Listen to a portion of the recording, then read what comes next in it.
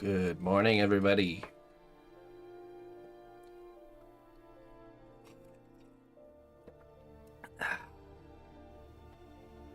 How we all doing?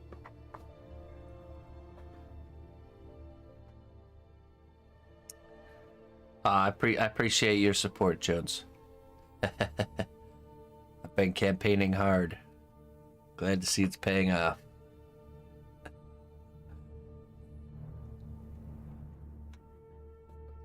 How we all doing?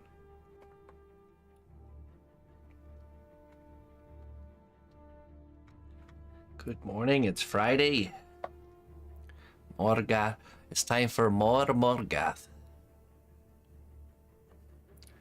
It's funny, there's this dog that lives down the, old man Bob. Oh, 286. Okay, so we're at 286 out of 300. We have today, and technically it should just be today, but I'm gonna stream on Sunday.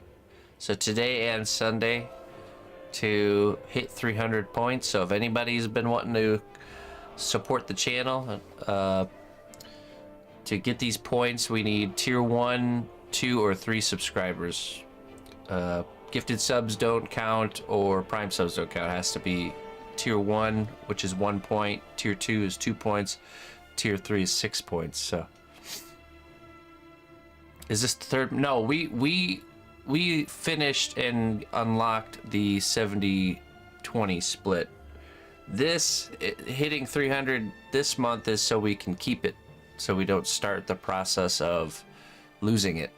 So we're just gonna try and hang on to it as long as we possibly can. So if we don't hit the 300 points this month, it starts the countdown for us losing the 70% split and going back, or going down. 70-30. Sorry. 80-20. I'll take an 80-20. Gotta do it each month then. Yep. I mean, we don't have to. We don't have to do anything. But check, it's 10%. Yeah. We if we don't hit it, then like I said, it just starts the process of losing it. So we still will have it for a while before it's lost. But in order to stop, once it starts, in order to stop the countdown of losing it, we have to hit the 3 months in a row again, like we did before. So it's better to just keep it as long as we can, and kick the can down the road as far as we can. You know what I mean? So, anyways, that's what we're working on.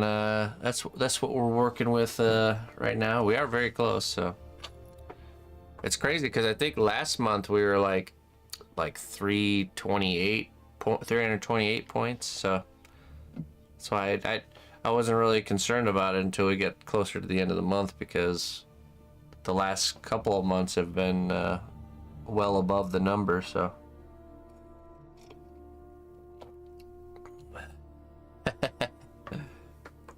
I would rather keep my dignity and live under a bridge, Jones, honestly. But that's just me.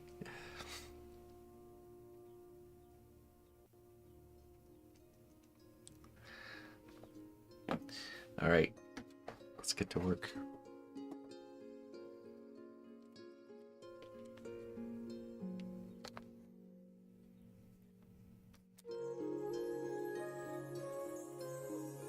Hot soapy sink is kind of like a hot tub for dishes. You know, I'm not one of those people that fills my sink with water by choice. Only when it gets clogged up. A little dishes soak. What a duck kind of thing you talking about? I don't know. Whatever you were talking about.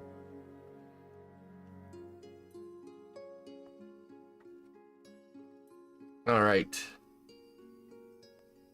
Morgoth. Last time we sculpted the pauldron, which comes off.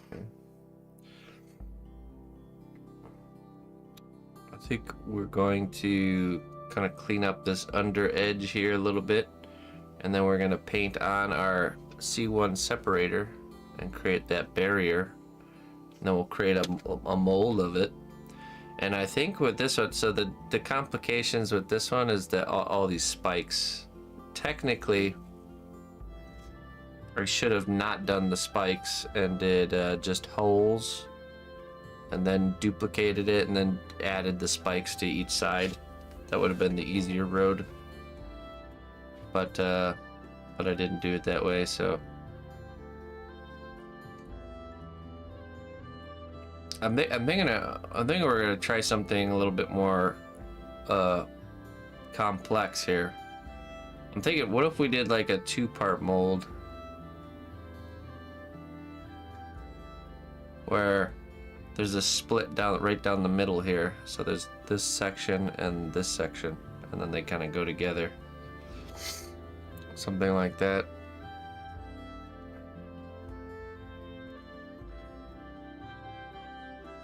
All right, Looper.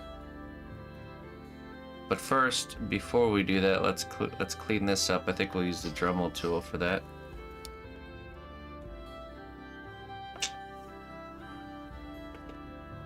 And I need to go hunt down my safety glasses. I think the missus borrowed them for doing some weed whacking yesterday. Be right back.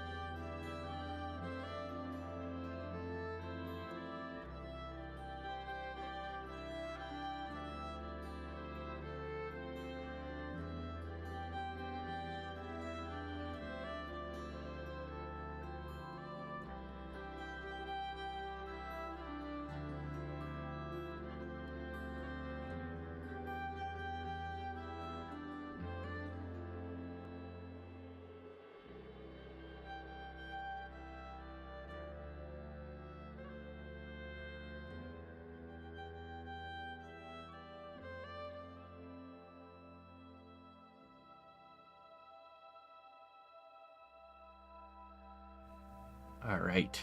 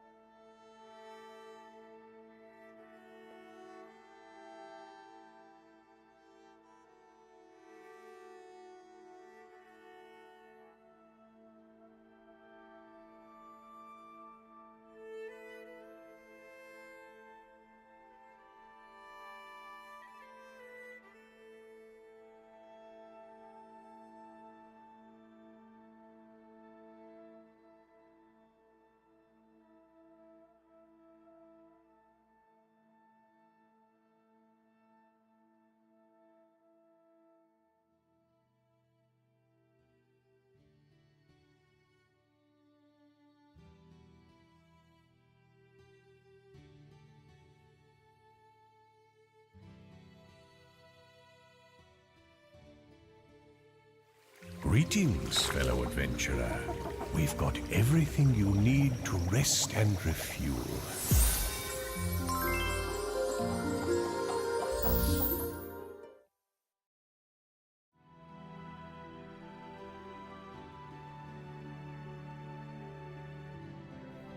All right.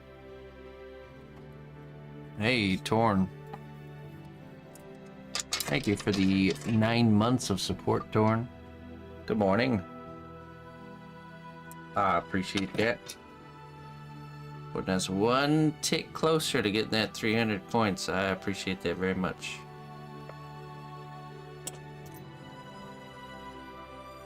Dragon's Breath for you.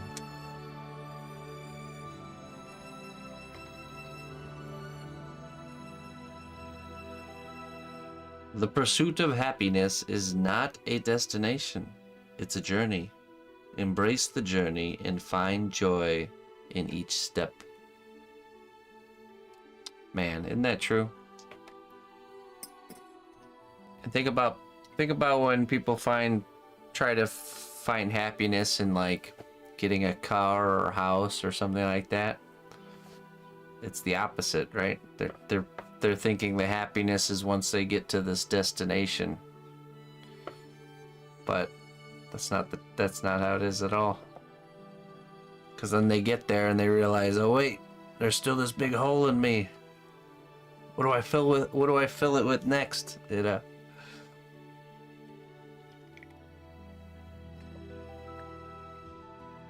a good one.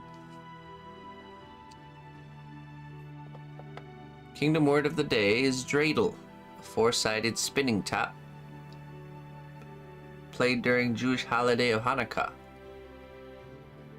The dreidel is a Jewish variant of a titome.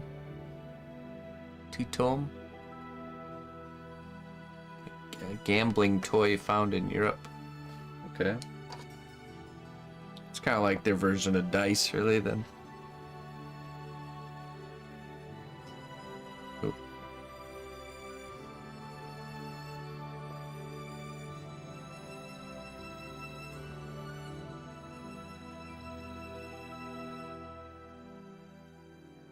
Just see how that edge is looking now. It's pretty good. Nice and clean. You know what I was thinking? I was thinking I'm gonna save this material here.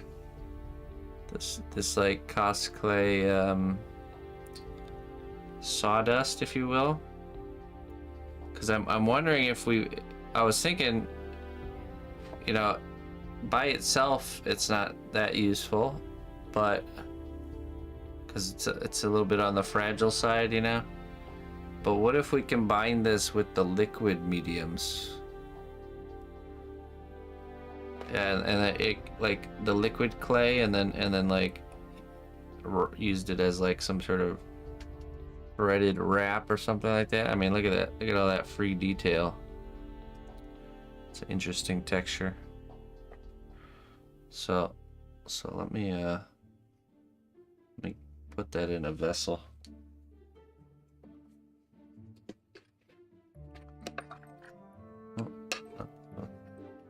Peter.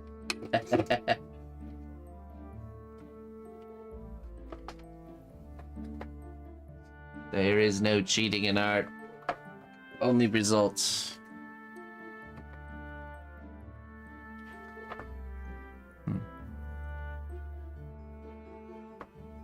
Oh, what about this one right here? I like this little box I found. So it's a nice little oh, there's something in there though. Nice little square box. Oh. Ah, that's where my eye beads went. The eye bead box.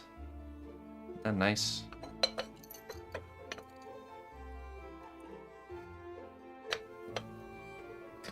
Lace of Morgoth. Morgoth.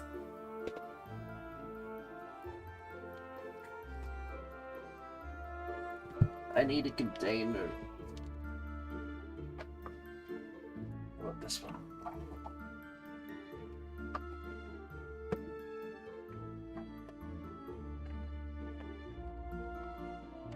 Oh, a box of rocks.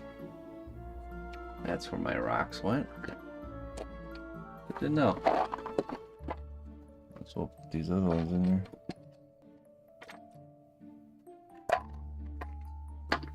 My sculpting rocks.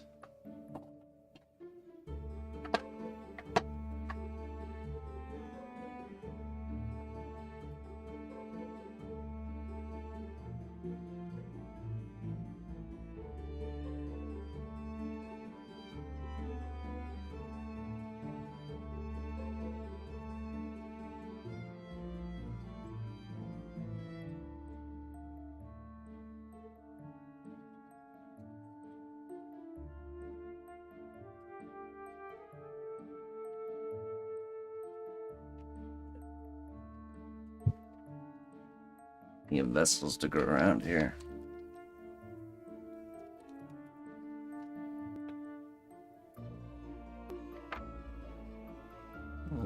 Little wizard feel. Seems about right.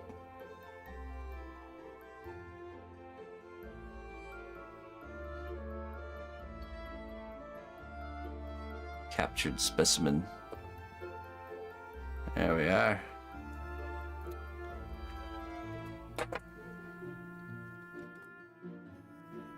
Good morning, Rob.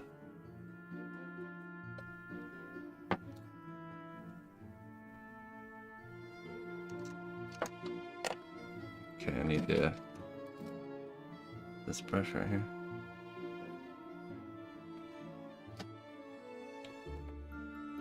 Visiting the bank, huh? Alright, we're gonna paint this with the C1 separator. Now, because of this shape that this has, we're gonna really want to make sure we do a good job of this here. Yeah, it's nice extended weekend. Enjoy it, my friend. Gotta enjoy those bonus times off.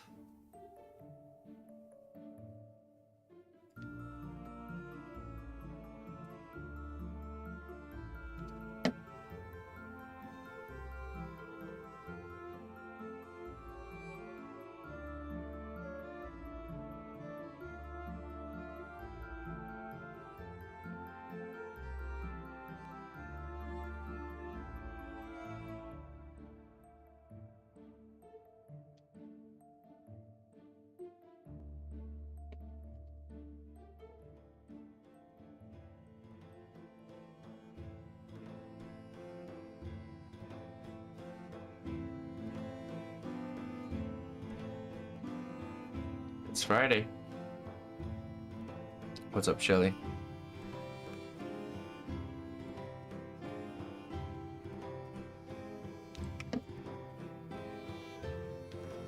Ooh, I should have had him send me some more separator. Oops.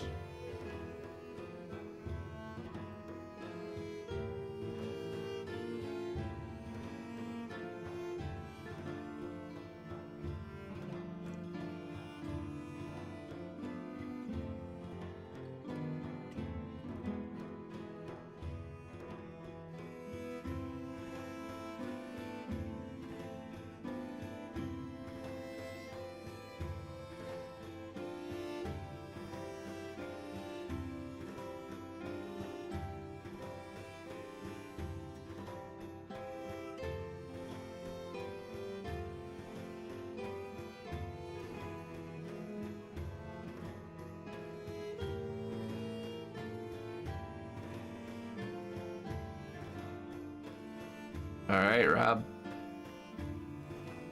Yeah, that's good. That's, hey, you know what? That's perfect opportunity to get that taken care of with this time off, you know.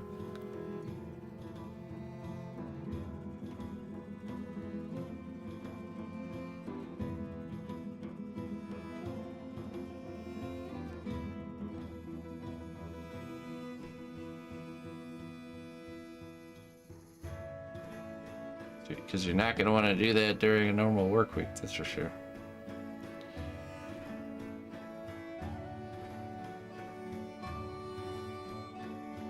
Oh, alright, careful.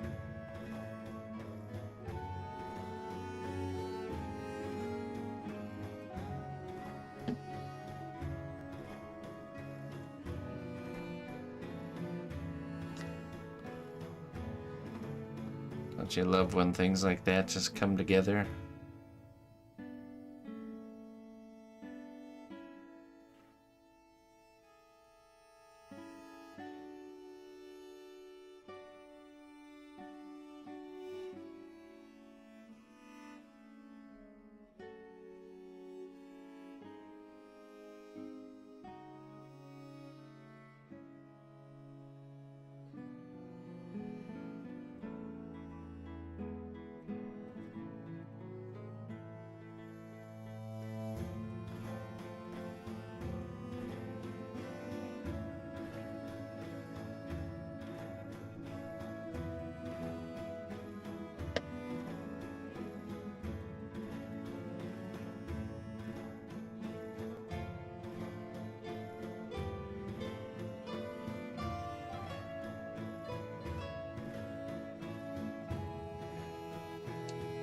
I mean, they technically sell an oven bake adhesive.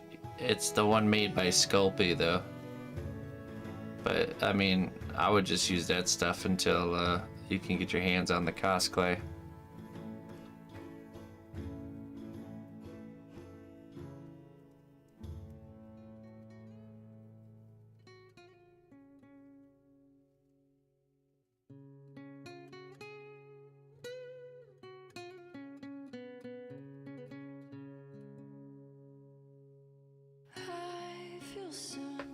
Through the ashes in the sky, where's the one who'll guide us into the night? Okay, now let's hit that with the heat gun. Then we'll want to do another coat after that. Let's see, do I have a piece of wood?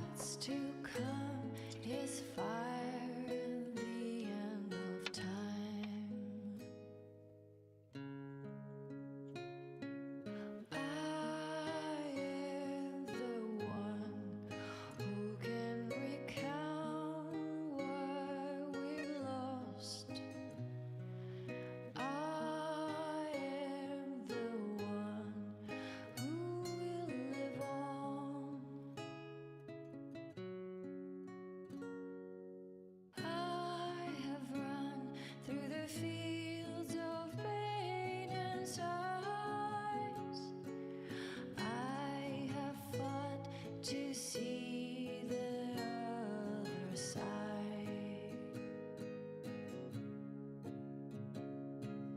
I am the one who can recount what we've lost.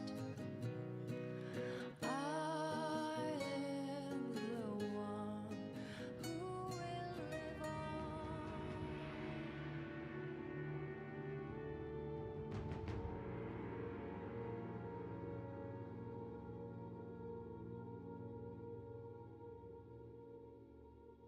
Hey, what's up, Merrick? Good morning.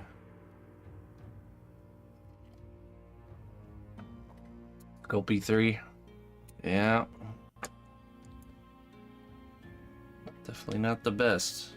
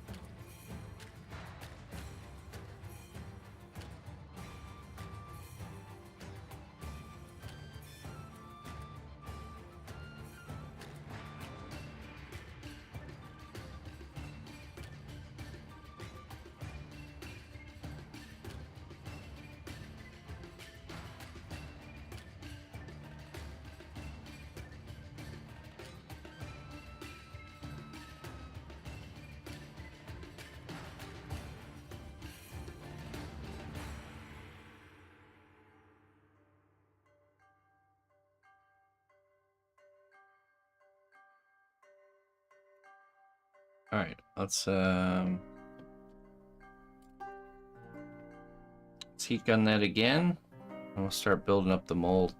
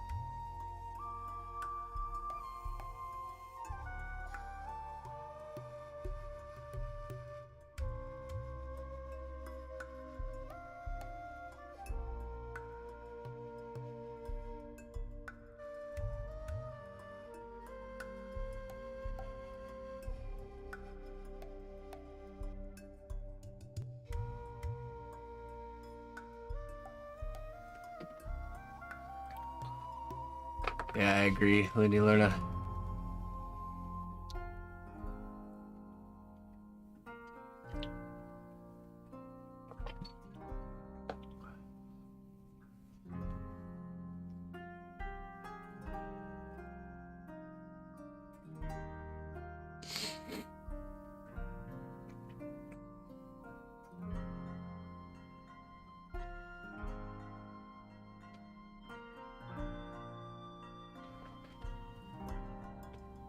Bacon bound. They actually don't call it that anymore.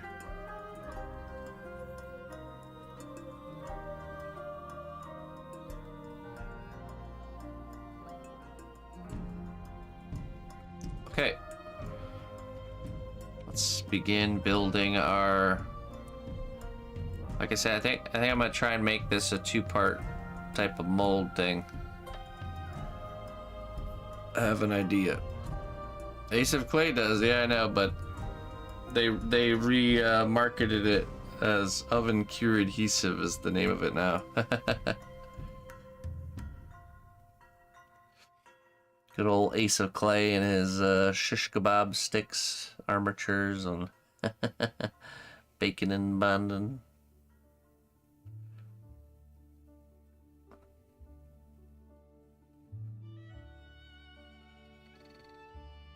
Now let's roll this through the pasta machine here.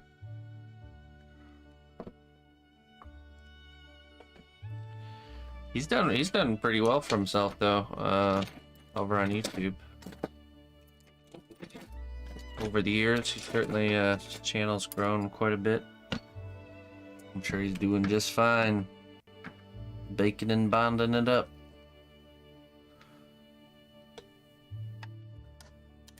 Let's see here.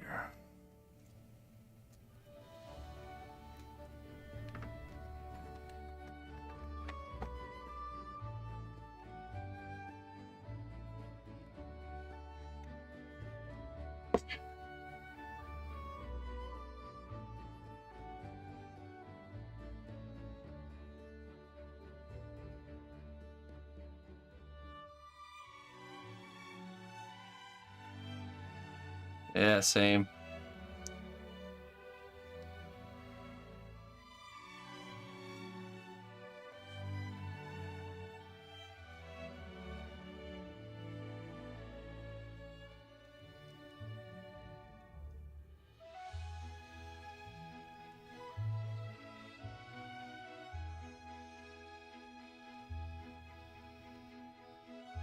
I remember checking out his stuff a long time ago. Play Disarray. I've never heard of that one.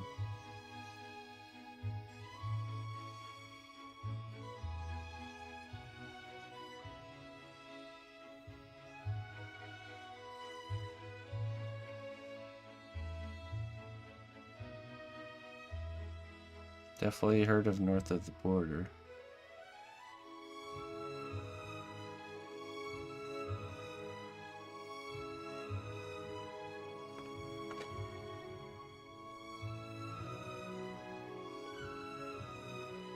Yeah, I would definitely like to produce more YouTube content, but I'm a little bit late to the game. Plus, it's just so hard to really focus on doing live streaming and also trying to produce videos for YouTube.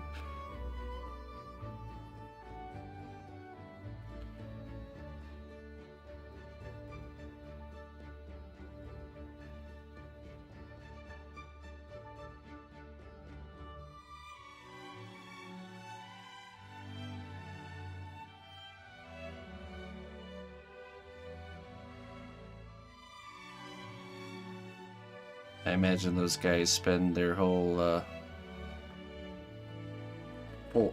set of full-time hours doing shooting and editing and all that stuff.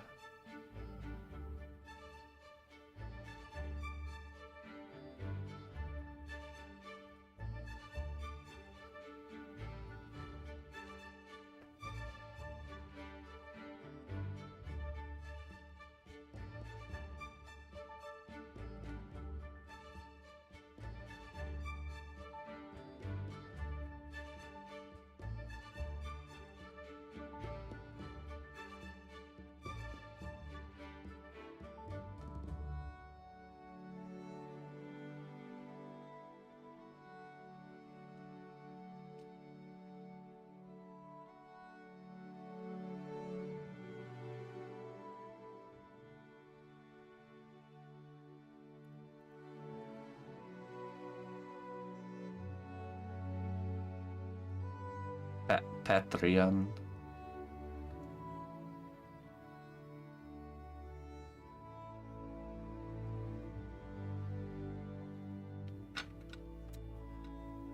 Yes, it is. It's like a mold.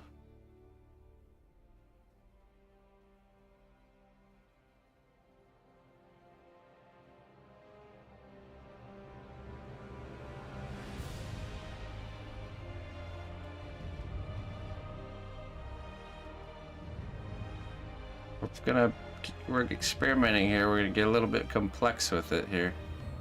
So I really want to see what these new liquid. We're gonna use the liquid mediums.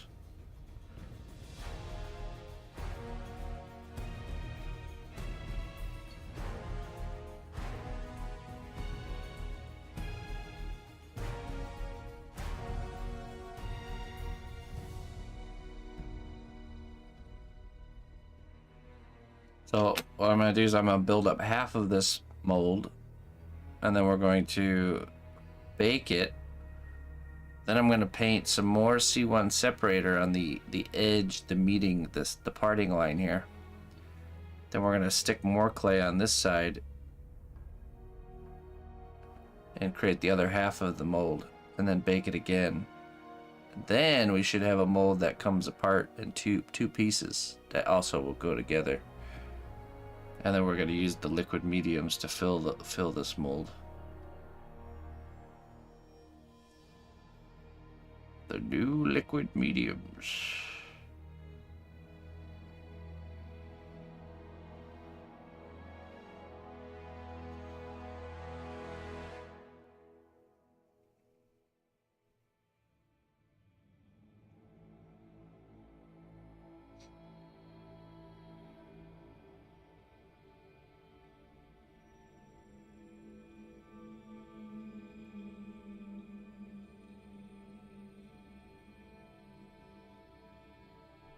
craftsman.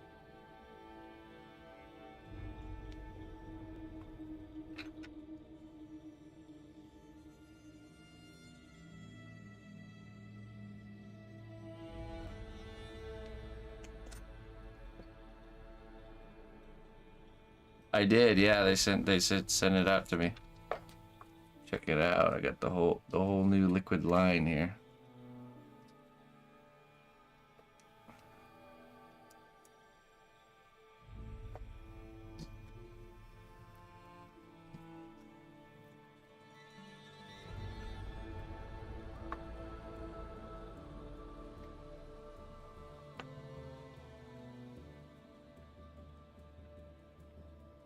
Okay, let's see, let's do kind of a thicker area here where the spikes are.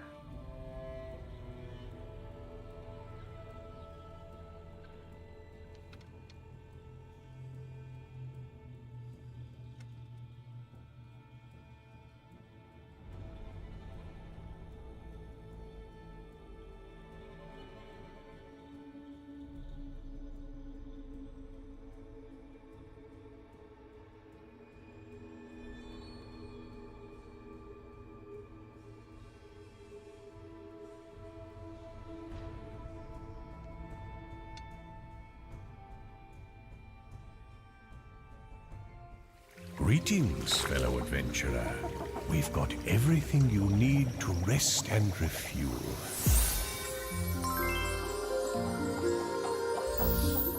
One more closer to the goal. Yes, indeed.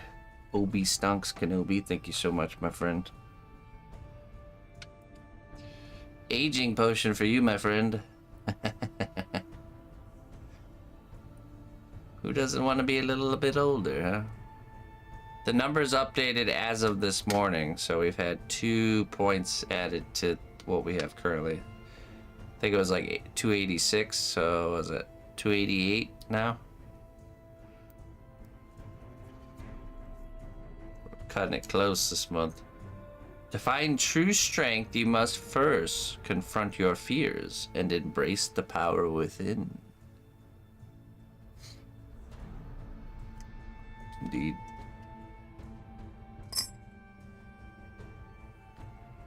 Twelve more. That's two tier 3s.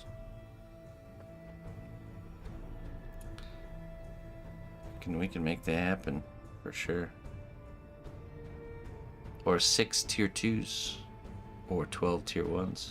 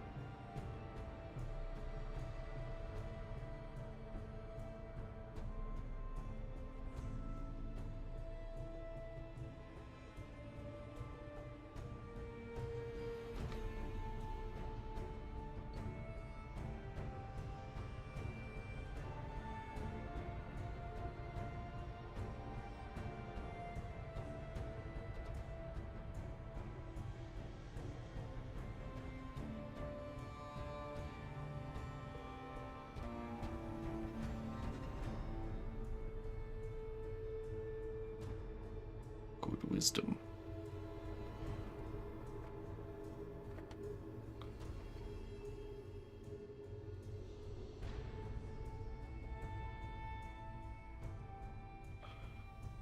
I would be worried to miss the fine detail having to push the soft clay on there for the mold. I mean, as long as you kind of squish it around good, it captures really nicely. And I mean, worst case scenario, you can always alter the duplicates. You know, you could always slap more clay on or carve into it, you know. Nothing to worry about. Nothing that couldn't be remedied.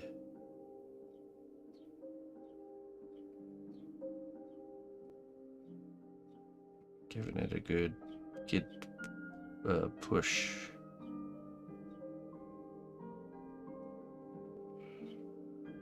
Okay.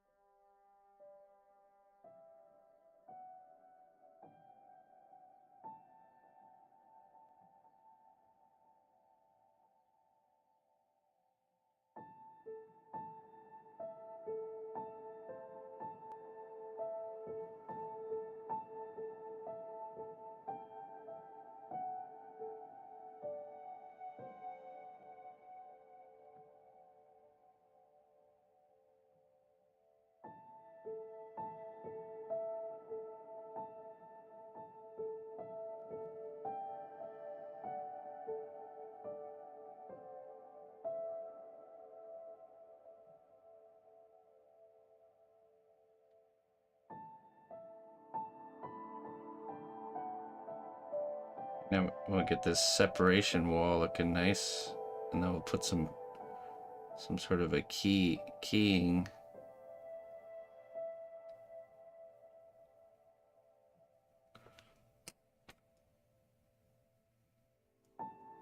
She's good.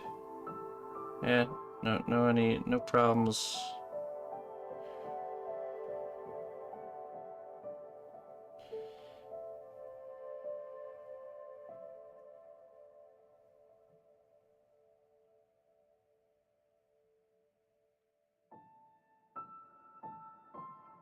Been putting my herbology to work on her.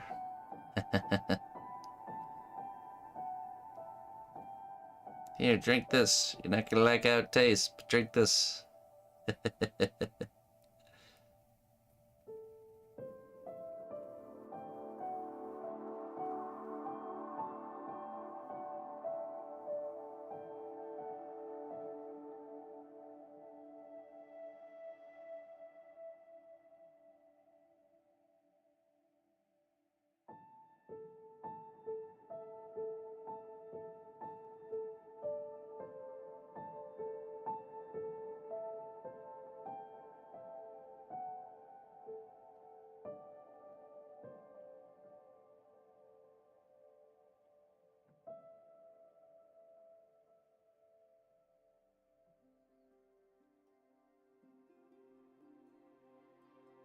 New beard growth elixir.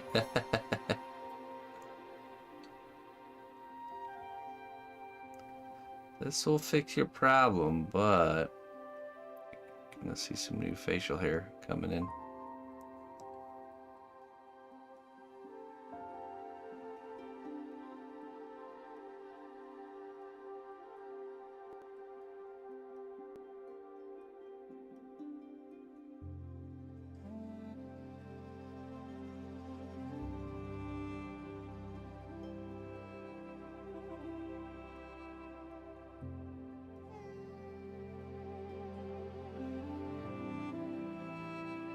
Okay, so then let's take our, let's see, what is it? Got some, I I gotta clear off my desk. Too much stuff. Alright, we're gonna take this ball stylus and we're gonna make some keys.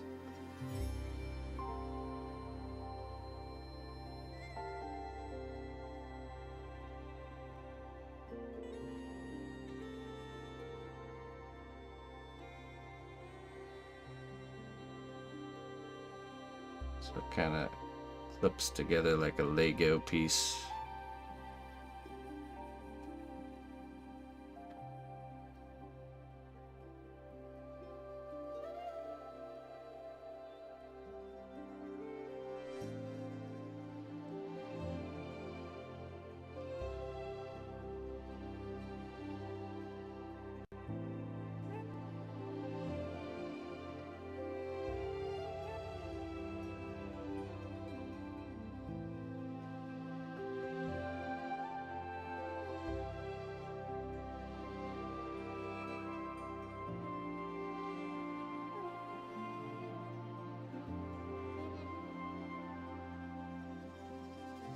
Yeah, if this is just one part, it'd be really difficult to get around these spikes. So that's why I'm deciding to go with a two-part mold.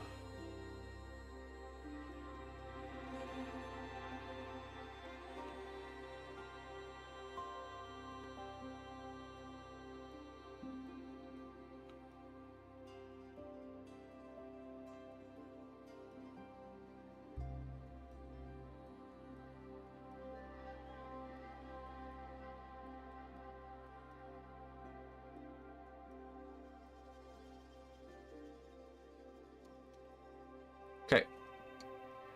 So now we bake this in the oven.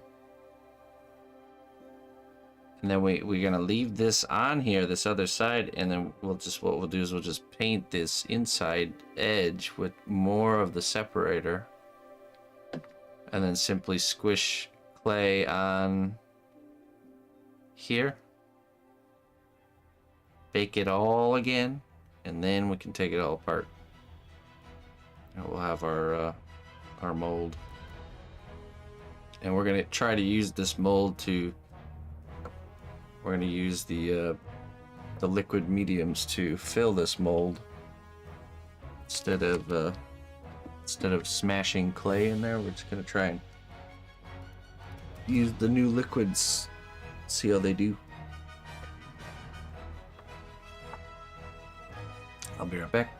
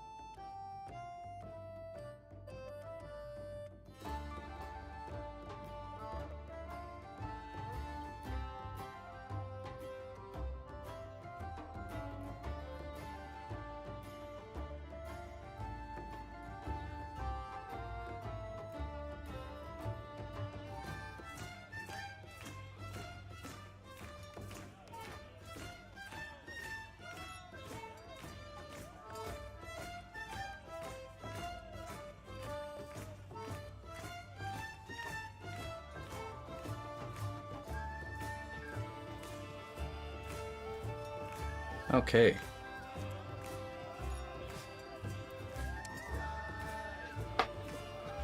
You know, I was just thinking, what if we took the new stretch FX, which is very similar, like silicone and texture, very stretchy, and like, what if we were to like use that as like a mold?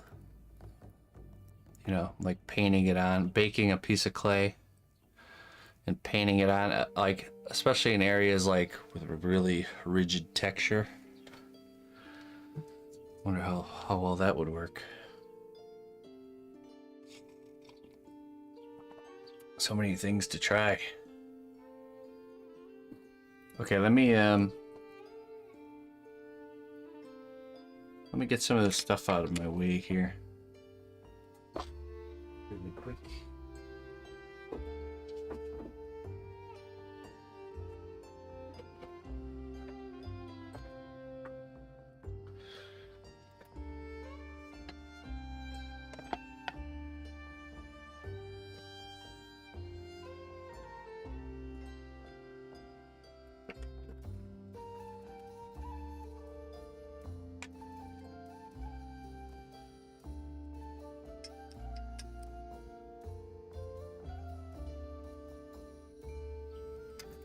Nah, the liquid effects.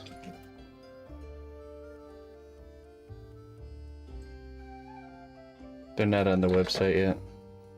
It's not released yet. I get a pre-release.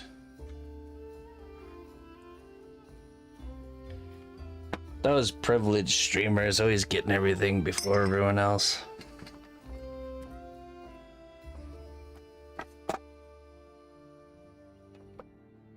First the games and now the clay.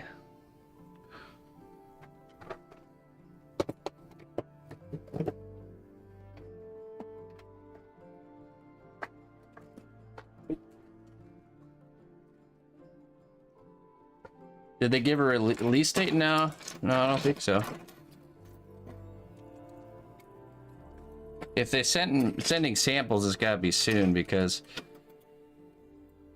usually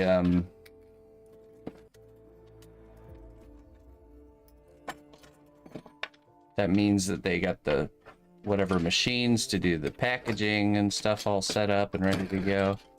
They're probably just creating an inventory stockpile before they launch it.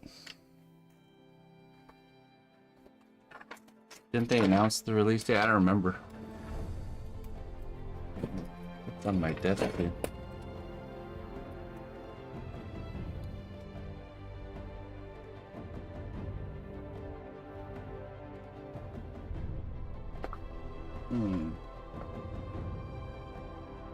Guess I could probably try using some alcohols.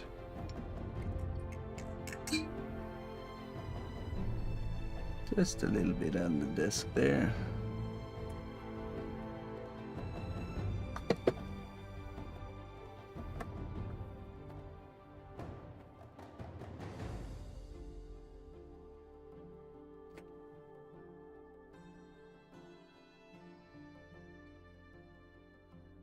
Is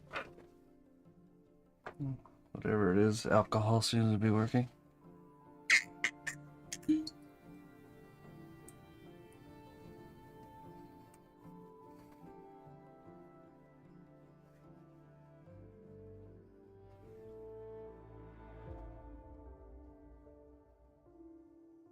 Oh, it's spray glue. That's what it is. When I was doing the mixed media base demo, they did not send me the Cosplay Light, so maybe that needs a little bit more time before they're sending it out. I don't think it's still in development. I think maybe it's more of a stock issue.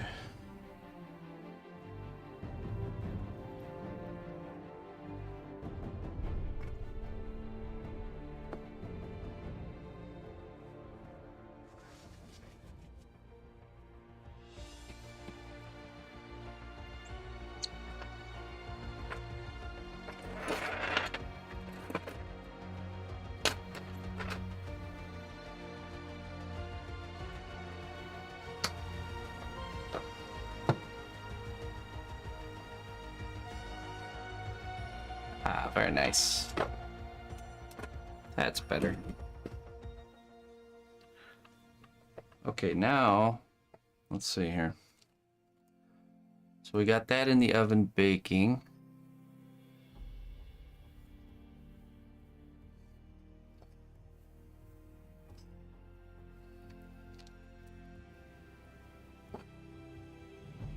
We got his back piece done, shoulders.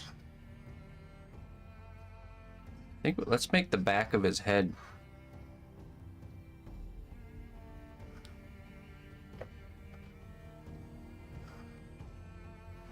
So, top and back of his head, we're gonna create a little kind of a cap.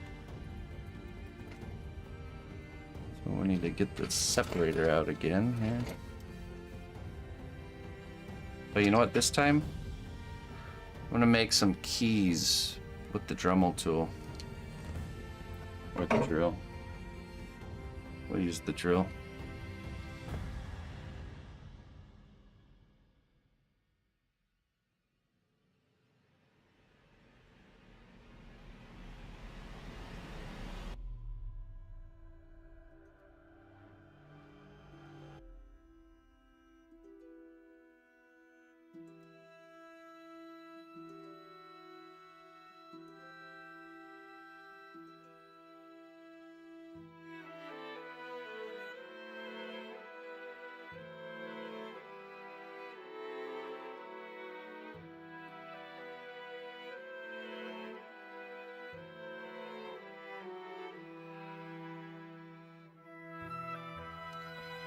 Okay, now what's that thread?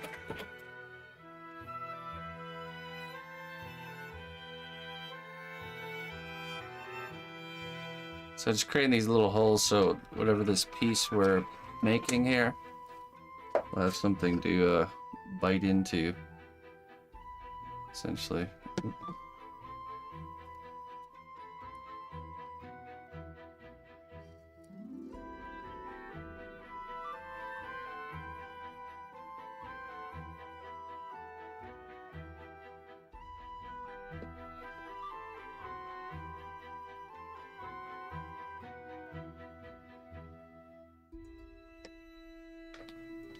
Okay, Rob.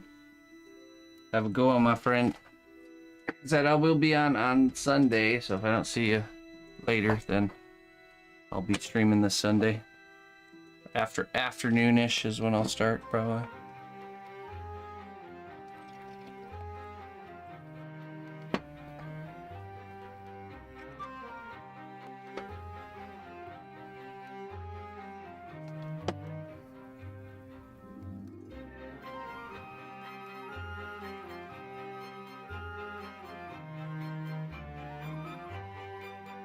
No, no class. I'm just gonna stream my normal off-stream work. We will be working on finishing the class project, though. I figure since we're trying to make this goal happen, that we should use all the extra time we can, so.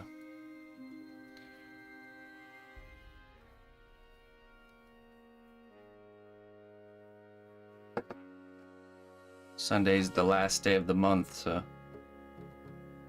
it'll be the day to make it happen.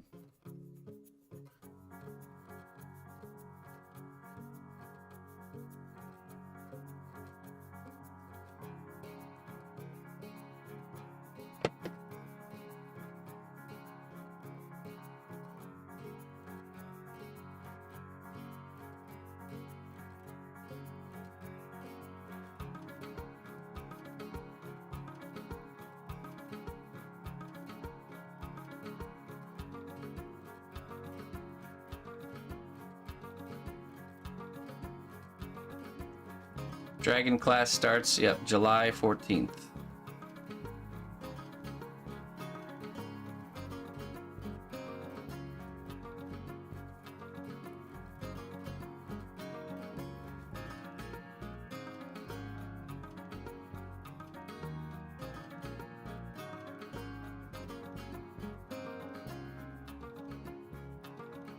We have Partner Plus, but if we don't maintain 300 points, we begin losing Partner Plus. We don't lose it right away, but it starts the countdown to losing it.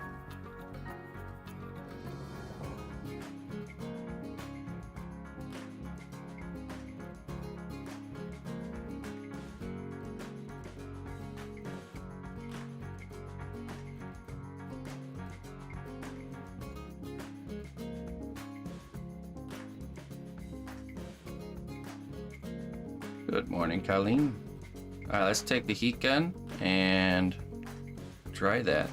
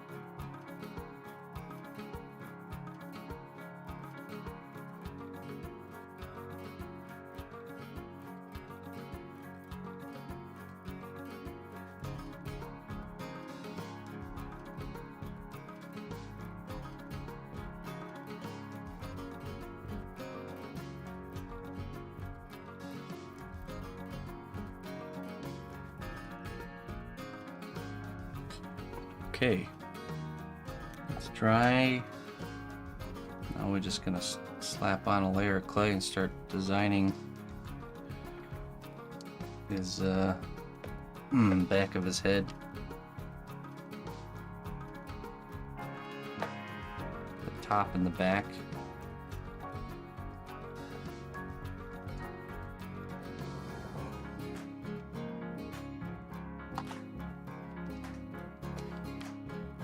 Plug in my headphones.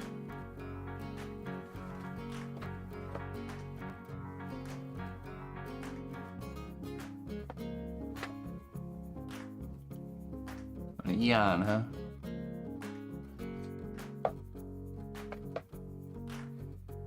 July birthdays.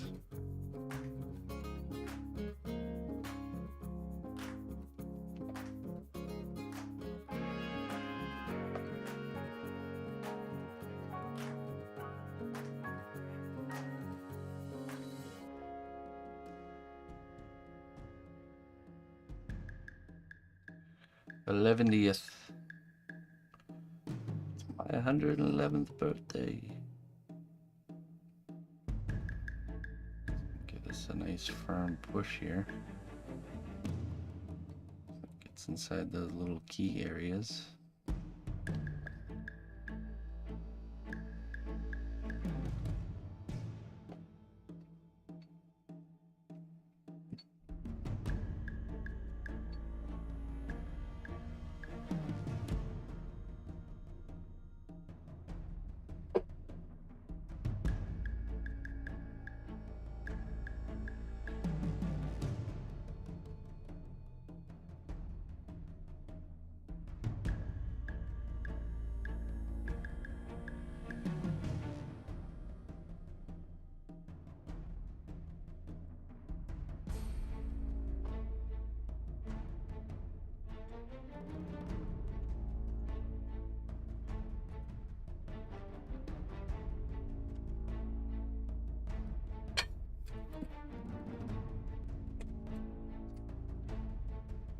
Who's missing that tool?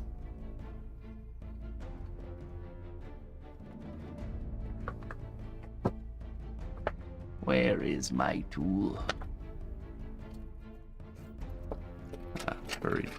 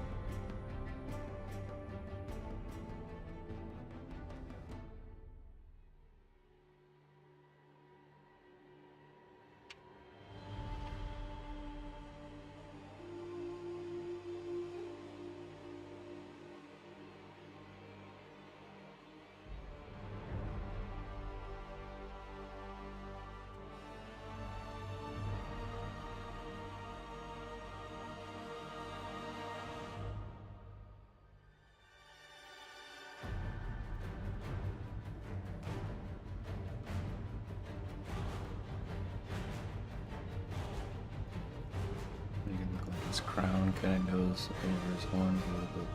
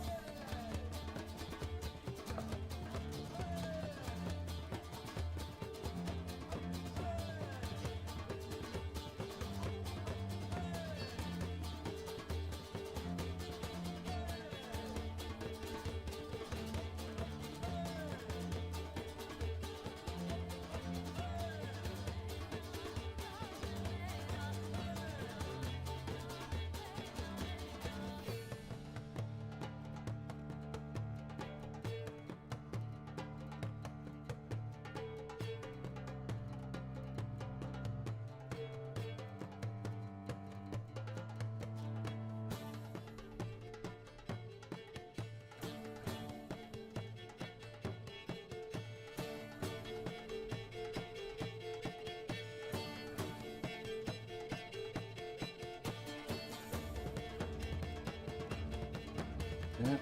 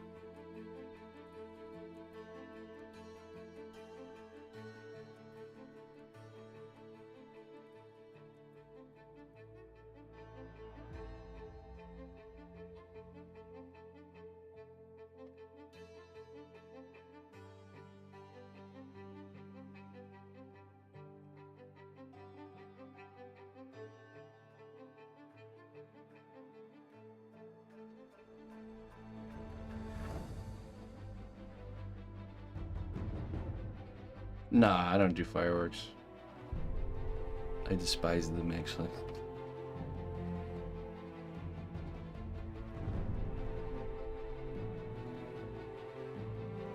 And he's very shaken up about fireworks.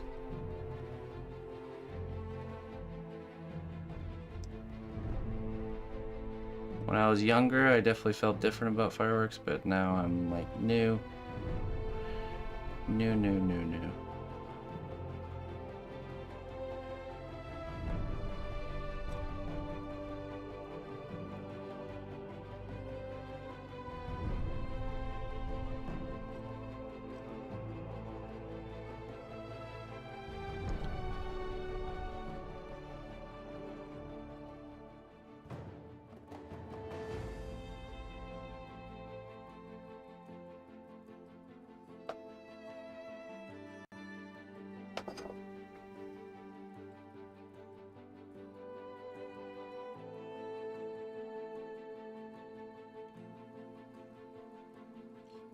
After, I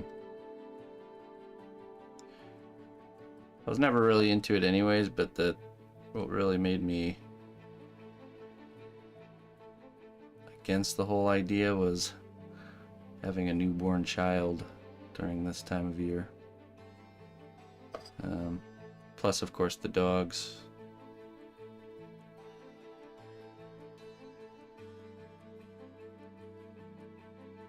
And it's just destruction, really, if you think about it. It's just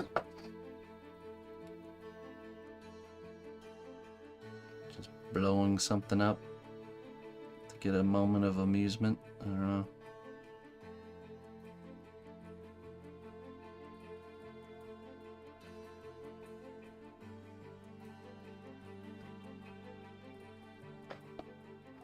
Not for me.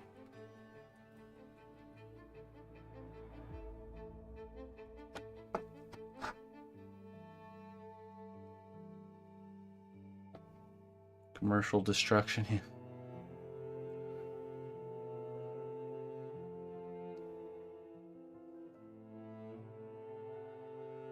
You know, food's a consumable, but at least it fuels your body. Yeah. Fireworks are a consumable that does nothing but create litter and terrify animals and wake up sleeping infants. But it looks cool.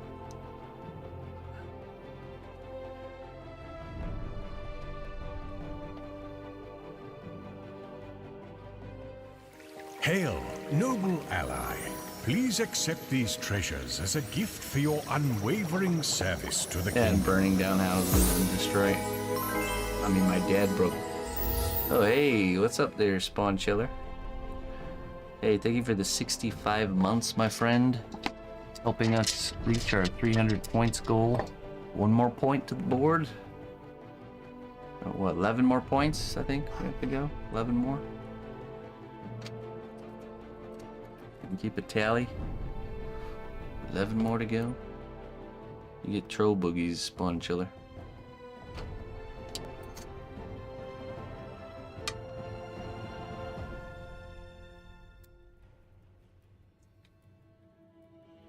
The path to becoming a hero is fraught with danger and uncertainty, but those who dare to take it will discover their true destiny.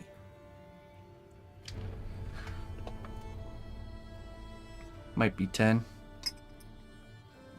Maybe. Well, you have to imagine too, there's going to be people that get resubscribed, or that their annual or monthly renewal happens, but they're not here to. It doesn't. I don't think it waits for them to share it for it to get added to our tally. So that being said, it's probably better to be safe than sorry. We'll just say 11 points left. But yeah, my dad actually broke both of his thumbs because of fireworks. Not a good thing. You get intoxicated people and fireworks in the same room. Usually doesn't end very good. Usually. All right, let me go refill my coffee real quick. I'll be right back.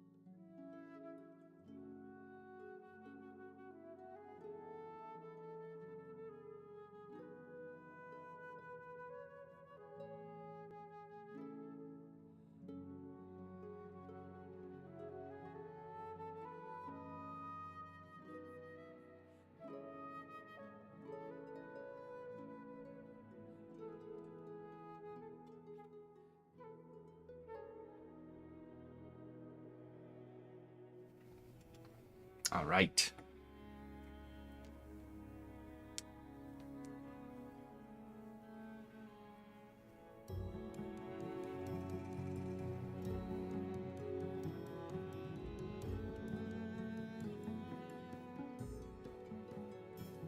Right, okay, let's see.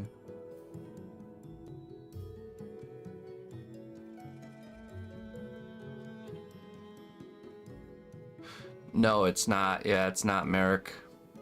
That's why it's a little bit hard to know, like, okay, do we need to like make a push for hitting the number, or are we gonna be good like last month? You know what I mean?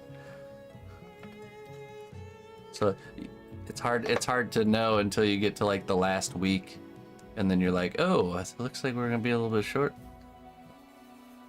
Because at the beginning of the month it starts at 0, you know, and then it slowly kind of tallies in throughout the month. So that's all right. Safe bet is to always make a push for it. That's like being like Hobby Lobby, where furniture is always 30% off. Then then it's not really on sale, then, is it? If it's always on sale. No, I get it. You're right. I realistically, I should just mention it periodically throughout the whole month. Get all lax about it. Because sometimes that's all it needs is a mention to remind people, you know? So.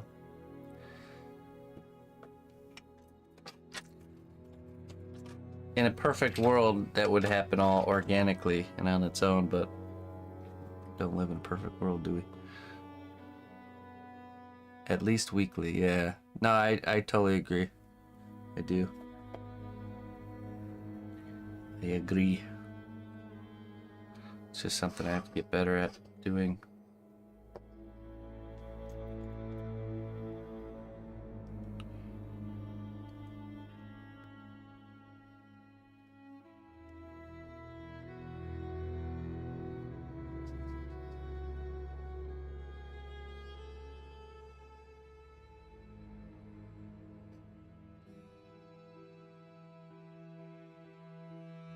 It's not dependent on them actually sharing, I think. As soon as the charge goes through on their card or whatever, then I'm pretty sure it adds it to the tally then.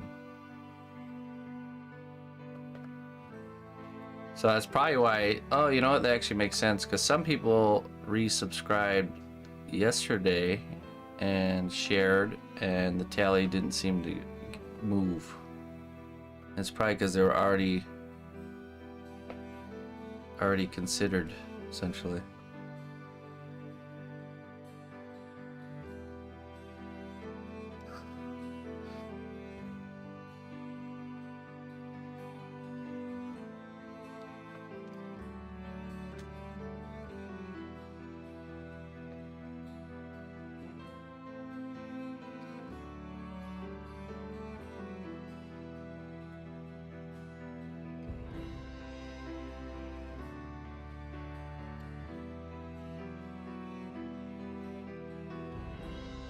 Shock therapy.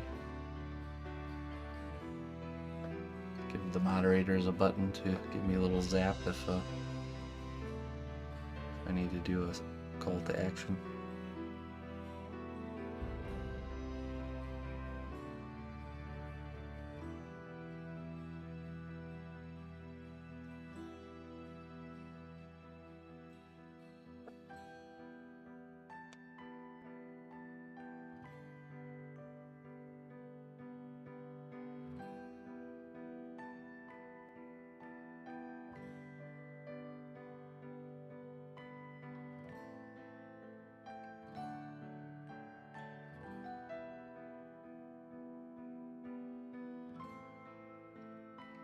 For every subscription to the cnotbusch kingdom, a fairy is released into the realm of men, increasing the magical aptitude of this plane.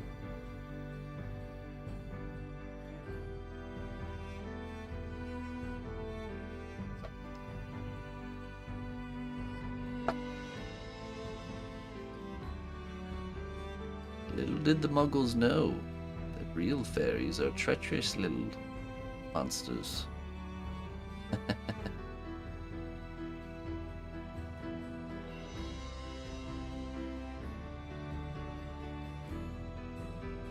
Mischievous little creatures.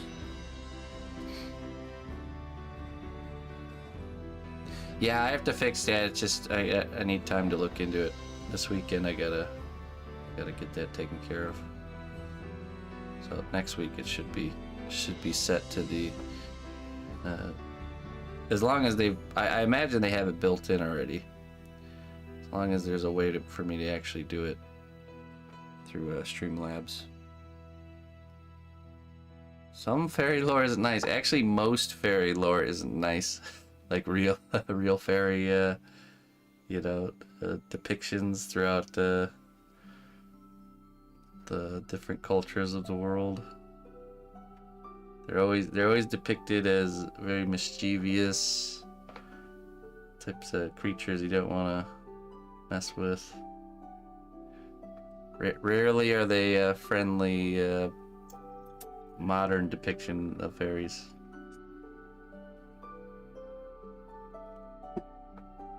Same with like elves.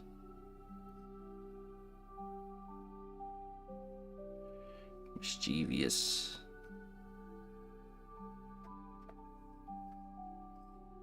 Tooth fairies, yeah. It'd be cool to do a series of fantasy character, like whatchamacallit, a series of modern fantasy characters, but depict them in their like source form. A lot of the modern ones are always way watered down.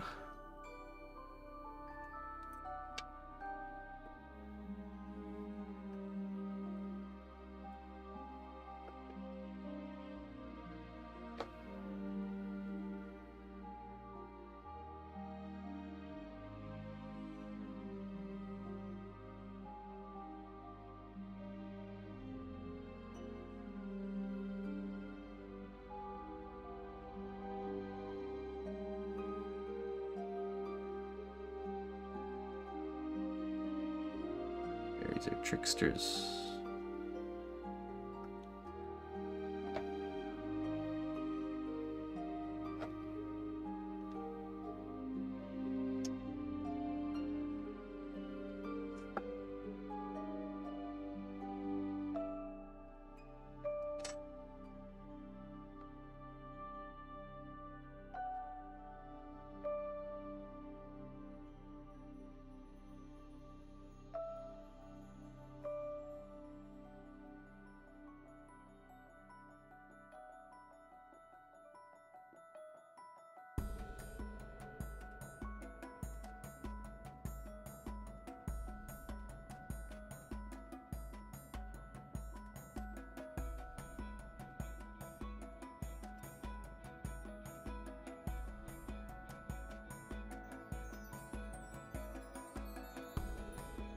Let's see here.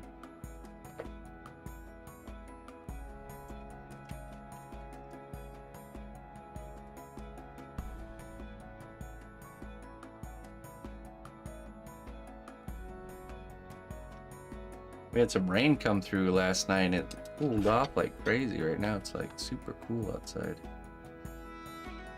Let's see what my thermometer says here.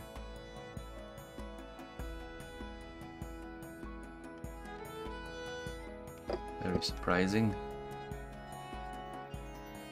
66 degrees. It's crazy. Heavy rain soon, it says. It was literally like 90s Listen and 100s. closely, traveler, to what I say. Like a few days Twitch ago. Prime does not even cost a dime. K Drami, hey, thank you for the 4 months. I appreciate that, my friend. Thank you for your support.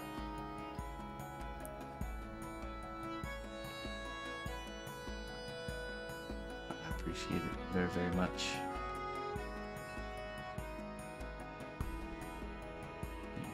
K-drummy. Okay, now we're gonna do the hair on the top of his head. And then there'll be hair kind of coming out of the back here. And then I'll probably do a little bit of like little straggly sideburn hair coming through next to his ear there. He's gonna get a proper mullet for right now though.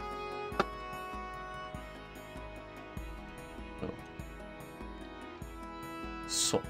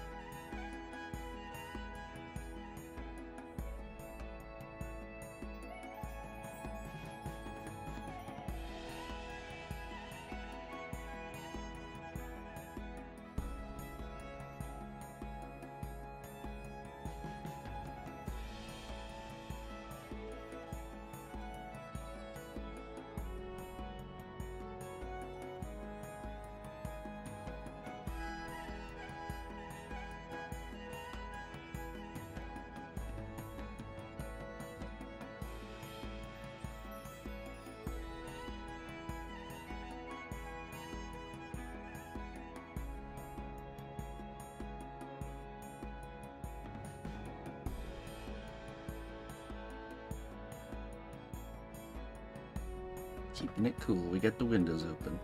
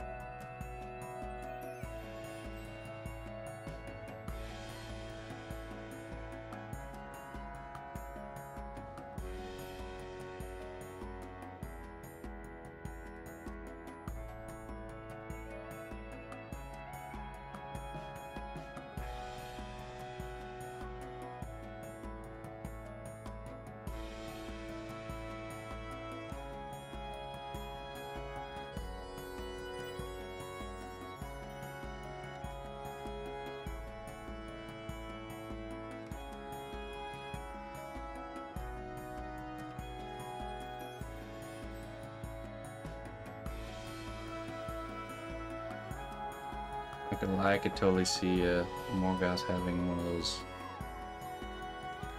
nice ponytails. Got a guy ponytail.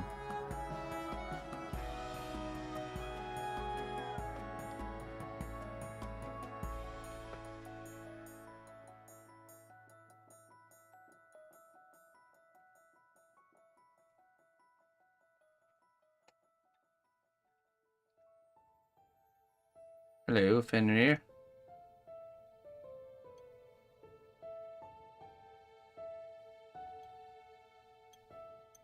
Seven-year stream anniversary. All right, Looper. There you go, man. Yeah. 7 years. It's a long time.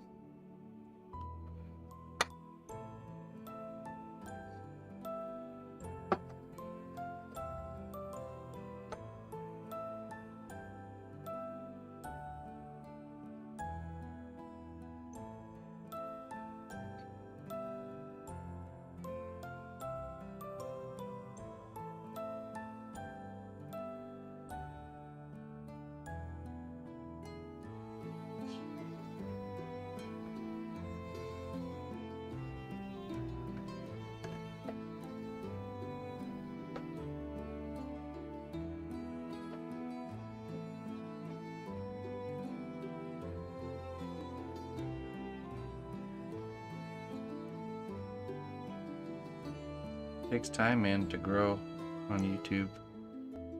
I feel like with YouTube, it's a combination of doing like the live streams, but also creating long form video content. Because it's not like Twitch where people can browse and look for like live streams very easily. Unless of course I'm missing something. I mean, I watch YouTube all the time. The only way I browse is through my recommended feed, essentially. The only time I see live streams is when it's somebody that I like watch the videos of live streaming.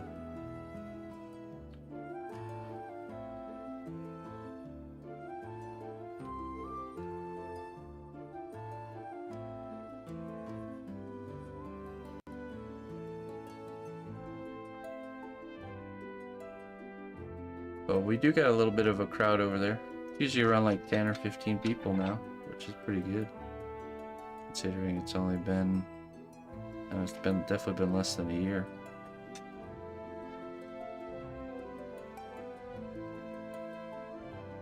Slow and steady.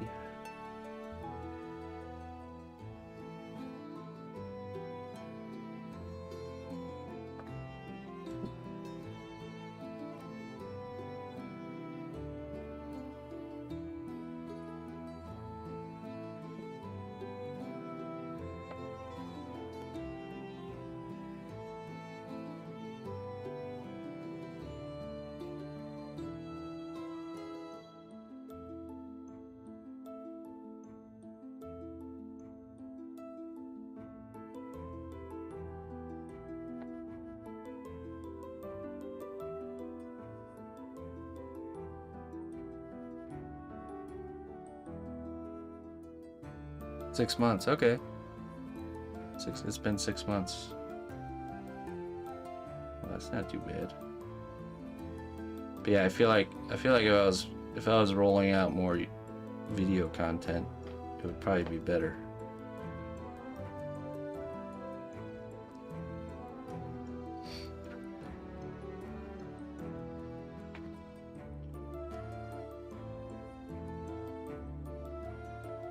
How many videos do you guys make? Like, do you try to shoot for like one every week or every 2 weeks? I know you guys do regular videos, right?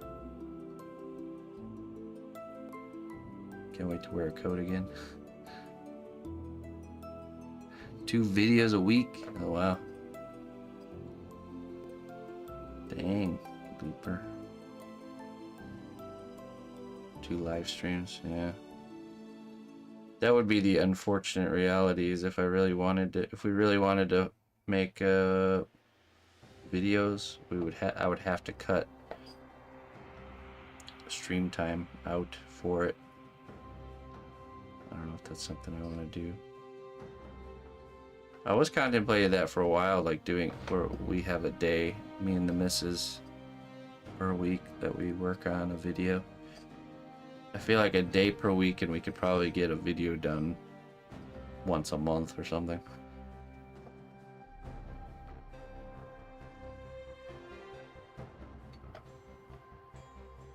Editing time, yeah. Well, that would be 4 days a month for shooting whatever video. And then the missus can edit throughout the whole month, you know? It's just that's a lot of. She's already got so much stuff on her plate. It's crazy.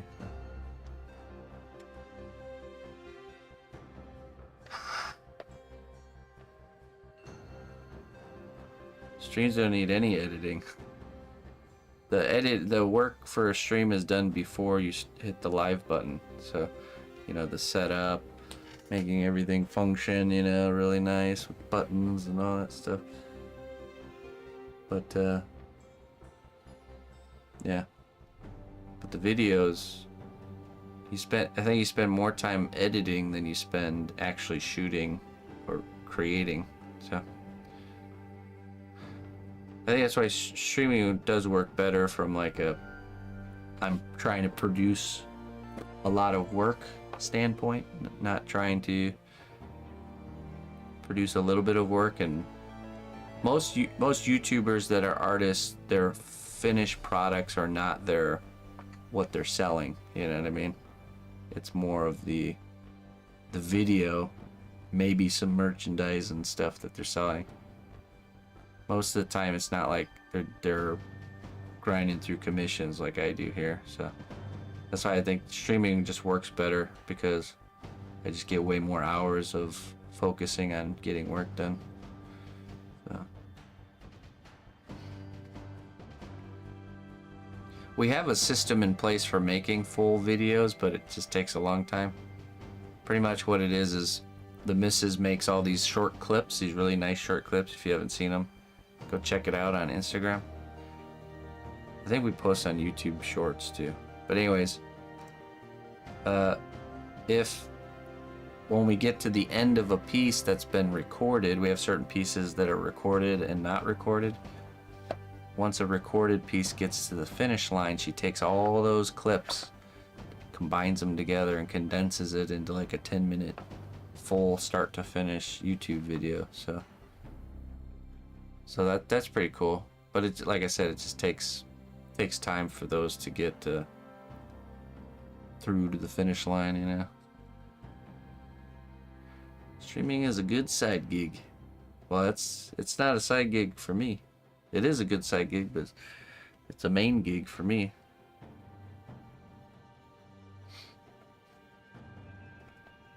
Okay, we need to do his hair and also decide the direction of the flow here of the wind.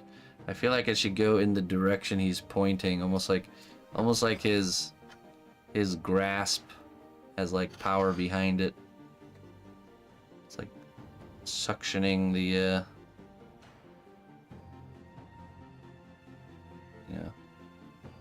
the hair. Creates a vacuum.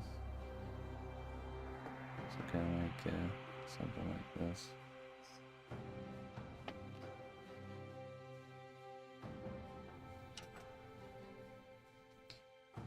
I wonder how we can do like longer hair like this. I almost feel like we make these like larger clumps separately, we can really make them look a little bit nicer. Then maybe combine them together.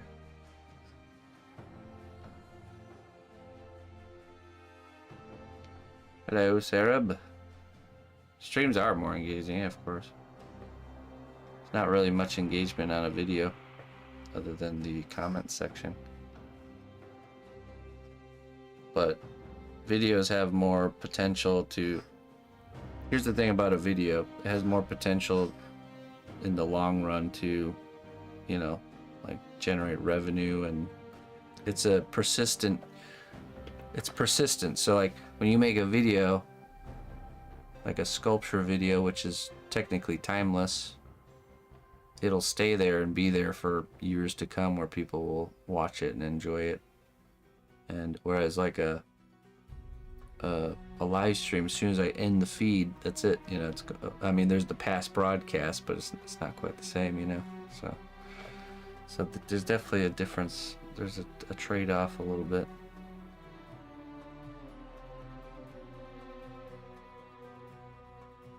But as far as having a community and getting to know people and stuff like that, definitely like streaming for that reason.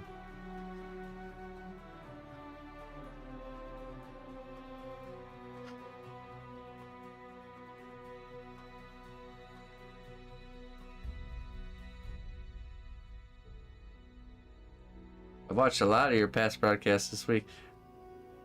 Right, but yeah, of course, you know, I'm the type that would watch past broadcasts of something I enjoy as well, but that's not the norm, you know. It's not the that's not what most people would do, right? Pretty much, I'm just saying you're pretty much a weirdo, Andy. Which, I mean, to be honest, to end up in a channel like this, you got to be a little bit of an oddball. Not very many normies hanging around here, so. Happy to be abnormal, yeah, right.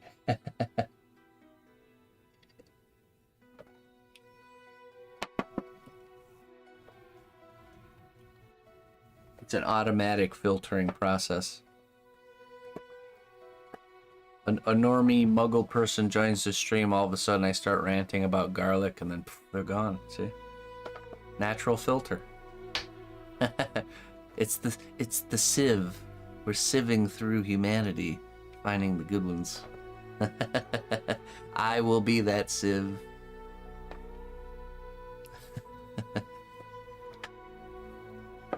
The cnotbusch sieve. Okay, I want to try something here. Let me look up some reference really quick.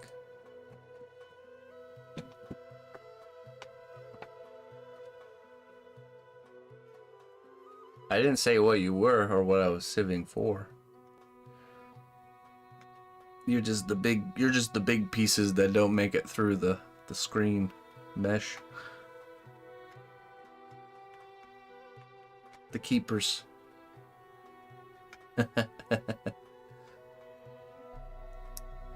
Every once in a while there's a stone that gets its way into the group of keepers. Further sorting is required at that point.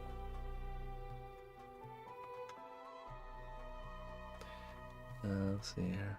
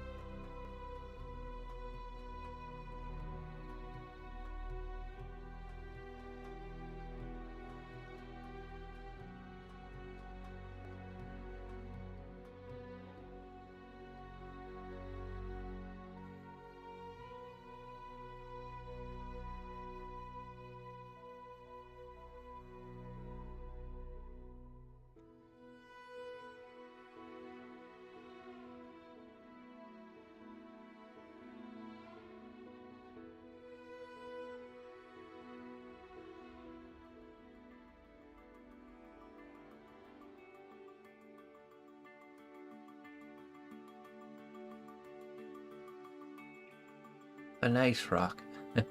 A shiny rock, you know? We just sometimes we find a rough stone and we gotta throw it in the tumbler for a little while until it becomes a shiny stone. Prized possession in the cnotbusch household. Shiny rocks. Some stones need to be thrown in the tumbler a little bit longer than others.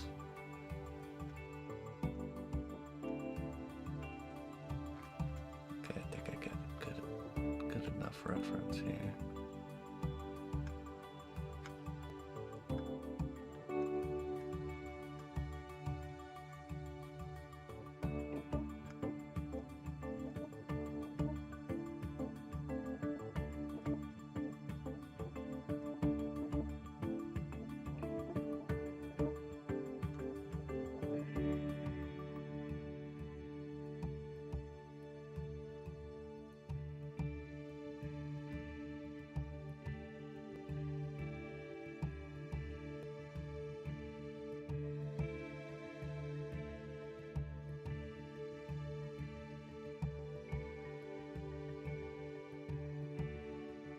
Currently sculpting a unicorn's mane, so I'm keen to see how you deal with this hair.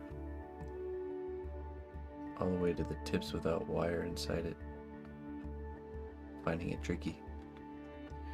Yeah, I'll show you a technique I use to deal with this problem. But essentially we want to build up like a solid mass, and then you have areas where you have stray hairs, right? So there's the big main clump. And then the thing you're always tempted to do with hair is you're tempted to like try to have it floating in the air without support. You have to resist that and instead fill the area underneath with clay so it's supported. You could always cut the clay out at the end once all the detail work is done. The supporting material, so. Okay. Okay, and then I need a piece of wood.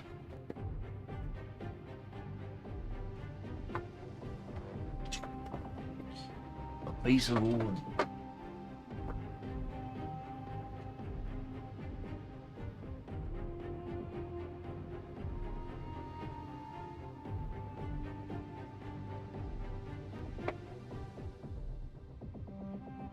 Got some wooden circles here. Makes sense, right? Yeah, really getting my mind around that like there should never, you trying to detail a piece of like hanging material, it's just don't do it. Just don't do it. So instead, what we can do here is we can take, right now we're just kind of sketching just to kind of see what we actually want here. Just want to make sure it's how we want things to look.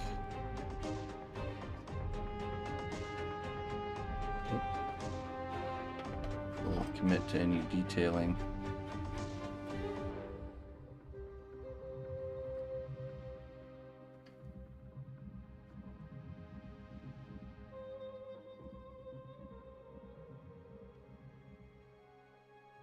I have like a few little sideburn hairs.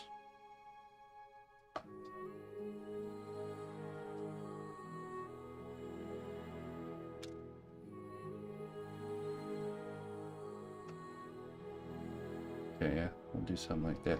So what we'll do here, we'll just take these off.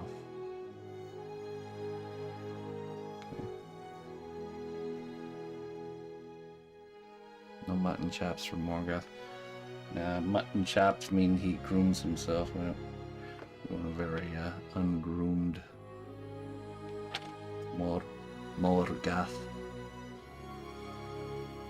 Okay, so now I'm going to take this here, flatten it a little bit.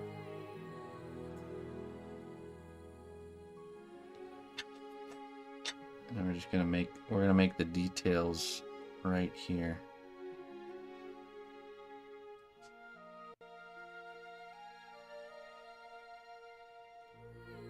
See how the clay is supported on the board here?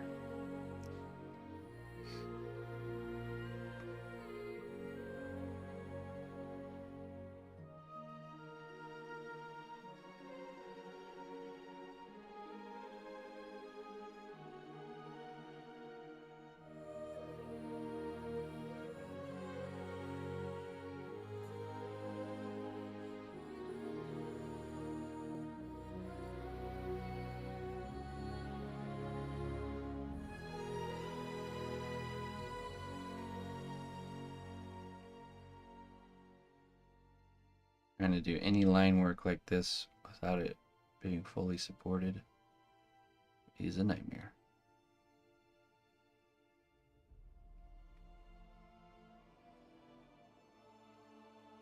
Sometimes you just have to think, how can I make parts separately and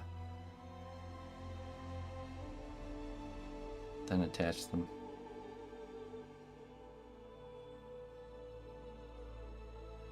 Oh yeah, a lot more control and flow and stuff. And then we can get in here and we can create some deeper kind of areas.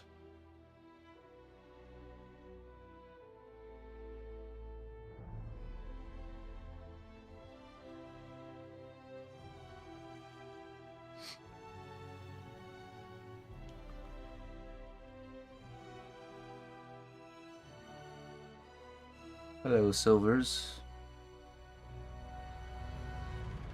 And so what we can do here too is, so let's say we attach this, well, what about the other side, right? Well, we could attach this and shape it into position and then bake it. And then go on the other side with a little thin layer of clay and add texture there. Or we can try to flip it over and texture it without messing up this side, but that's not very easy to do.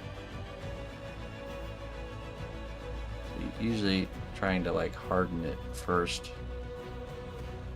It's always a good good workaround.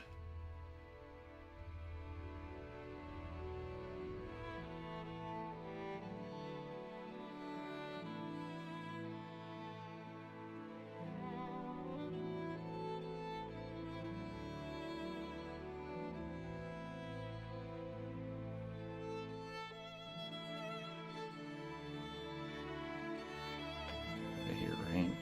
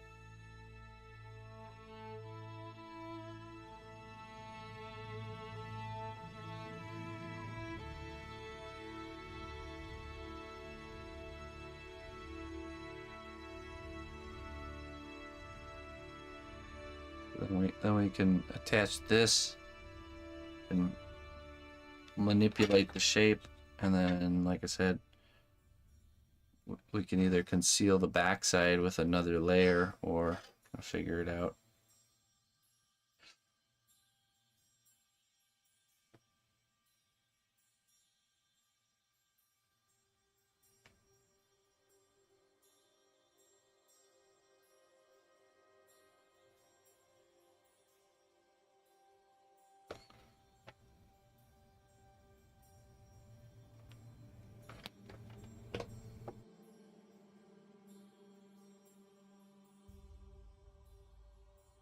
Oh, excuse me. Aren't you done sculpting this yet? What? Morgoth? Nope. I should go grab the shoulder out of the oven. I bet you that's done. I like to sculpt every now and then. I started a 1/1 skill Vecna from Stranger Things. Nice. It's like a head bust or actual full body. Alright, let me go grab pauldron out of the oven, and then we will continue the hair while it cools down. Be right back.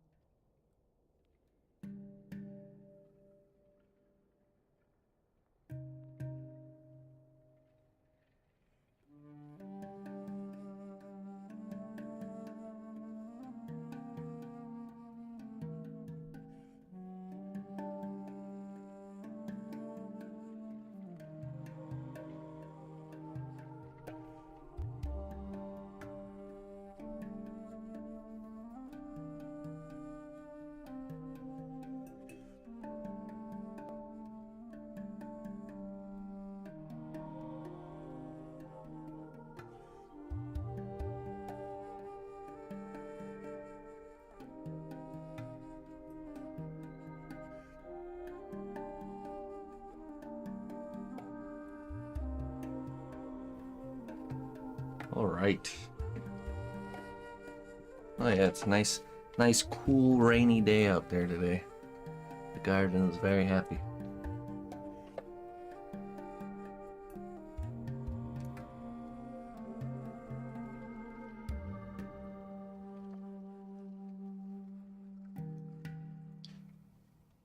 Okay, so I got our shoulder out of the oven here. Still very hot, so we'll let it cool down. Actually, you know what? Before it cools, we can paint on the C1 separator, and it'll dry quicker because it's hot. So we're just gonna put some of this right here. And just gonna get into this seam line here.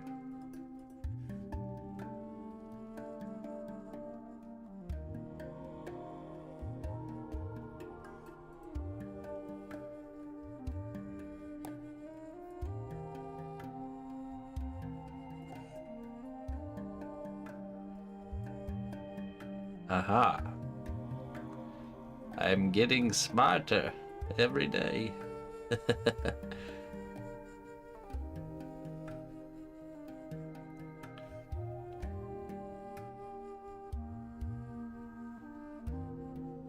Except the days when I'm not getting smarter. It's like already dry.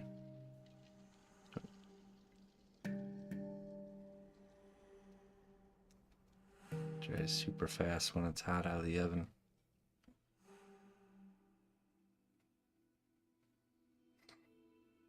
Hey, thanks, PB.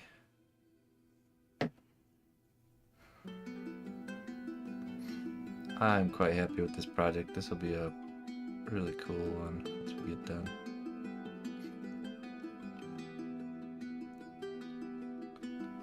I'm pretty sure Jones is just gonna keep upgrading the piece of so, you know, it started off as a bust and then it became a bust with 2 arms, and then it became a bust with 2 arms and a weapon, and then the next step is to add the legs.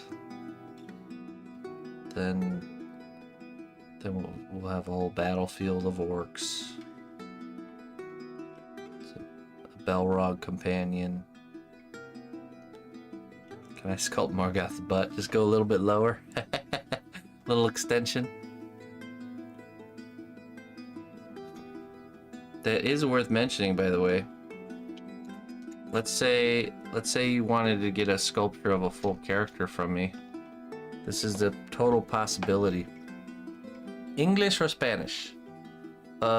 English. Preferar. And my Spanish is not so good. I have a little bit. Yo hablo español poquito. Yo comprendo mucho. But I have a hard time reading Spanish. If someone was speaking it to me, I could understand a lot more than reading it, so. But anyways, what I was saying is, if you get a bust of a character, and then like a couple years down the road you want to have the full character, you could send back the bust, and I could sculpt legs on it. It wouldn't be hard. It wouldn't be hard at all. I was talking about that with the client of the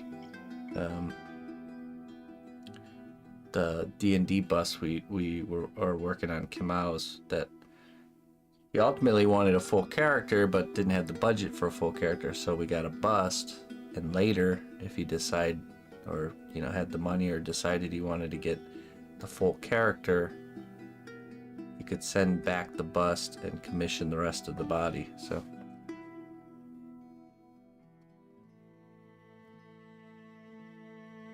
where he's going, a full figure would block Justin's art. So then we need to have him like hanging on a rope, you know, like rappelling from the ceiling. We can make that happen. There's no limitations there, Jones. We could have him like where he's like hanging like this from the corner of your TV, You know, like always watching you, watching the TV. Needs a tire swing.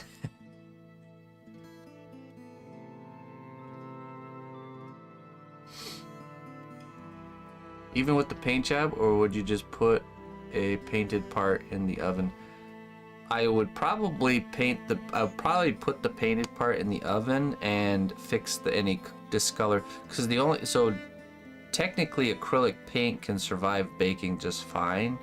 The only thing I've noticed is some paints, some colors change when you've baked them. So like the color itself changes into a different color.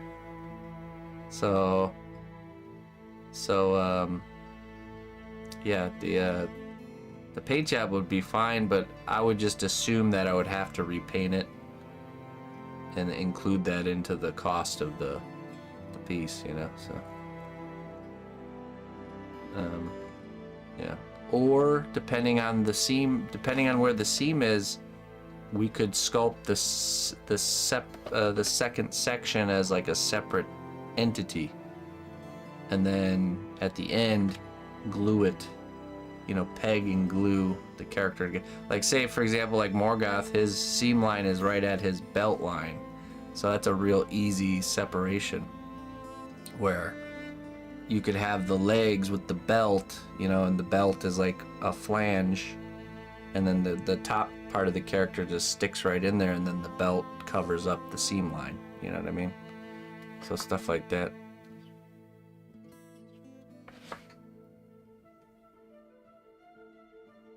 Hey, Inner Hudson, thank you very much for saying that, my friend. Glad to have you on board. Thanks for joining us.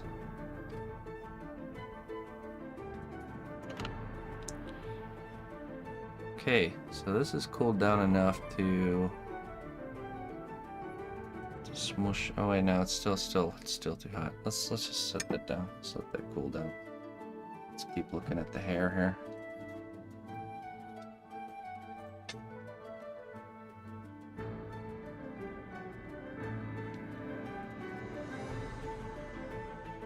Pre-fight Mortal Kombat stance, yeah, right. And then in this hand, he'll have like a cane, like a rich man's cane. That's what I see. And then we can give him a top hat.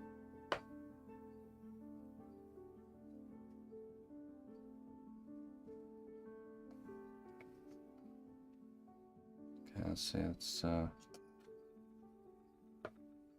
Let's smooth this in.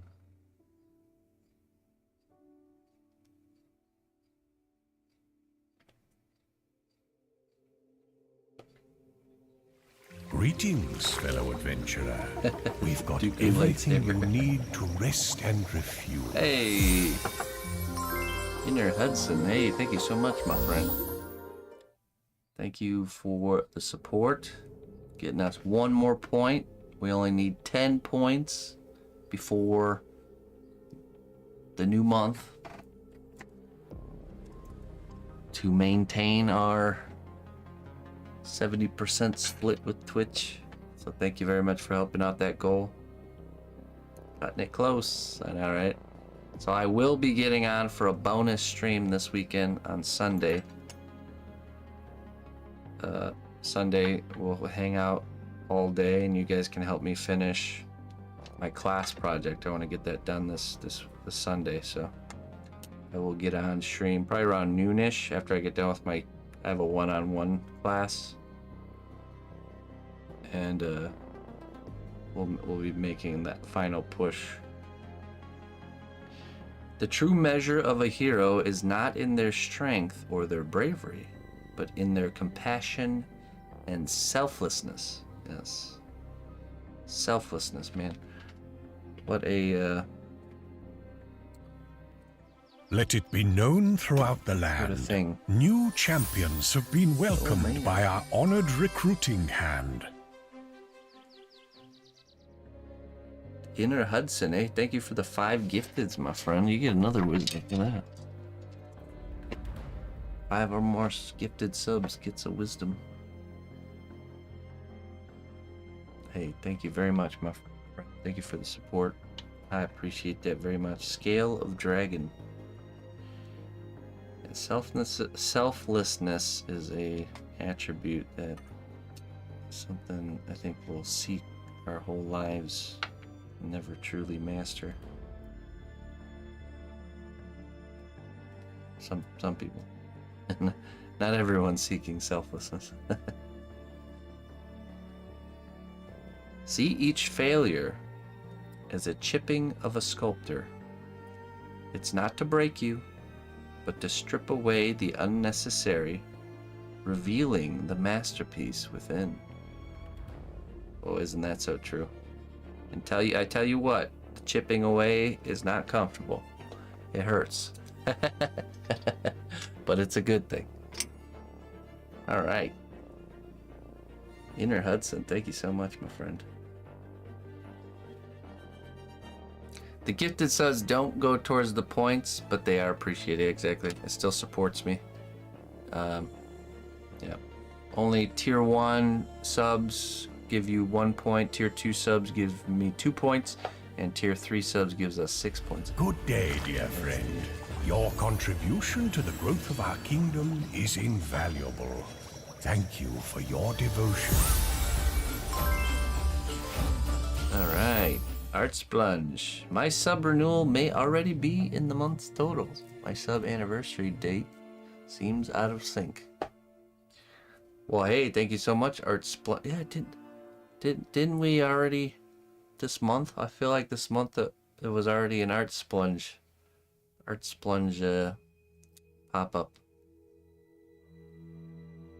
But tier 2 only 2 points. Why not 4? I know, right? Yeah, right?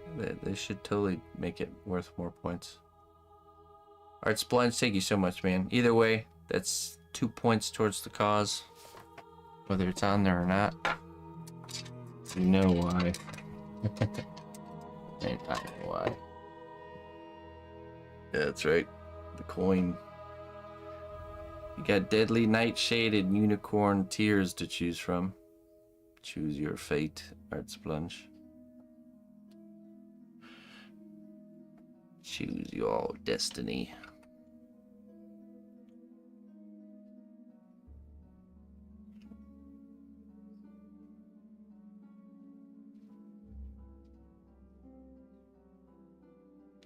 Unicorn. Unicorn Tears. Oh.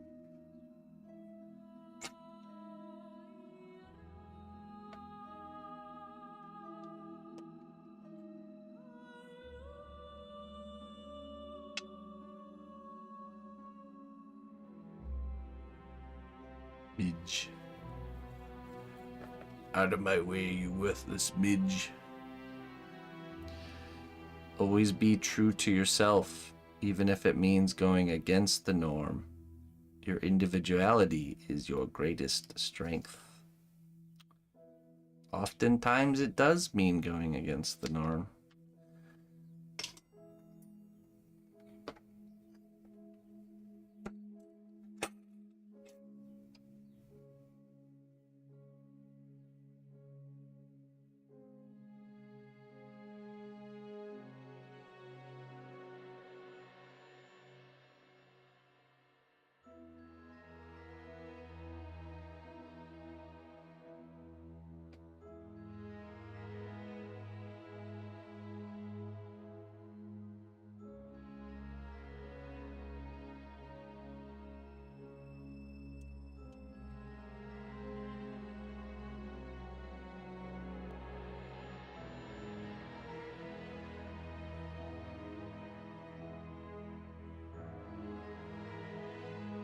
Thank you very much, dear Art Sponge. Thanks for the support, my friend.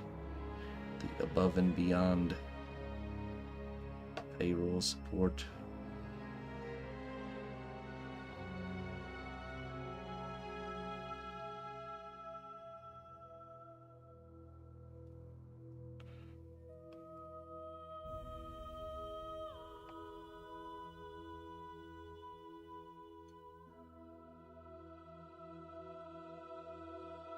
Yeah, I could not do what I do.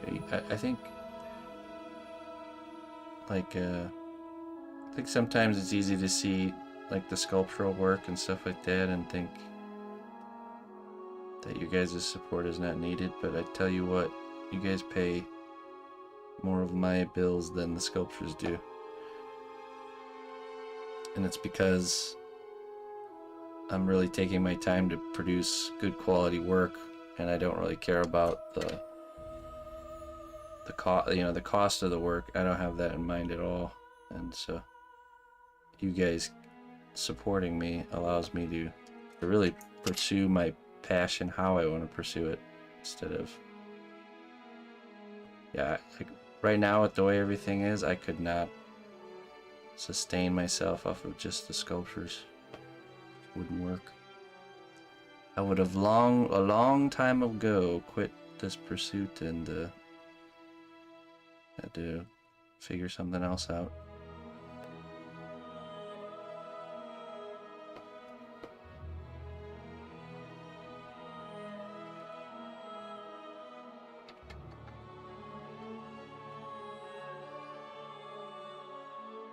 Gotta find a rich benefactor that has friends who need impressing no matter what what it costs.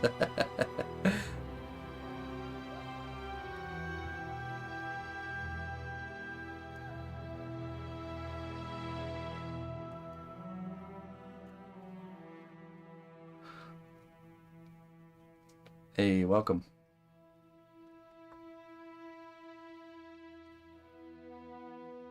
No, I'm thinking like this kind of medium length, like kind of the same length that I have my hair. Not short, but not long.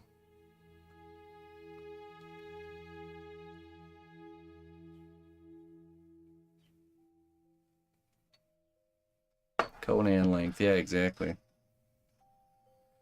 Perfect.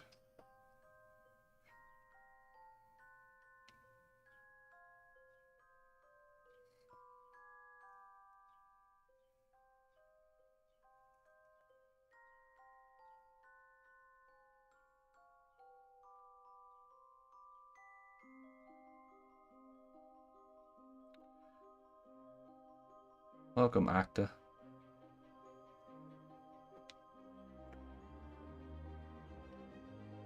I don't have any hair. Maybe that's, you know, I grew my hair and beard out just to study hair and beards. Usually.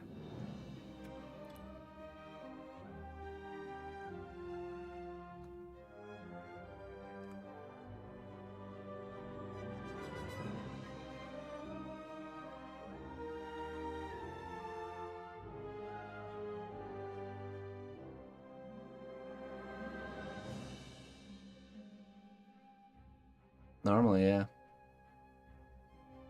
Completely. Got done with my hairless studies.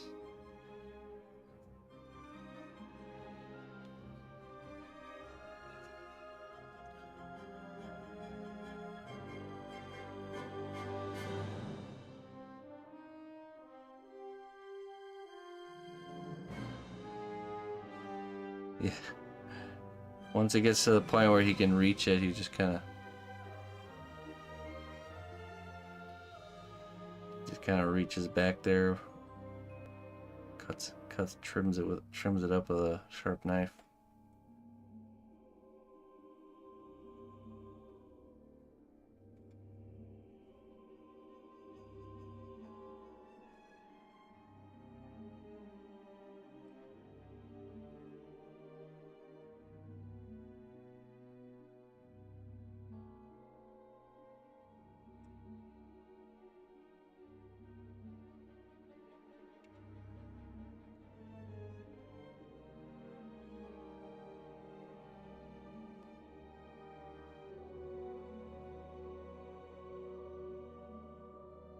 Yes.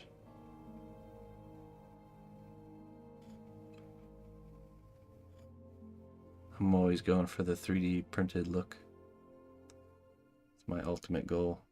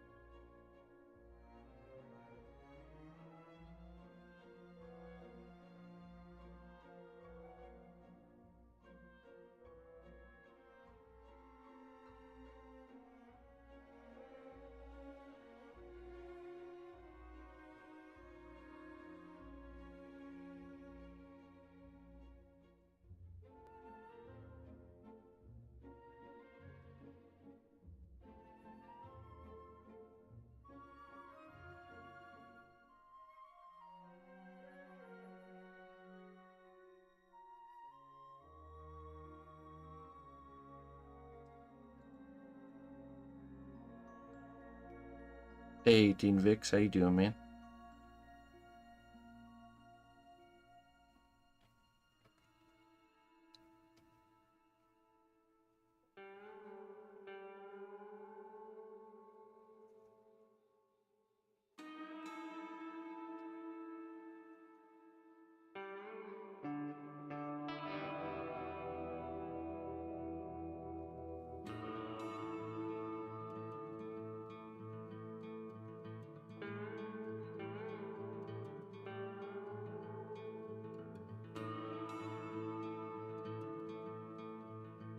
Doing good. Doing well.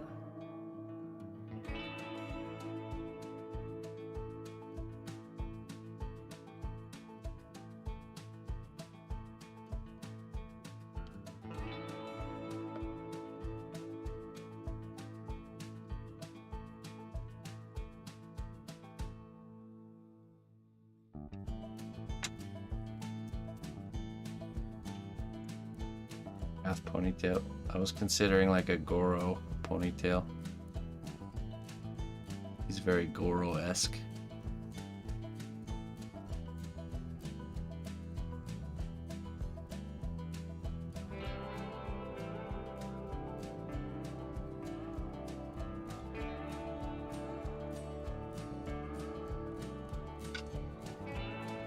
Stay golden, Morgoth.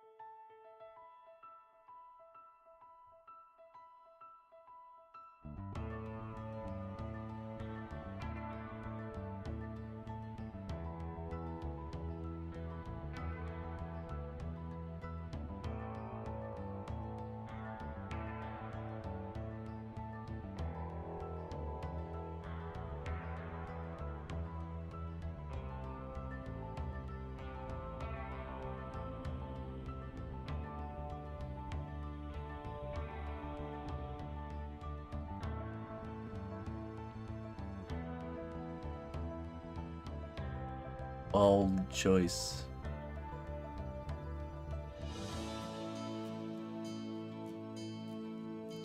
Let's see how this is doing here. I want to keep this process going. It's good. Let's do the next layer. Actually need some more clay.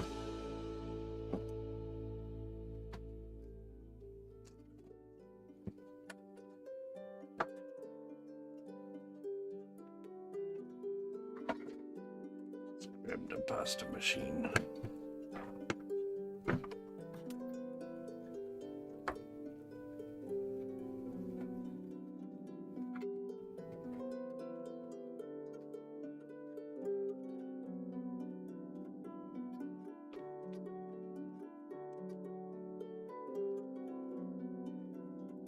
Fresh brick.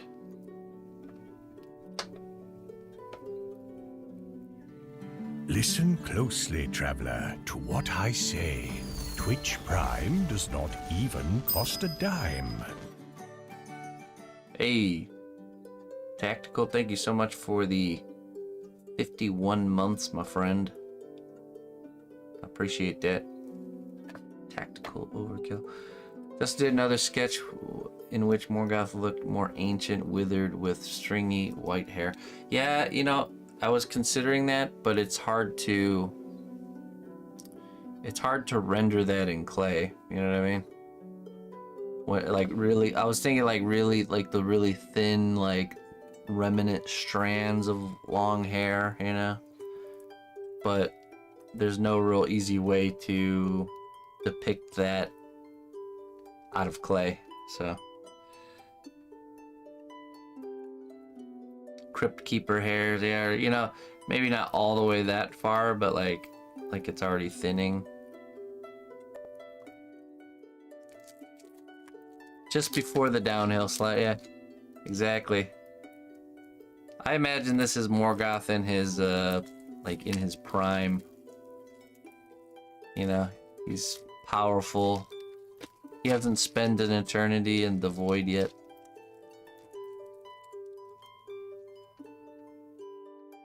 So.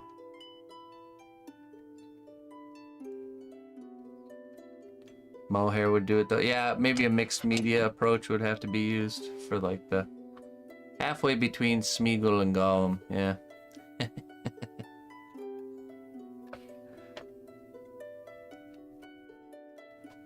Perfect. Hey, what's up, Gravity? How you doing, my friend?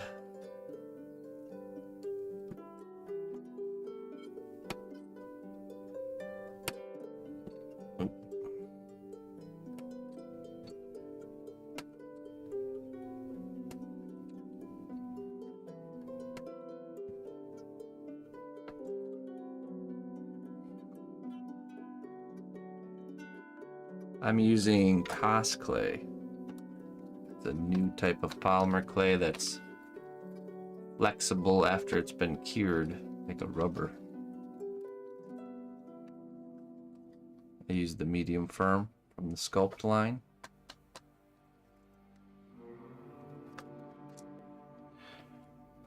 It's flexible like rubber, so you can, you know, you can make things that would normally would. This is a cured piece right here. You can make things normally that would break. You can get away with all kinds of different things because of that flexible nature. It can be baked many, many times too, so you can work in layers like we're doing here. And yeah, oven cured, so you just need a normal kitchen oven to work with it.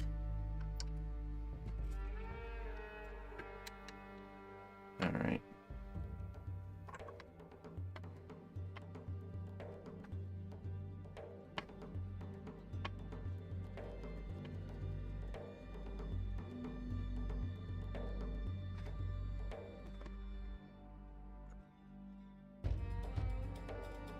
Do you have to put lighting in the sculpture? Yes. That's why the back plate is detachable, and actually this part that we're adding onto the head will be detachable as well.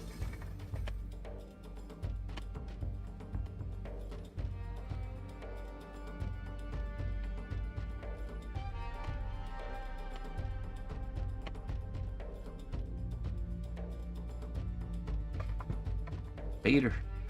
I don't know if we've seen Peter today. Can't remember.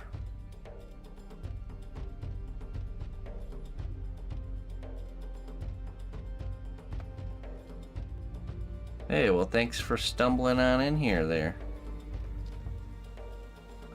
Eutasio, am I saying that right? Eutasio.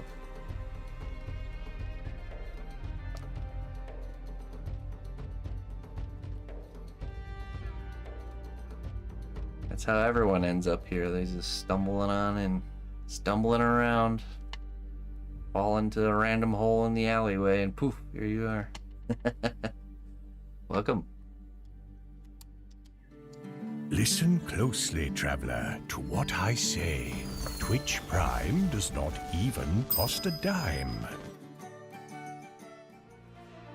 Semper integrias. Integritas.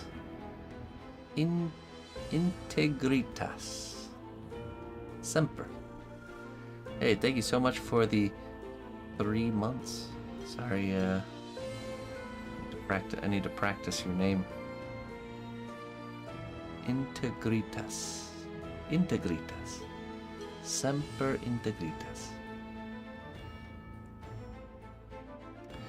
Unfortunately, yes, Prime subs don't help with the points, but they do help, and they do support me, so thank you very much. But if anyone's looking to help us hit our goal of the Partner Plus, or maintain our Partner Plus goal, it has to be a tier 1, 2, or 3 sub, and gifteds do not count either.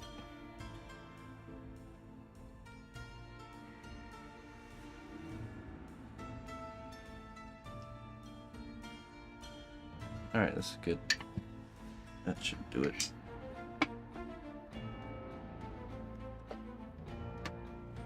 Okay, so now we're gonna make the other half of the mold, and it will be, it should, if everything works out, this will all come off, and it'll come off in halves. So 2 parts that will go together in the end to make the duplicate. Make it easier. Let's do it. Just going to get kind of a base layer going here.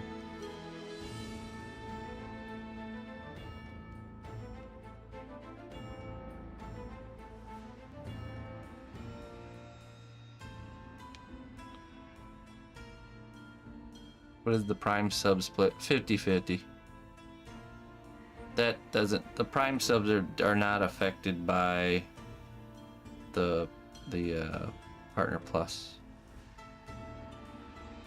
There's nothing you can do to change that. I think Twitch is, this whole partner plus deal is them trying to move people away from prime subs. That's what I think. So they're incentivizing cnotbusches to convince people to switch to regular tier subs by dangling a carrot, 20% carrot. Clever, very clever.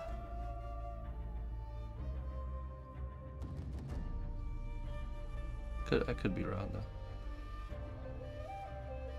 Could just be out of the kindness of their heart, right? Big corporate entities do that, right? Sometimes.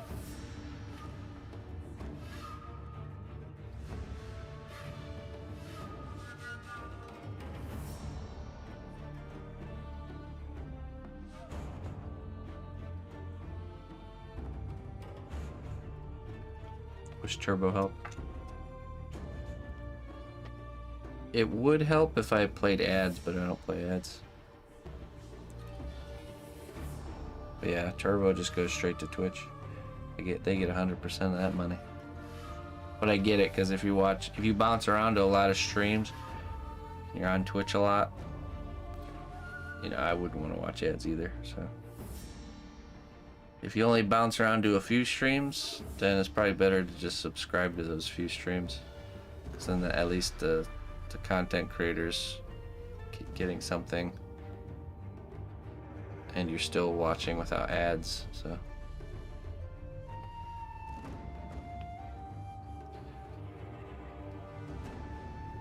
yes, they do, Gravity.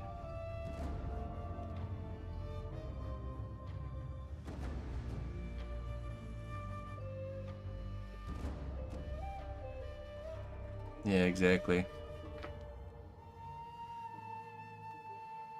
No one wants ads except for the ad companies.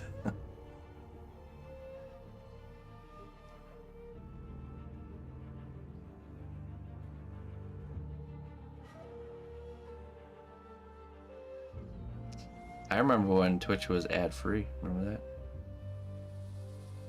Once upon a time on Twitch, a content creator could turn off all ads, even pre-rolls. So you would join a channel and no ads would play. But they definitely changed it. Once Amazon acquired Twitch, that's when things like that started changing.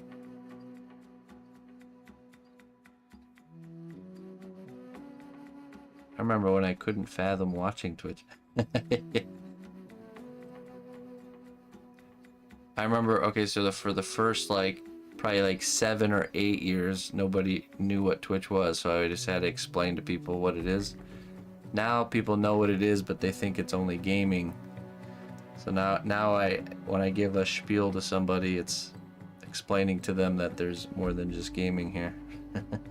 Now everyone knows what Twitch is, but thinks that there's only gaming content here. For some reason, I've never seen an ad on this. So the ads are regional based, meaning it's probably just the region you're in. There's no advertisements going out to that region. So they essentially have different regions of the world categorized. So like, pretty much wherever consumerism is higher. What a great region, I know, right? Wherever consumerism is higher, so like Canada and the U.S. and stuff like that, that's like the prime real estate. That's the stuff that's their target market. But yeah, if you live somewhere where there's not a lot of consumerism, then you're not seeing a lot of ads because they don't want to spend their money advertising there.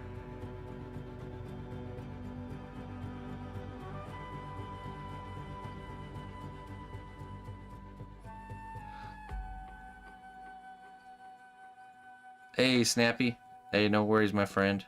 Glad to have you back. Glad you're feeling better. Is that something you deal with often? I wonder if there's some sort of I have to consult with my book. I bet you there's something you can take that would help with that. Some sort of herb or something.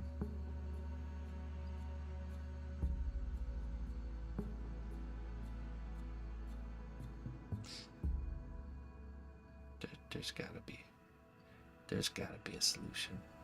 I know it. You live in Sweden.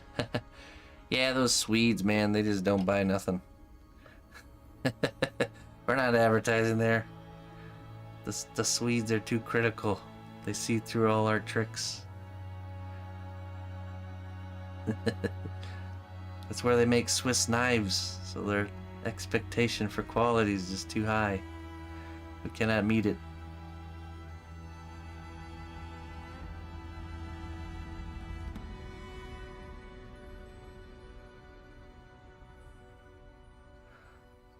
Oh, okay, good, Snappy. I hope it's somebody that's not just gonna try and throw some pharmaceuticals at you. That's what I hope. Be wary of the advice they give you, my friend.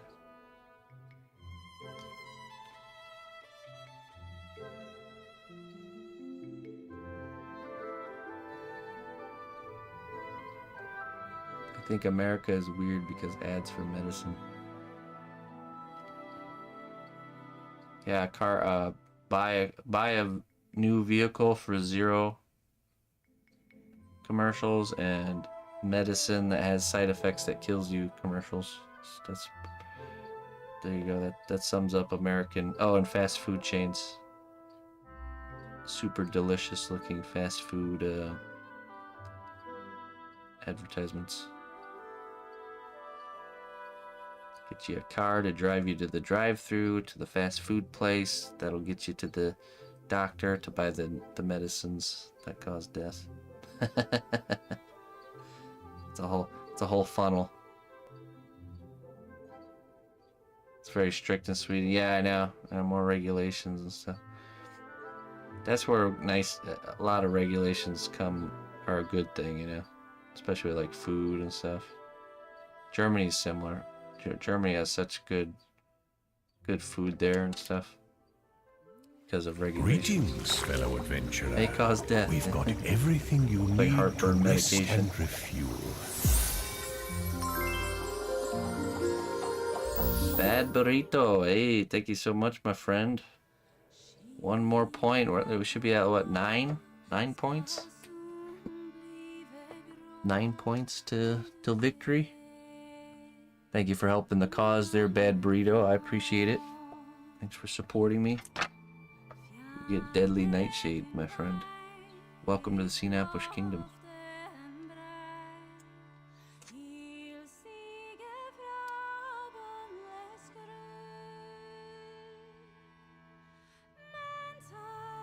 Your sense of humor is a gift that brings joy to those around you. Keep spreading laughter. There you go. There you go, Bad Burrito. Never stop being a jokester.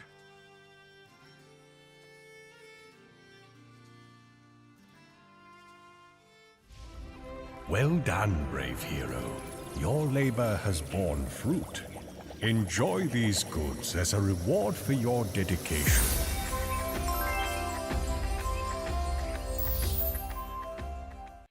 Never be real. 23 months. Oh, boy.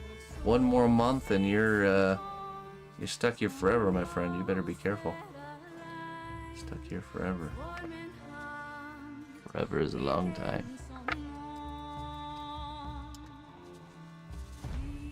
Hey, thanks a lot. Thanks a lot, man. That should bring us to 8, as long as the resub wasn't earlier in the month.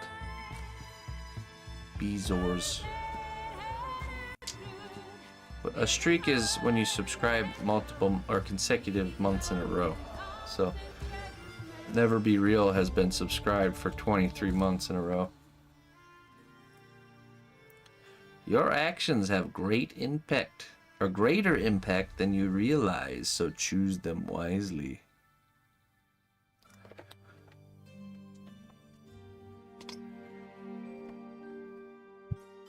Like subscribing to cnotbusch's channel for 24 months. Great impact.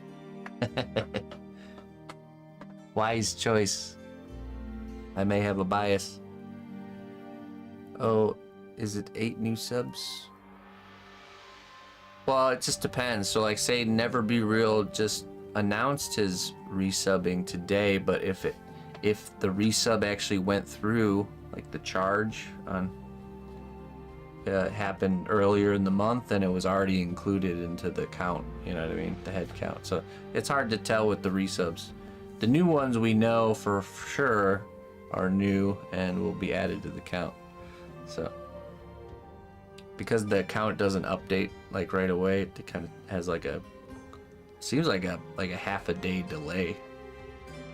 So that's why I'm hesitant to say for sure. We should probably just get like 10 points over, just to be safe, just in case. That would be ideal.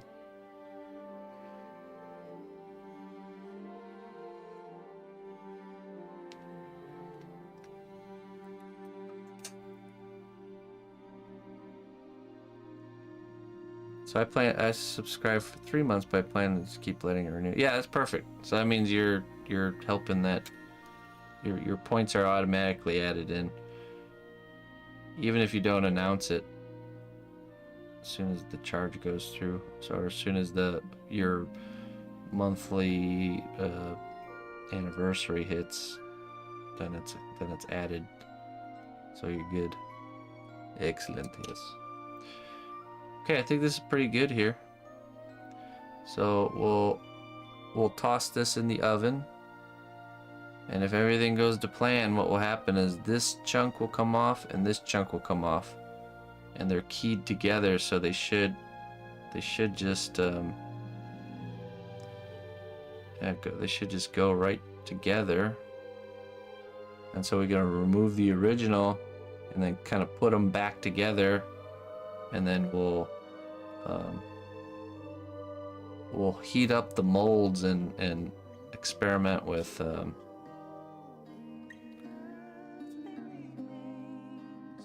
using the liquid.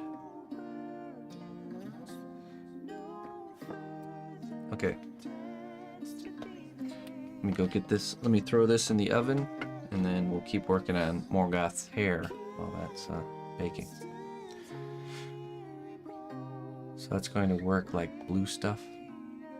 Well, like silicone? Yeah, kind of. We just made a mold. This is what a mold is. This is a 2-part mold. And it comes apart, 2 pieces. I'll be right back.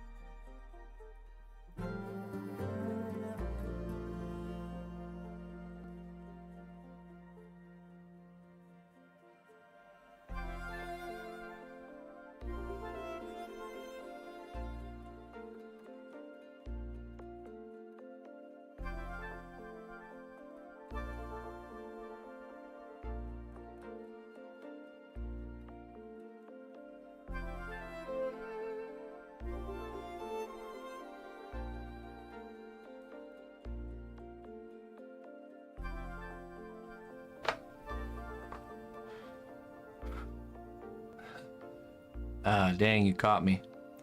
Yeah, I've been buying up all the stock of the C1 separator and then reposting it for like way more than what it's worth on eBay. And coming on here and ranting and raving about how great the stuff is. You got me. Just kidding. If I were a villain, oh, what a clever villain I would be. How do I cancel my subscription? Well done, brave hero. Your labor has borne fruit. Enjoy these goods as a reward for your dedication. Obsidian. Hey, thank you so much for the 24 months. You're officially locked in forever. The spell has completed. You're done. You're stuck here. You're not going anywhere. Hey, thank you so much for the support, my friend. And get you a wisdom here. Sealed in, yeah. Stamped in there. Right into this piece of clay. Entombed in the cast clay.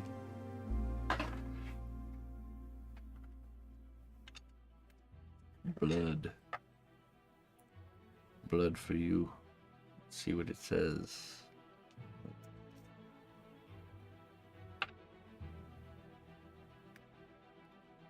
Says treasure awaits you in a dungeon deep below, but beware of the traps and guardians that stand in your way. Beware.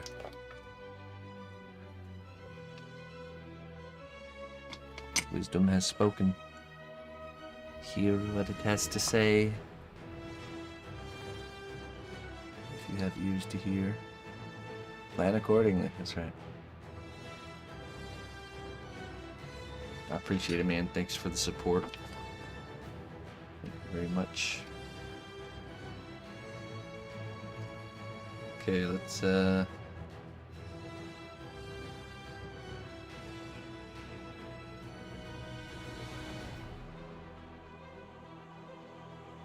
working on Morgoth. So I want to add another piece of hair kind of right between the ear here and this piece of hair. But if I add that, it's gonna be really hard to take this off if it's attached there. So what I'll do instead is I'll leave it blank for right now, and then we'll bake this piece of hair, and then I'll paint C1 separator on both sides, or on just this side of the hair, and I'll permanently attach this hair in the front here onto his head. So it'll be like a nice seam line. So I won't do any of the hair on like the sideburns or this area until this has been baked back here. So that's kind of how we'll deal with that. Because you can see if I would, this piece needs to come off, and if I keep going too far forward here, it's gonna get hung up. So where does the wisdom come from, I dare ask? Well, it comes from a wisdom summoning spell. It's called Conjure Wisdom. Can only be performed by certain types of certain classes of wizard.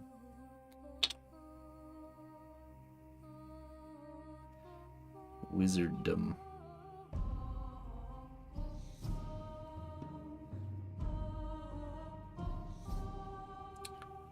After the spell's complete, whatever vessel you're holding or basket or whatever just fills up with wisdom vials.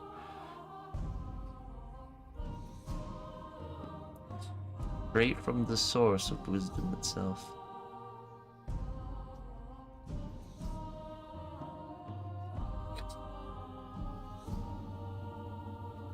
Wisdom.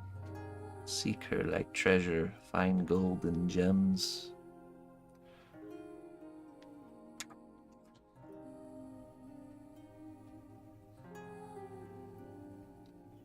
Conjure dental tool.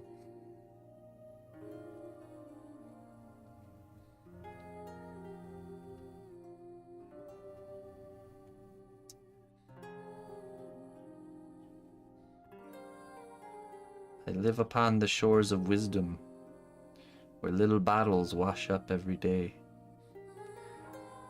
In the morning I wake, I head to the shore, and I fill my basket.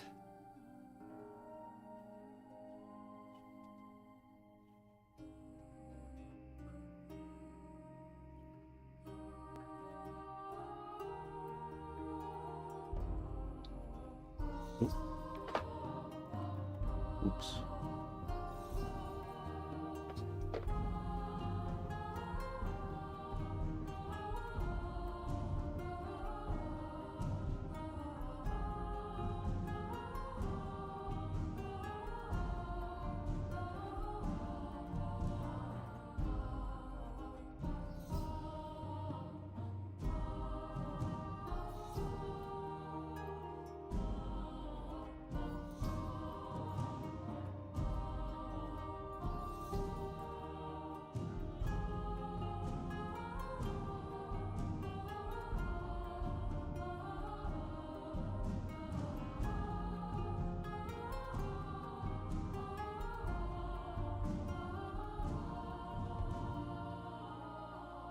Yep, they will. His eyes, and he's got gemstones in his crown that will be lit up as well. That's why we're making the back plate and the back of the head detachable, so when I do the light work later, I can just remove those parts, install the lights, and then glue them down with ease. Relative ease.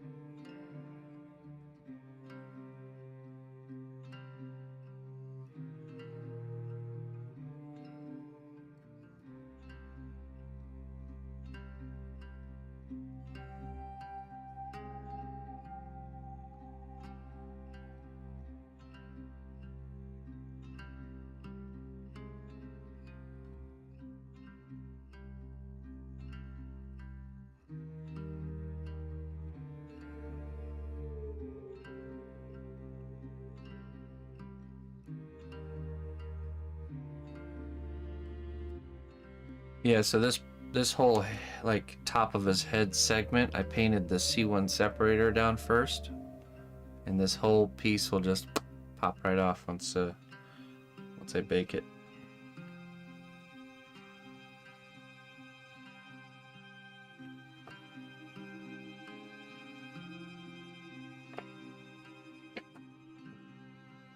If all goes to plan.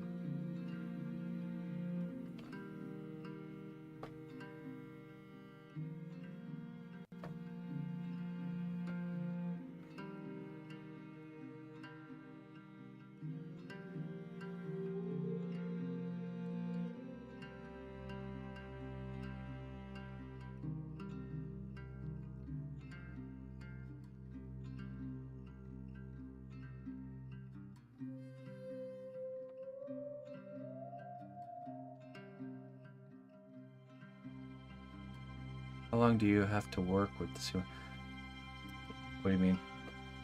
How long have I been working with it?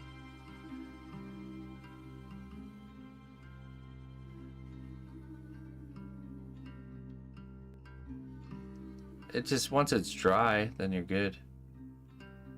It's an air drying material, so once it's dried out, then you're good to go.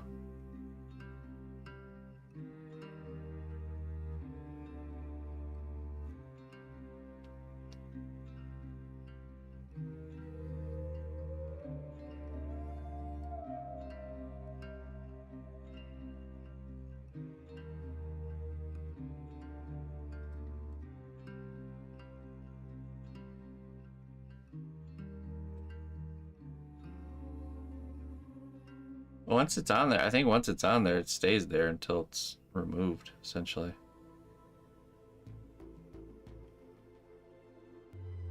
So it's not gonna... I don't think it has like a timeline.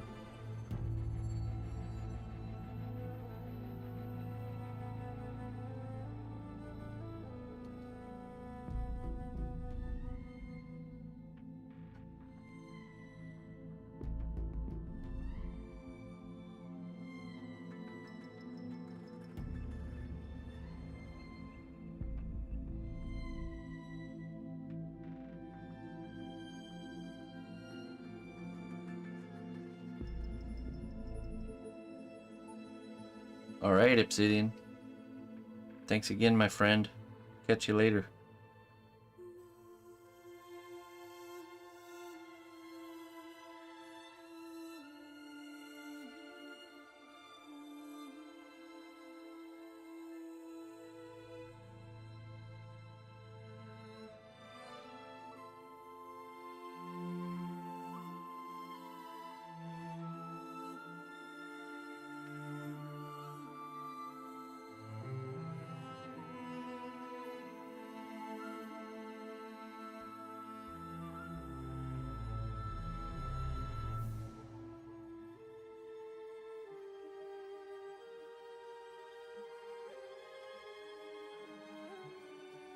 Piece on there.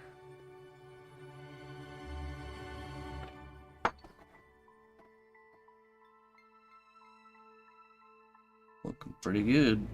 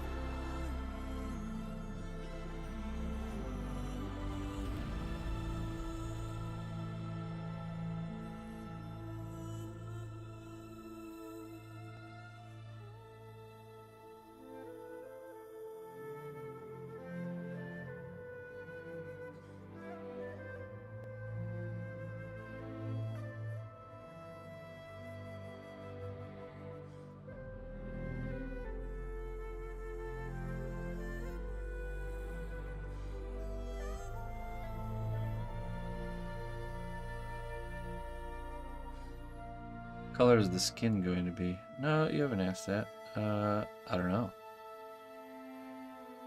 Probably like a pale, maybe vampire-y, grayish, corrupted looking, like purple veininess. Like a twisted elf skin. Gaston. Is it the Gaston? Hey, thanks a lot. Thanks a lot, my friend. Welcome.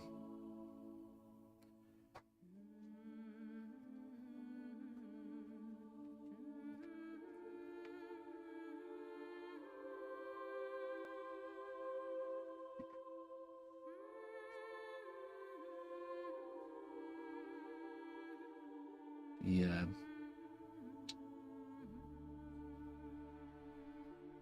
I already hear the Gaston songs playing in my head. Beauty and the Beast.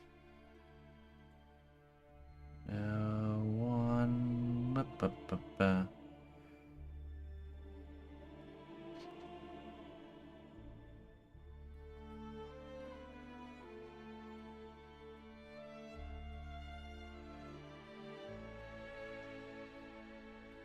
No one sculpts like Gaston. Dude.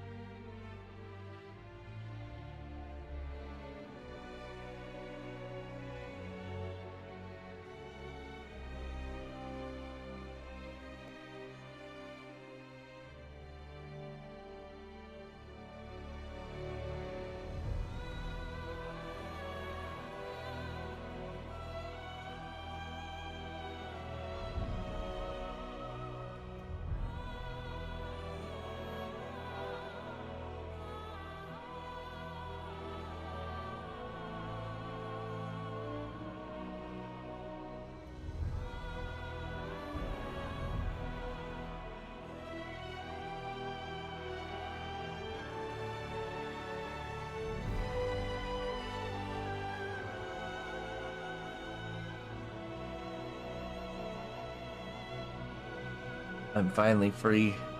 18 dicks. Free. My head finally grew ears so I could take them off and show you guys. Crazy old Maurice.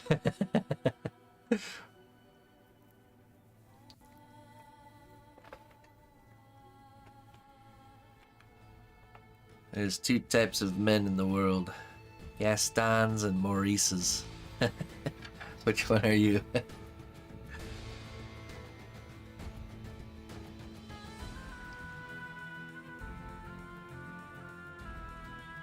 think I'm a Maurice.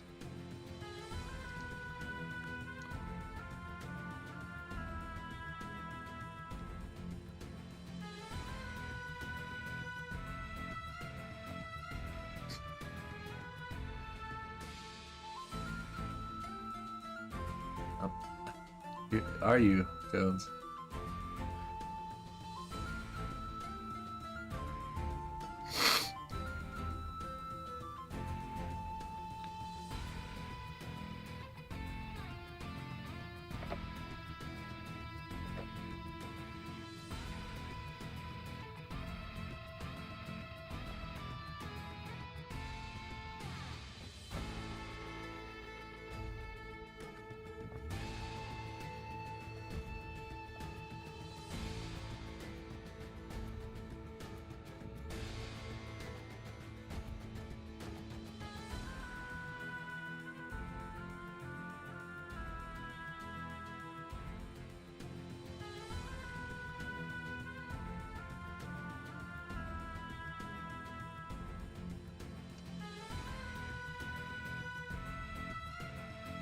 Right.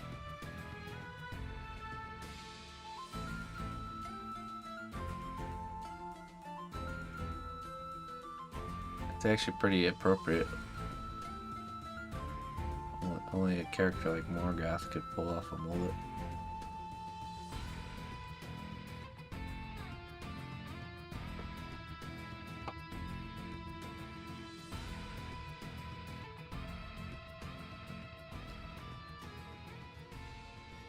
Certain hairstyles are a sign of pure confidence.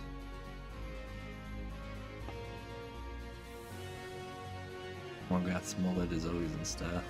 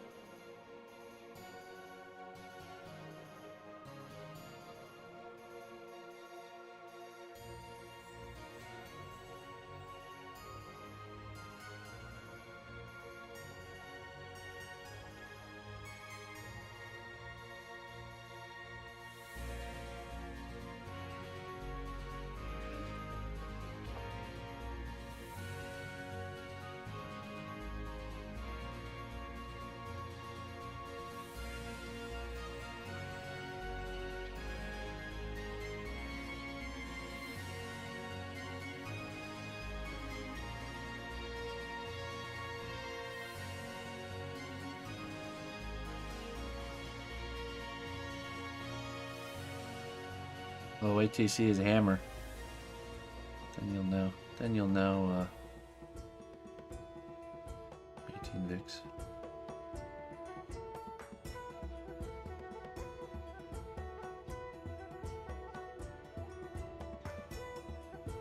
Okay, so now...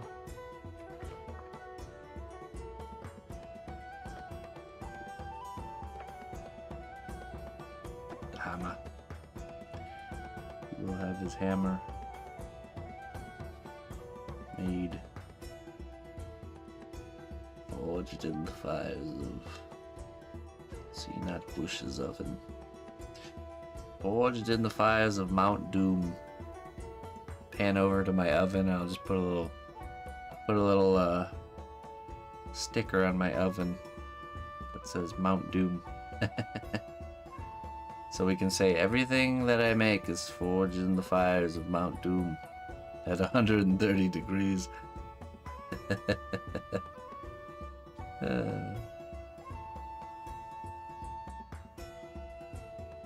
Forged in the heat coils of Mount Doom.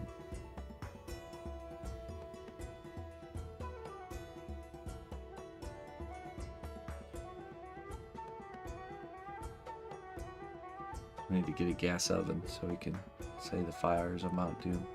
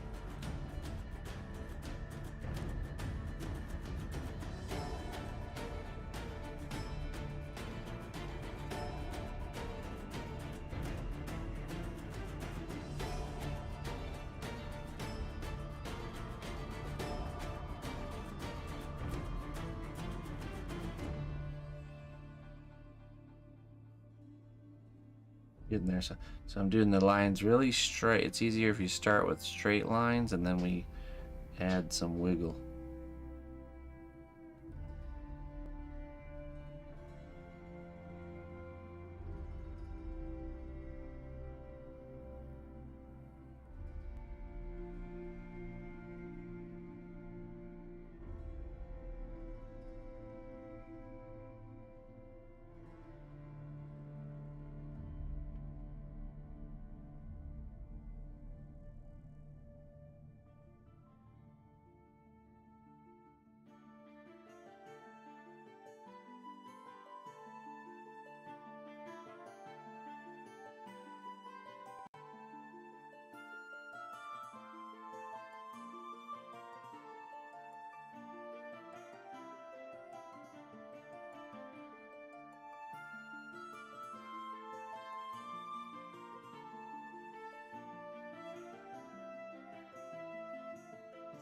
You have any individual strands over the top? Oh, like from here to here? Yeah, we'll do like loose strand stuff after we get it all situated.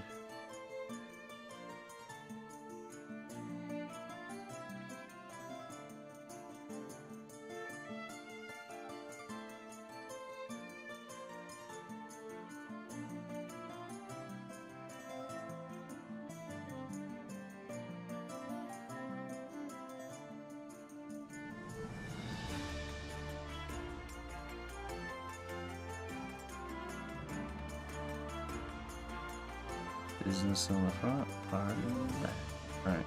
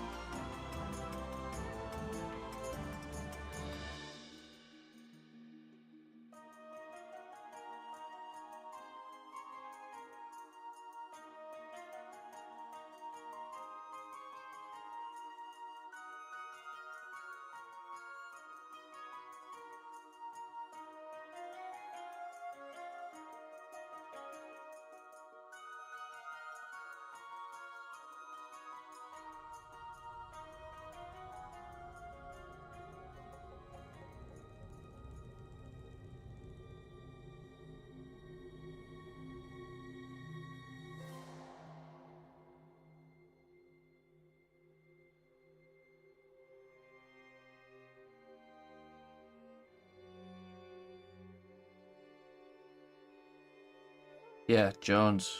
Jones did. Old man Jones.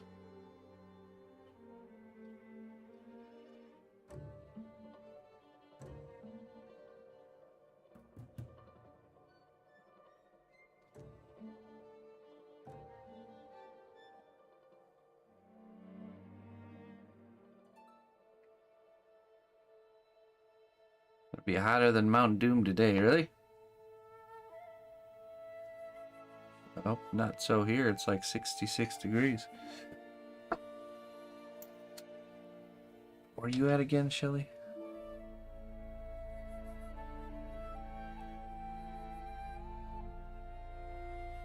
See what the current temperature is.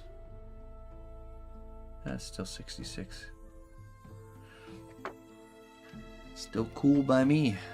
We will enjoy it.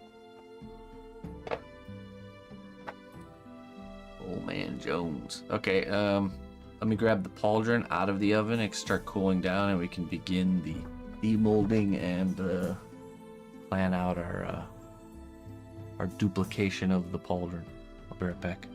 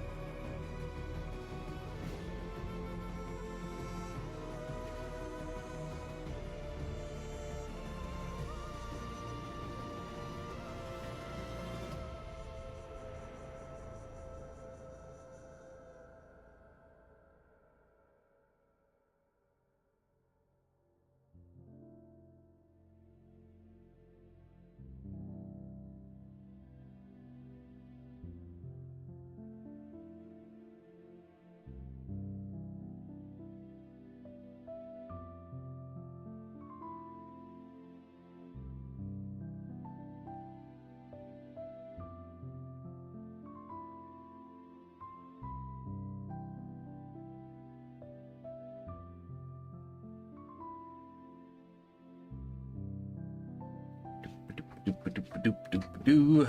Okay. Got this out of the oven here. Just needs to cool down so we can demold it. See how things go. Let's finish. We can finish the hair while we do that. It's looking good. Pretty happy with that so far.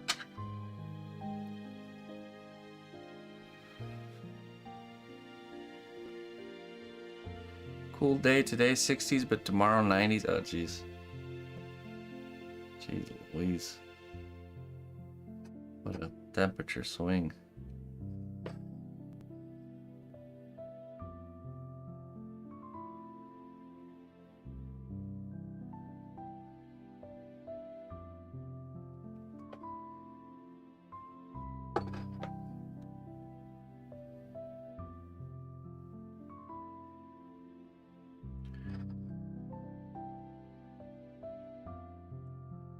All right, Shelly.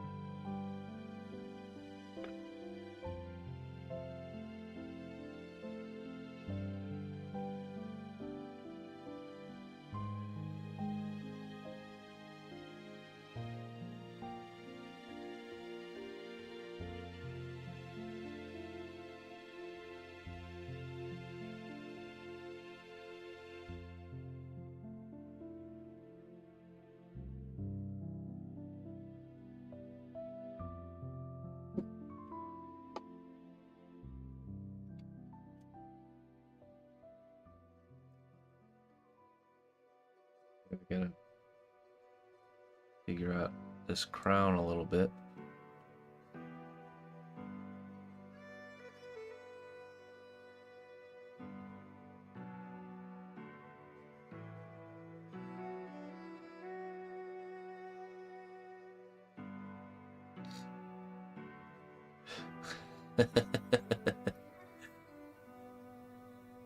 Looper, head of marketing, Looper.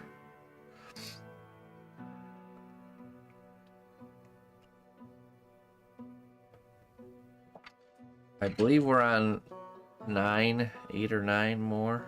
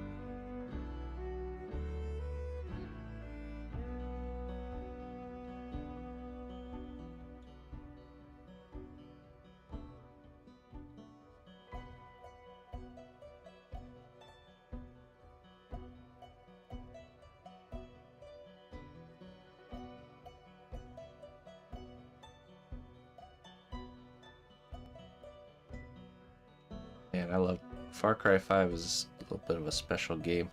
Me and the missus played that together when we were doing long distance.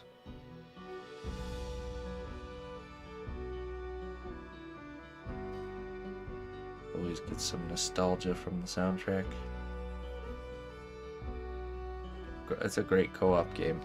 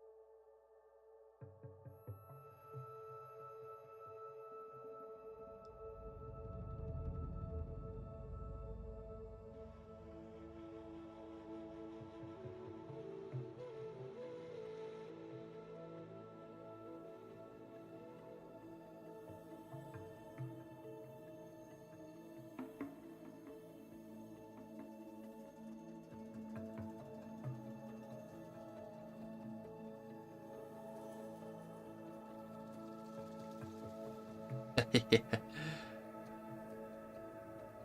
Yeah, I mean, our enjoyment came from just the running around, exploring the world. Not necessarily the storyline itself, but you know, hunting and fishing and doing all that fun stuff.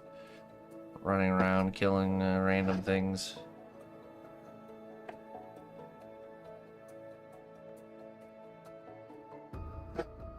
He looks really fit. Morgoth.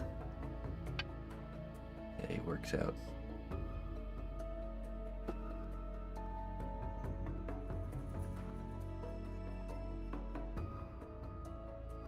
So Jones provided a series of sketch work done by Mr. Justin Gerard, and the crown itself I designed, but a lot of Justin Gerard's sketch work inspired the design of the overall feel of the character. So I was using his sketches as a kind of like a starter reference. Like the face was really inspired by one of his sketches he did. I'd say that's probably the biggest grab. The face, and then the fact that he has horns.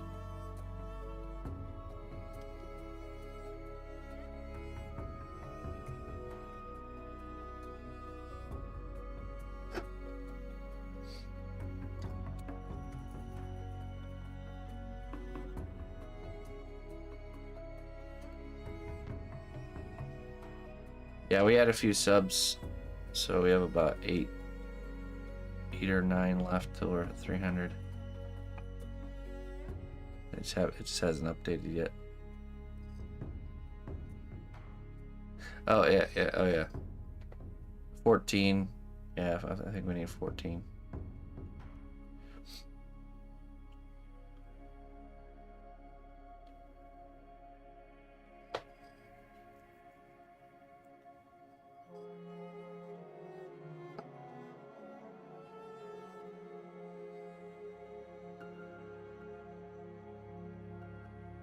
Just a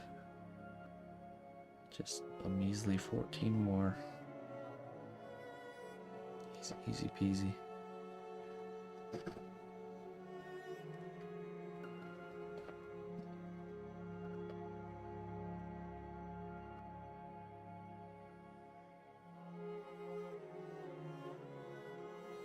guys got this. I believe in you.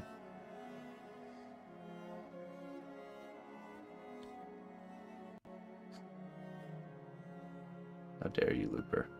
How dare you?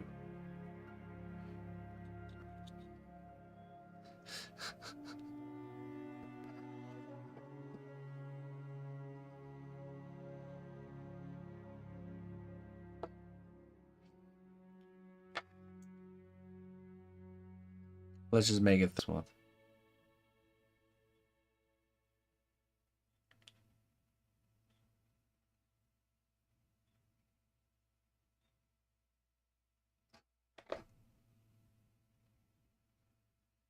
Okay, now we texture the crown.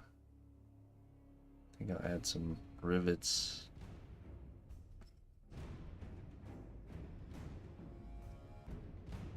Then after that, we'll do some stray hairs, I think.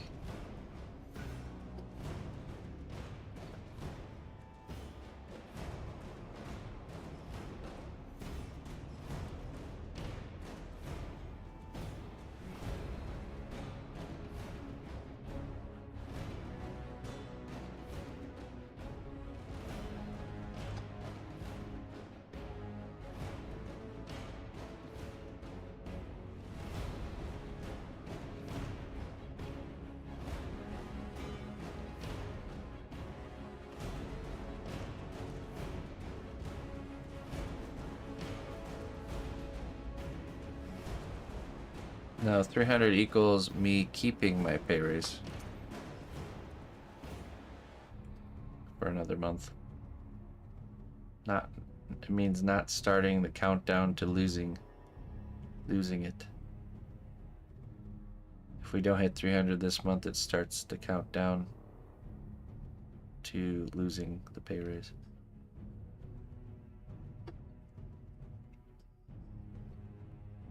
And once that happened, the only way to stop it is if we get 300 for 3 months in a row again.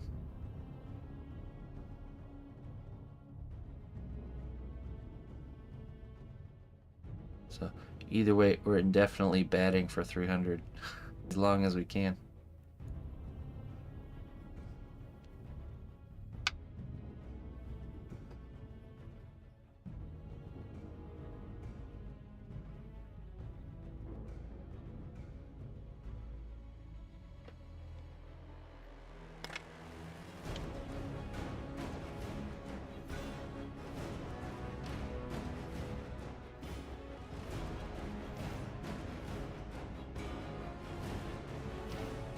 No. You have to maintain 300.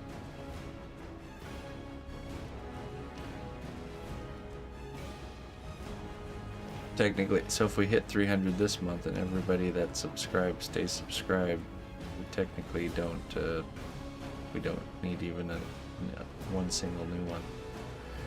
That's not the reality. People sub and unsub all the time.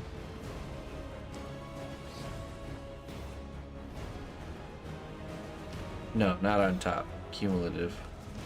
Just had to maintain it.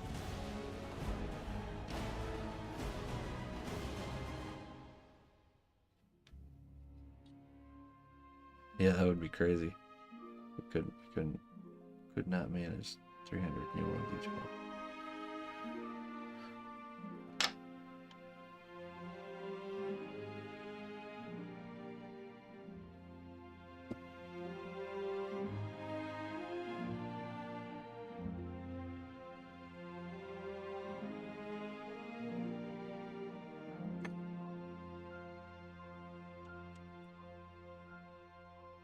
That's true. Well, they have the affiliate program, which is different than partnership.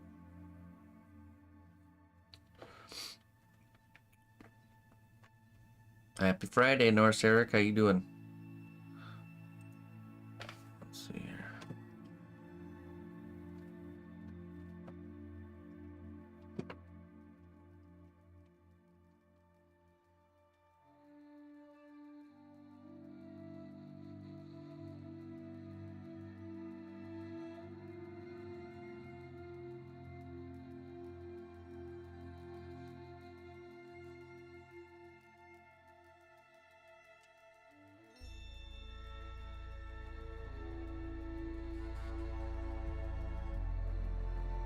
Hey, that's good. That's good, man. Yeah, that'll let me really, put some extra time and effort into the auxiliary things to really sell that idea. But I think it's a great plan. I always like telling a story with the work, so. And I do like doing dragons.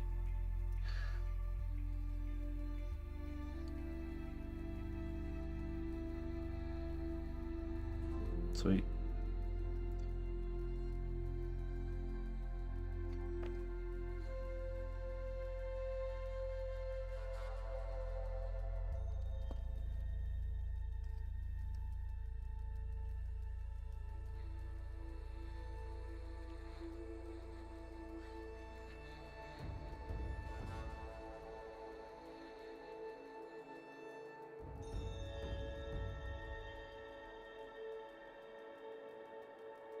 Yeah, oh no, this is not jeopardize me losing partnership.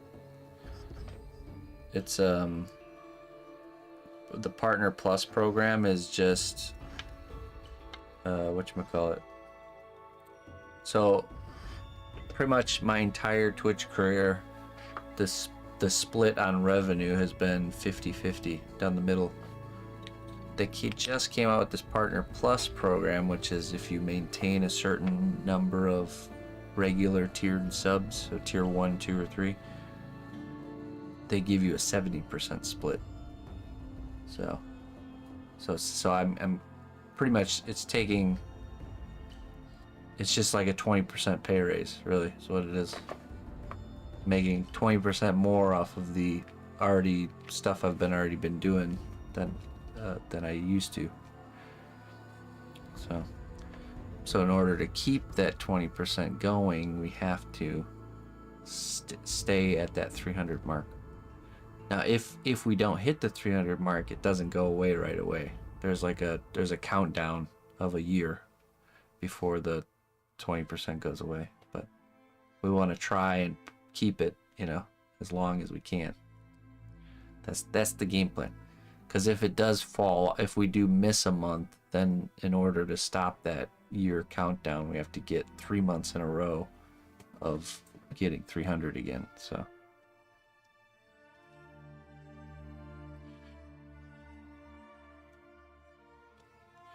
if you don't hit the subs a month, you're an affiliate with partner title. No, my partnerships never changed. I've been partnered since 2011, I think. That never changes. And I've had periods of pretty low tides, we'll say, especially in the earlier days. Very high tides and very low tides. The partnership status never changes. It's more of just how much. That's the new thing, is that pay that more of what you guys support me with comes actually to me instead of to Twitch.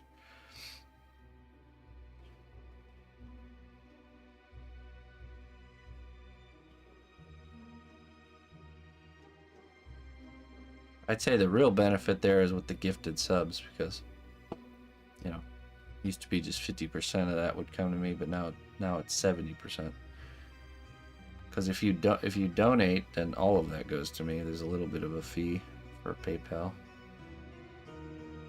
Bits, there's a little bit of a fee paid up front, but it all goes to me after that. But then subs used to be just 50-50, but now they're 70-30.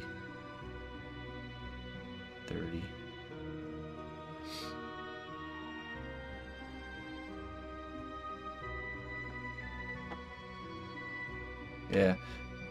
When I first applied for partnership, I got rejected. This was back in the early days when partnership was really hard to get, and at that time I was averaging like 600 to 1,000 viewers and got rejected. So, but later that day they came into my channel and saw that what I was doing was really unique. Because at that time it was only game streams, so the staff came into the channel and they told me to forget about the rejection, and that they partnered me right on the spot. So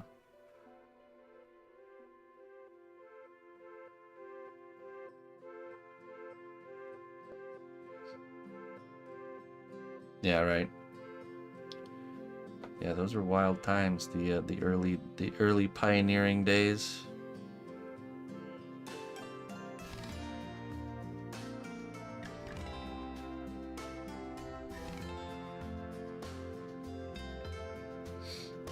Of course, there wasn't as many monetization tools back then, so even though the view count was high, the support was pretty low.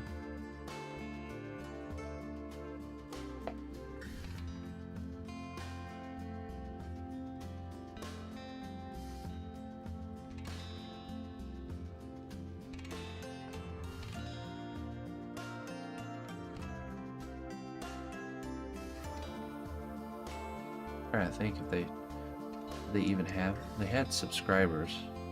They've always had that. I think that was all there was. And I think I remember pop-ups weren't even a thing. Like on-screen pop-ups for subscriptions. I remember when that was a new thing. It was like the best thing that ever. Like, oh man, look at this, that's so cool. I can subscribe and it pops up on the screen.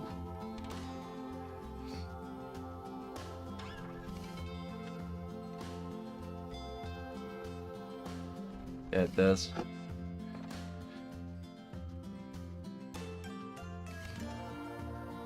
Let's add a few little rivets to his crown, the ring on the crown here. And we'll do some stray hairs, and I think that's looking pretty good.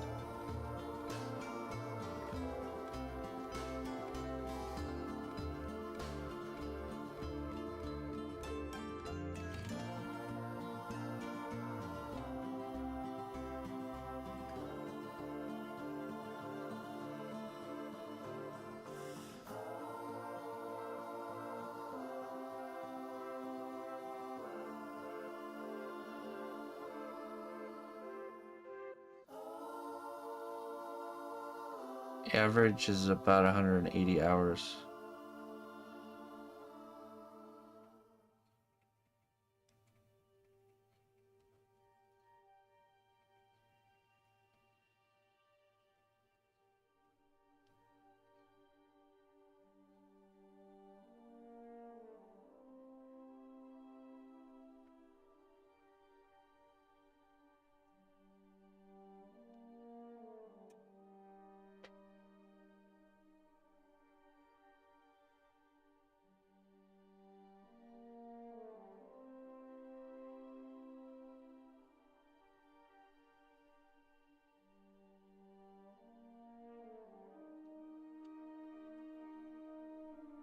Let's do a little bit of brushing on the top part of the hair here. Or actually, you know what? I think we should do. We'll do a little bit of brushing, but with the clay glue with hair.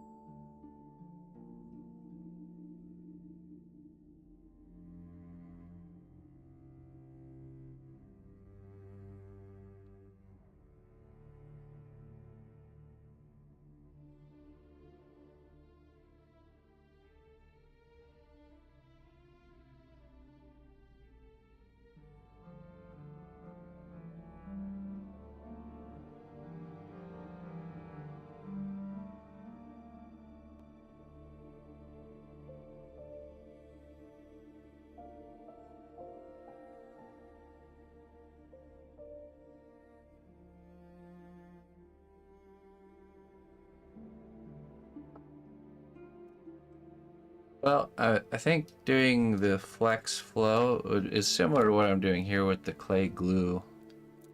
where it's just adding some more structure and kind of getting things to kind of stick together without destroying the forms that I've made. I would imagine it would accomplish the same thing. Now the flex flow is this stuff right here is the we're about to try this stuff out here. So, but what we're gonna do with this is I think this stuff will be great for applying to the surface and doing like different types of textures and details. So we're gonna try and experiment with that. And but what we're gonna use it for today is I created this. This is his pauldron here, and I've created like a two-part mold here. This is totally experimental. We're gonna see how well it does. Actually, you know what? Let's take it off now. It should be ready. Just carefully demold here. Oh yeah, it's gonna look nice.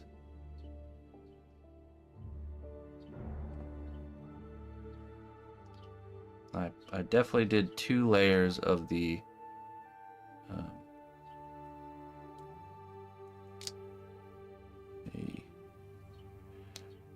hey, look at that. Yeah, I wanted to do 2 parts because we had all these spikes, and if it would have been, imagine if it had been one piece and we're trying to remove it and it's just fighting all these pegs going in all these different directions. So that looks pretty nice. So we do it in 2 parts.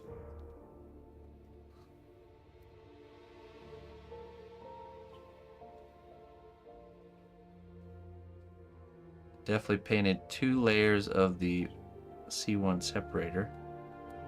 That makes a huge difference. It's funny what being patient and actually, you know, painting 2 layers can make a huge difference.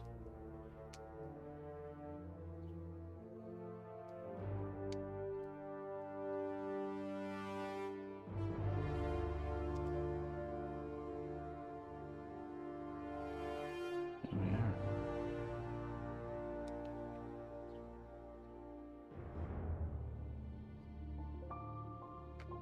So now, this just kind of should key together pretty nicely, just like a Lego piece, just like that. I mean, technically, we could put a little clamp or something to hold it right there, and that would do the trick. There's obviously going to be some cleanup on the mold line or the seam line. But that's easy. You just take a knife and just cut it. So my theory here is that we can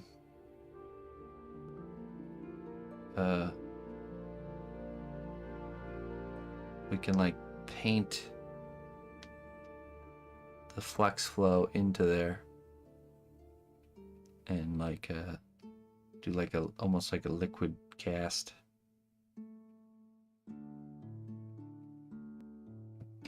But we'll definitely want some sort of a,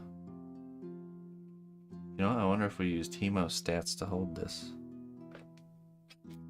2 pairs of hemostats.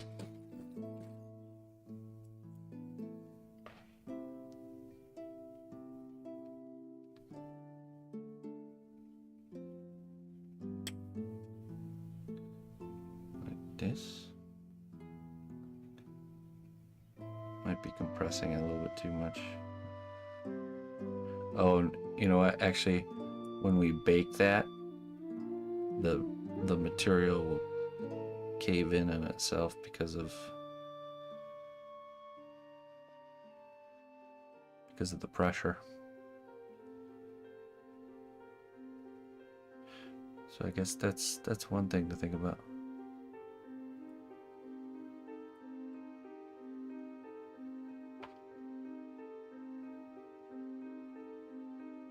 We could just put slight pressure.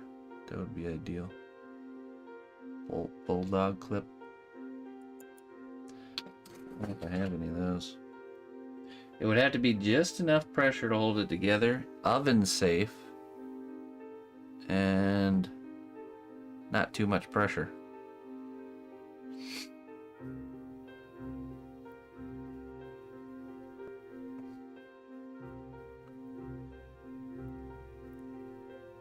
Or you know what? What if we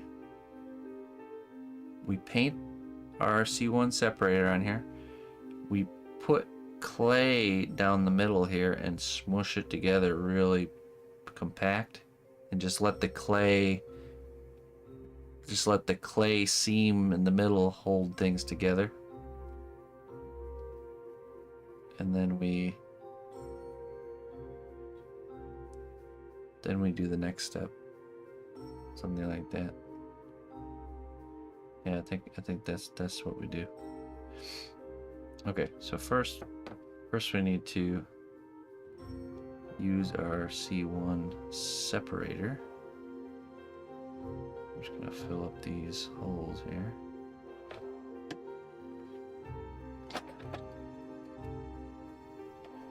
Could put a clay clamp on the backside. Oh yeah, just like a piece of clay.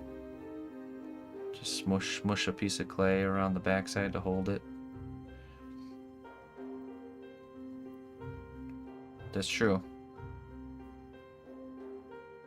We could do something like that. So the idea... Oh no. Such a noob. I just... I started doing the C1... This is my C1 separator brush, and I just totally dipped it right into the glue. So, alright. Well... Our brush...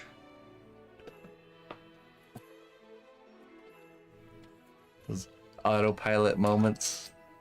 Good thing I have another one right here. Okay, let's move this out of my way. There we go. So the pressure thing. So when the cast clay is under stress, either from bending, or from like putting a clamp on, like a lot of weight, the material's like under pressure. When you heat it back up in the oven, it becomes fragile again, and that the crushed or cracking is the flexibility. So as soon as it heats up again, it loses its flexibility until it's cooled down. So what ends up happening is during the baking, that part just gets kind of destroyed. It's the same reason why if you make a piece out of cast clay and then you bend it, if you bend a piece and then you bake it again, it will break wherever that bend is, because the clay wants to return back to its beginning pose or position. So that could cause like cracking if your armature is too flexy. Yeah, like say I sculpted his arm in this position right here, like I did. It's baked and locked in. I could like muscle this and bend it into a different position, or even bend his fingers. Let's say I bent his pinky like this. Then it would be fine until I bake it again. Then there would be a crack that would appear right on the knuckle, because it's under stress. The pressure. The clay wants to return back to its original position, and the only thing stopping it is the pressure from the wire. So what ends up happening is it once it loses its flexibility, when it gets heated up again, then it causes problems. So it's only a problem if you're going to heat it up again. So say I was done with the piece, it didn't need to be baked ever again. Well, now I could bend it around and change the pose and stuff and not have any issues, because it'll keep its it'll maintain its flexibility. So, all right, good. Let's do this other side here.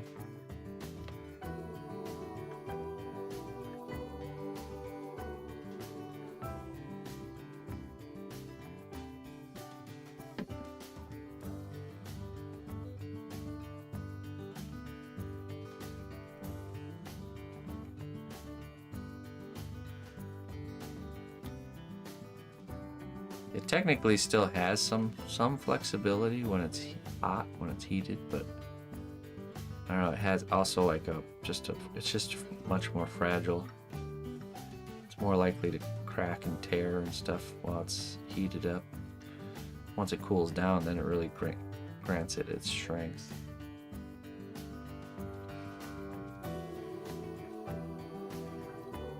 I'm really happy with the way that mold line looks and the keying. It really works out pretty good. The one thing I can tell though is a little bit of this detail, it didn't quite get it, like the very deepest parts of these grooves here. I can tell it didn't get in there all the way, which makes me think next time we paint, I was thinking that we paint the flex flow liquid polymer into like deeper, hard to reach pockets. You paintbrush it in there and then smush the clay in there, and that will create a guaranteed, you know, you just kind of, any deep cavities or pockets, we can paint that stuff in there. It's fine, I can fix this on the cast by just carving it out with a knife, but it creates a little bit more work.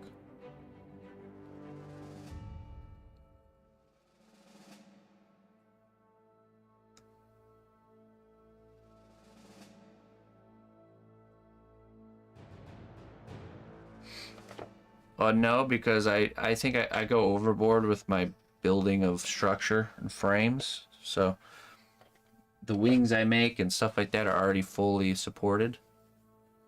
That's why you don't see me just draping pieces of clay across the span of the wings, you know. There's the foil in there. That's structure. So there's never cast clay, just longer, thinner pieces of cast clay just kind of hanging there. If once it gets to a certain length, you have to add structure, otherwise it'll bend or break. So, but there is a certain distance where the cast clay supports itself. You know, it's like half an inch. You know, depending on the thickness and the shape. There is a certain distance of play where the cast clay supports its own weight, but then once you get past that point, it needs some sort of a structure. Yeah, I definitely overkill the building of a frame, but it's not really overkill because the benefits outweigh the cons. You know, the benefit is the piece is gonna just be really sturdy and strong, not only when I'm working on it, but also when the client has it and they own it. It's just gonna be really durable. So, and the shipping and all that stuff. So, have you ever created a C1 plus C2 chemical X?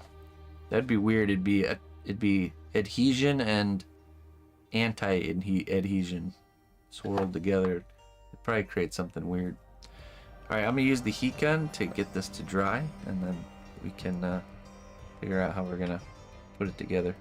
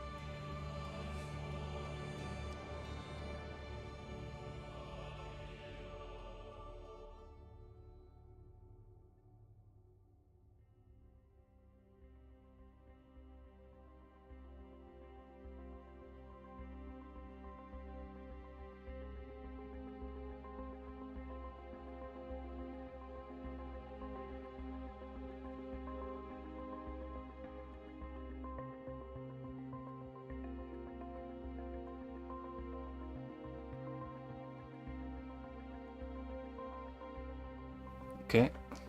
It always dries in the thinner areas before the thicker areas, so we zap it with the heat gun and then we go back in and just pull the leftovers out of these thicker areas, or deeper areas, I should say.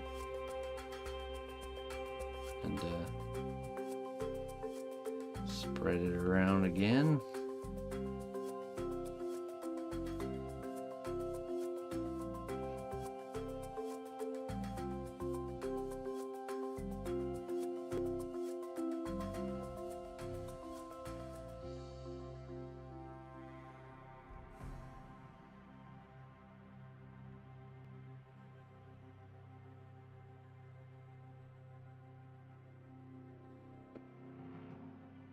There.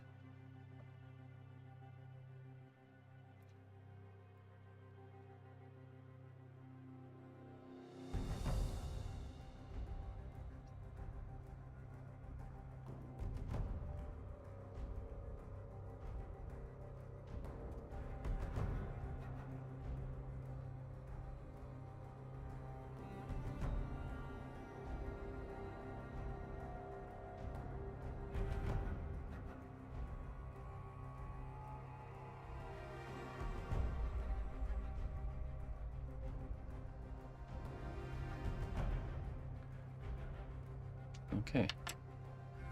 Heat gun one more time and then we should be good.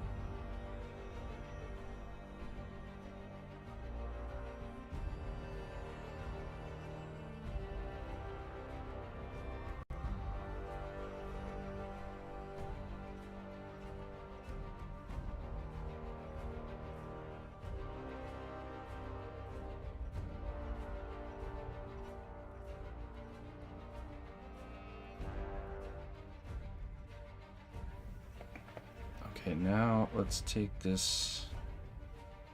I was thinking what we'll do is we'll put it together. We'll create a clay clamp, just like you said. Just use a little bit of clay along the seam line here.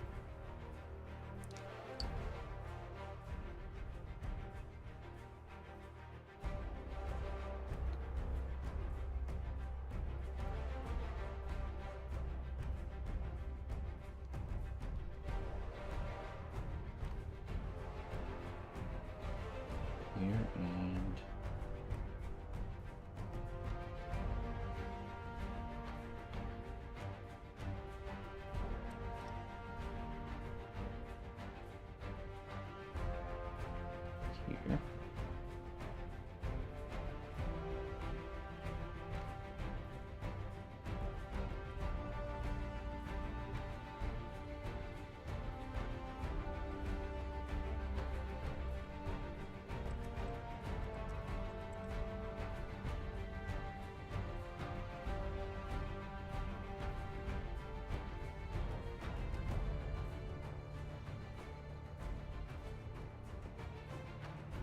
Now we set it down like this.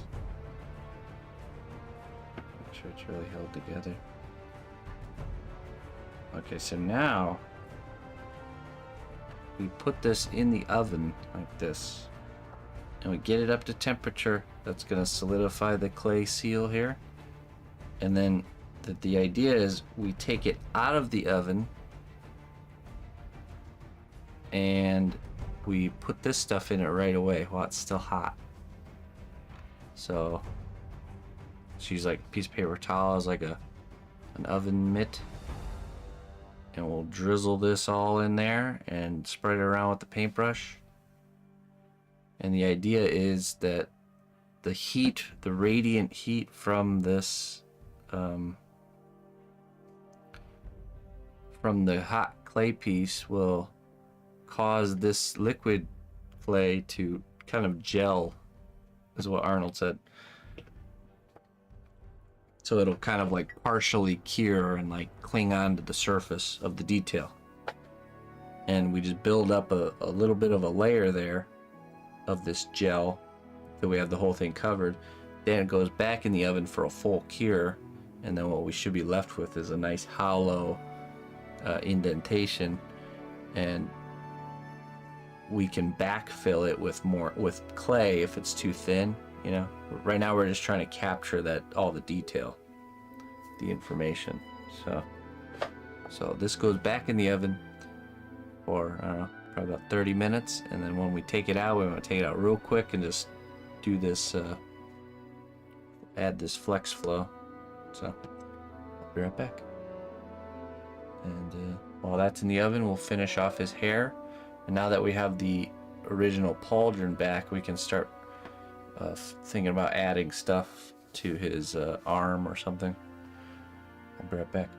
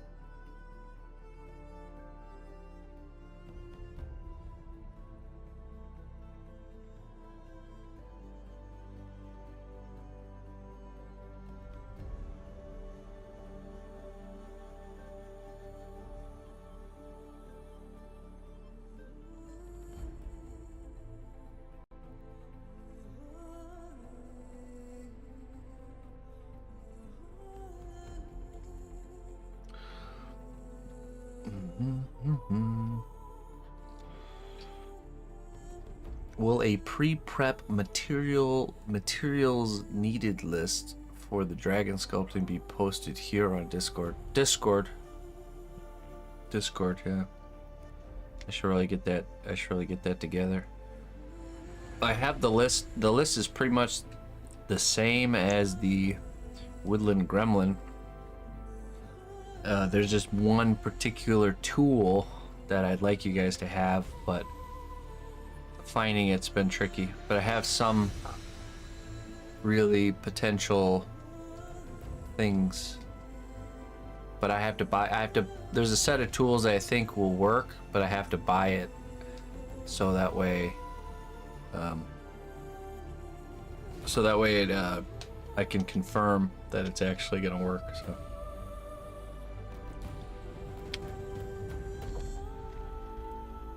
Buy you all the tool? What do you think? I'm made of money over here? What do you think this is?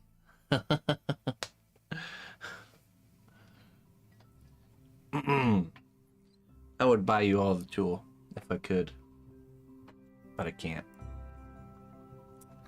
It's this tool is it's what makes it difficult is that this tool is not a conventional sculpting tool. It's looks like this. It's a surgical instrument.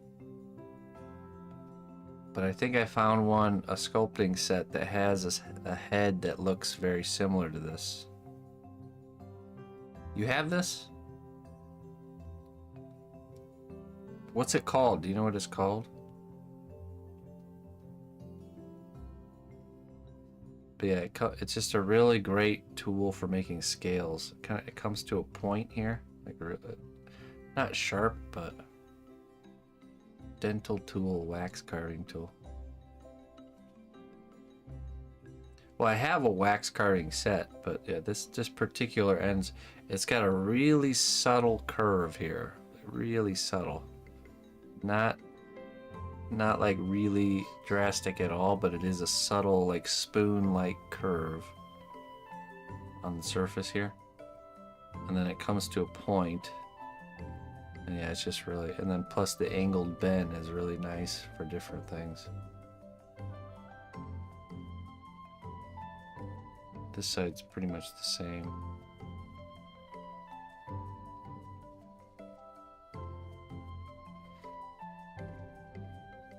Haworth's, it's a dental tool.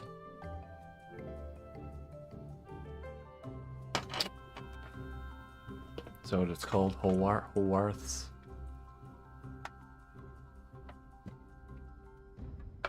Oh, nice. Is that the exact name of that particular tool?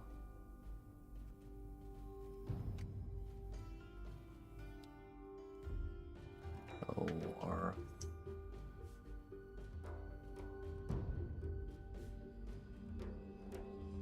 Haworth's. Haworth's.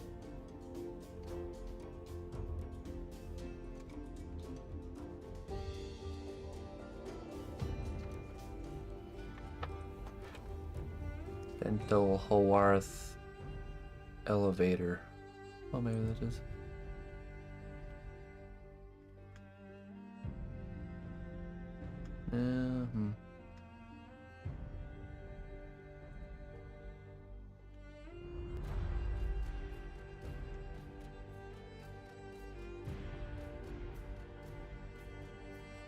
Haworth elevator, the double-ended tool. But this looks different. It's a brand. Oh yeah, okay, I see. Let's see if it's it.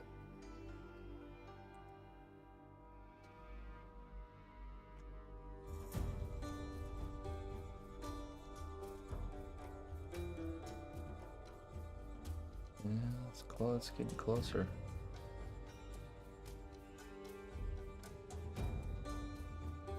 Yeah, see, they have all these specific names for the different heads, though. That's what I'm looking for. Right, but there's so many different variations that I need to know that this exact one, you know?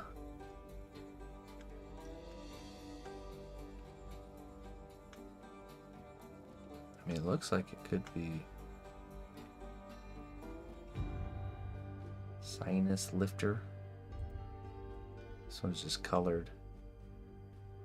It's so hard to tell from the photos, though.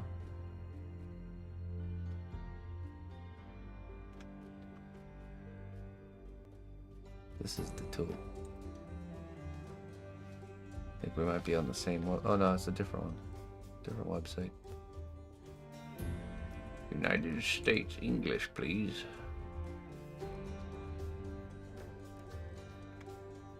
It looks similar, but it looks different too. See, I don't get why they always do this with these dental tools.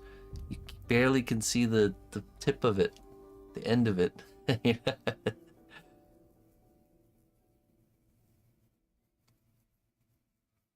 The bottom end looks wrong.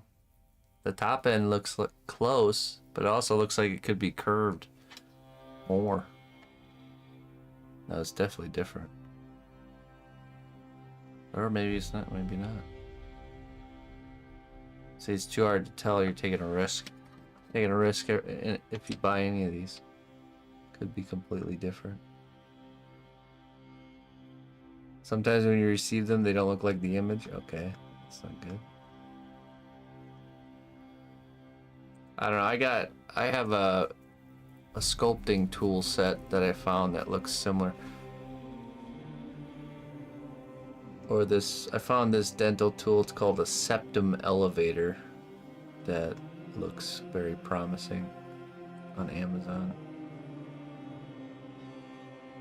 It's definitely some sort of an elevator.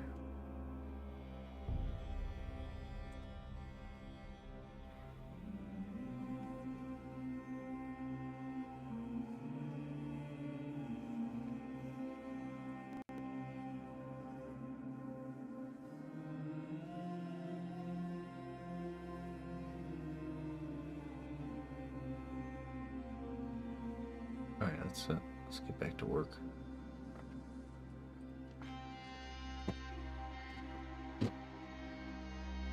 Septum elevator.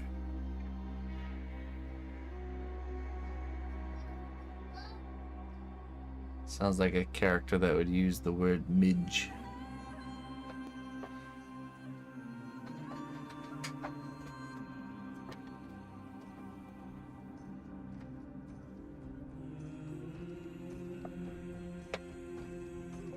This. I made it. Let me see. It's for taking a break. Oh no, Daddy, you need to do it careful. I didn't do that. I just held my hand out. What? One piece That wasn't my fault. was my fault. Yeah. Or was it right here? See those two T-spots? Oh yeah, 2 T-spots, huh? And a garden spot. See? Let me turn the filter out. There we go. Garden. Okay, we got a garden area. We got a little spot to have some tea. Comfy chair. Got some tea over here on top of this plant table. Tree table. It looks like a tree table, right? Yeah, it does. But it has a flower on the bottom. I see that. Little butterfly up here. It's just to make it look cute. A little cuter. Oh, there's strawberries. Yeah. Those, but they're not just strawberries. They're fake strawberries. Not real ones? Fake ones. Fake ones? Fake strawberries. They look real to me. You? Yeah. Oh.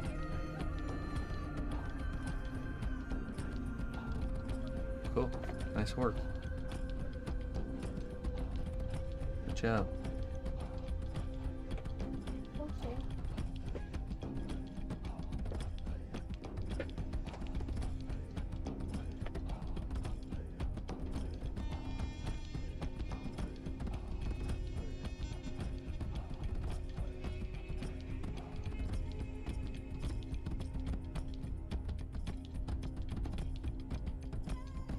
Okay.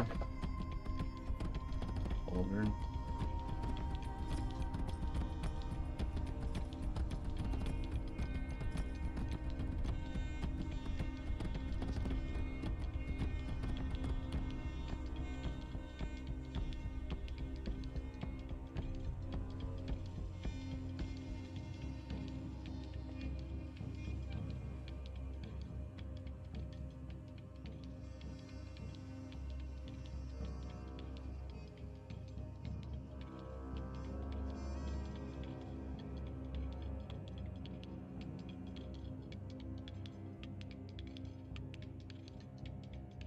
Yeah, we gotta start thinking about the rest of his armor design.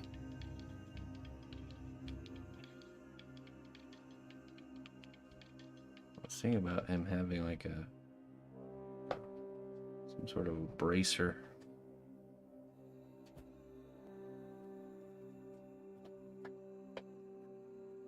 Here you go. This is what I wanted to come back for. To give you a shiny rock. Really? Mhm. How come? You can borrow it. Ooh, You can borrow one of my shiny rocks. my favorite color. Yeah. Nice. All right. Thanks for letting me borrow it. You're welcome. Just so you can remember, I just let you borrow it. Oh, okay. I'll remember that. Bye. If I take good care of it, can I keep it? Well, maybe. Maybe. But I think I will let you borrow it again if you do a good job. Okay. Can I have it forever? No? Can I borrow it forever? No, you can just borrow it. Just for a little bit?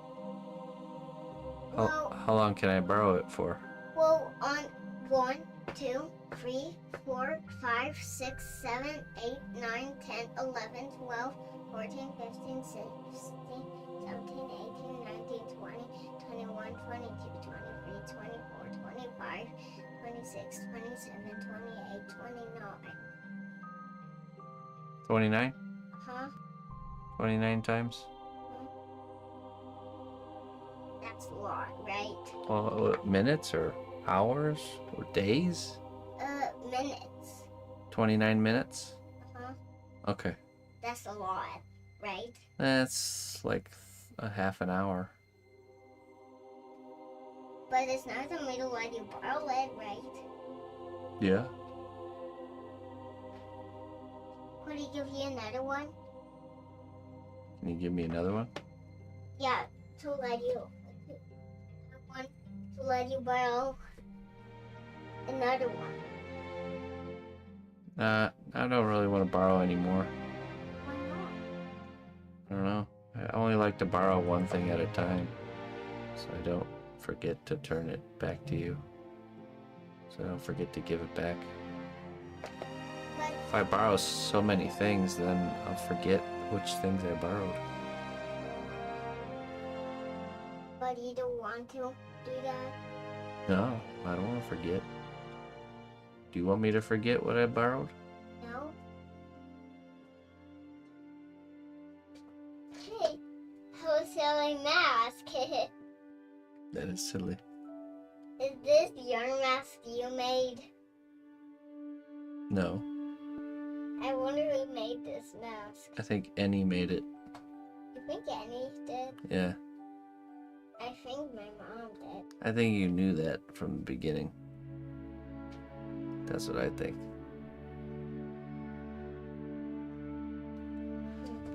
I can ask mom if she did this. But you already know she did. Well, maybe I can put it in a living room so she can find it. Sure.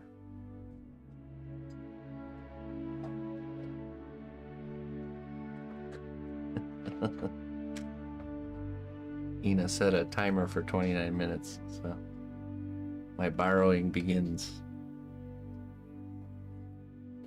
But what I'll do is I'll try to return this one, this green and brown one. See if she notices. Keep the black one.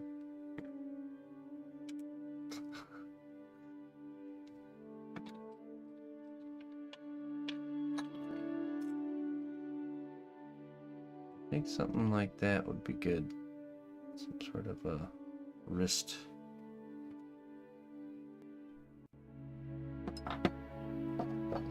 Bracer.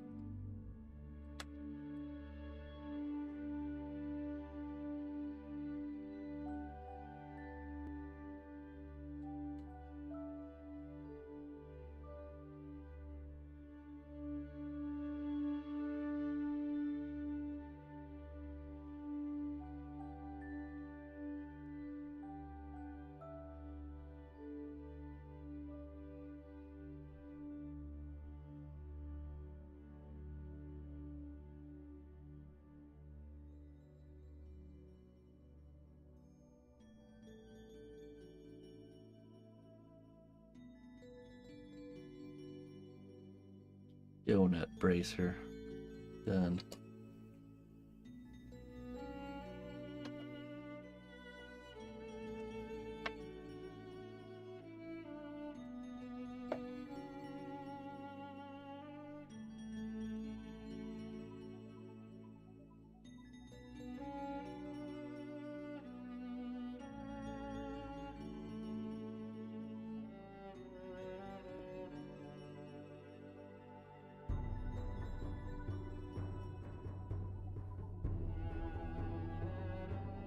Bracelet of power.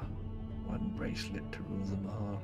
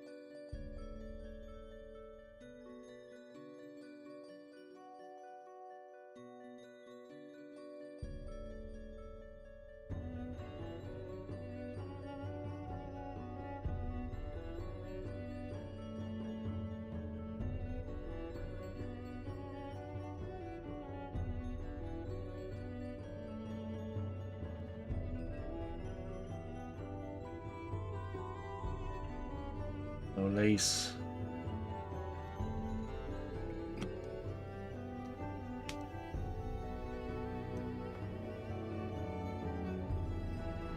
I mean, we could experiment with like some like shredded remains of his clothing, you know.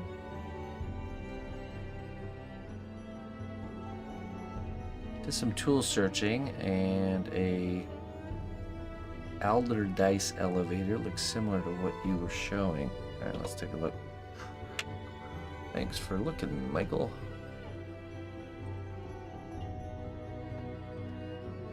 Alder-Dice elevator.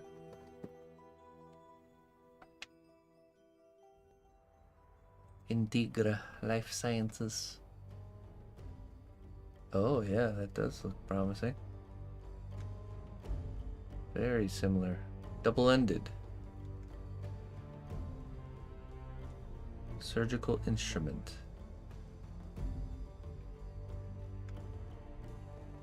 curved. Yeah, see, okay, neurosurgery and spine. Yeah, see, that's what I thought it was.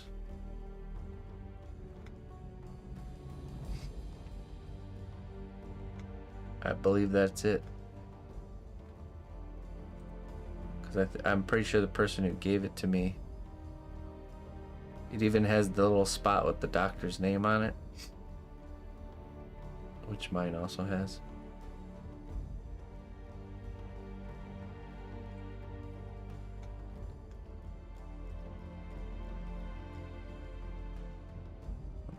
How do you order?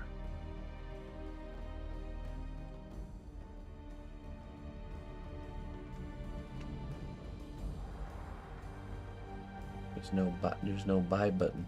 You probably have to contact them and. Hi, I'm my name is Dr. cnotbusch. Just calling in to get a supply of androdice elevator dissectors. Just wondering if you have any on hand. I'll be performing some operations in the future here, and I need a restock on my tools.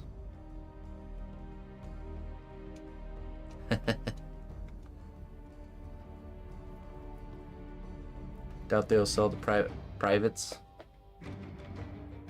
Oh, they'll sell. They'll sell the privates. This is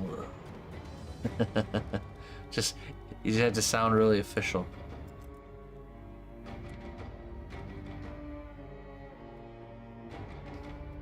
They will sell. They will sell to me.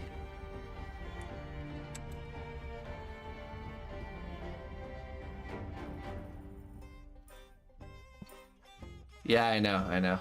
I will try. There's one that looks very similar to that. That's in a tool set of sculpting tools. And I will order that and see if that will do the job. Because if that's the case, it's going to be much easier to recommend that. You know, it's a $9 set. And you get a bunch of different tools to try out. Easier to justify that to students than to say, all right, you have to pretend to be a doctor. You have to go to this website, pretend to be a doctor, and order this tool. It costs about $50, maybe $100.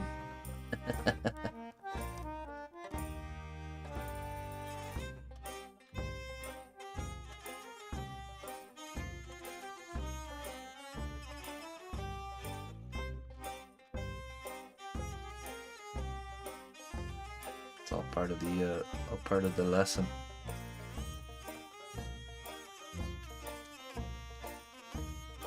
No, actually, it costs $2.50, but in the expense report at the hospital, it costs like $500.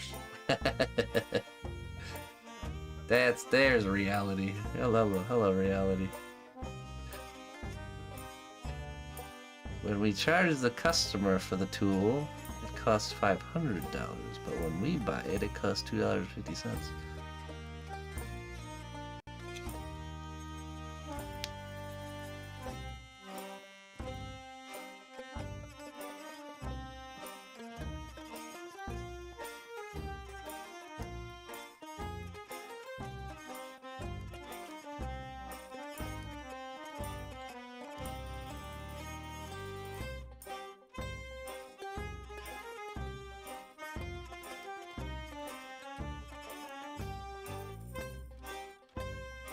Good starting shape.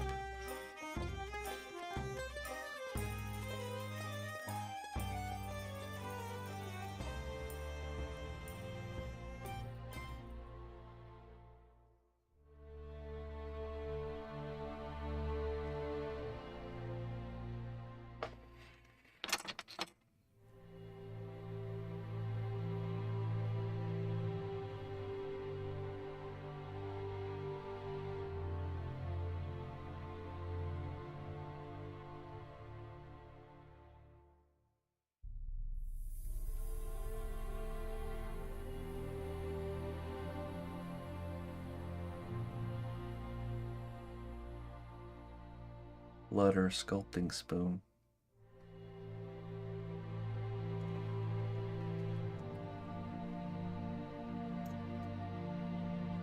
Oh, about to use that tool right now. Elder dice elevator dissector. Possibly.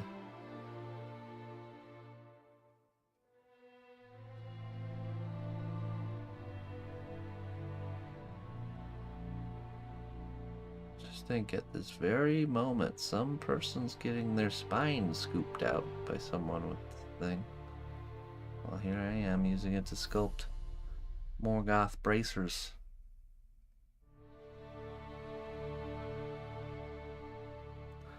Cimmeril cufflink, please. Wait, what do you mean? What's a Cimmeril cufflink?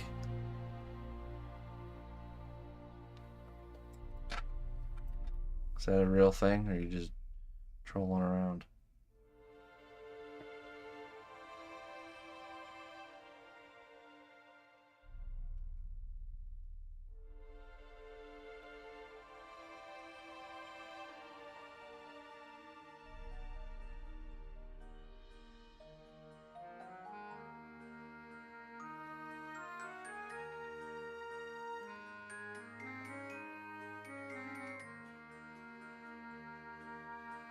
Oh, yeah.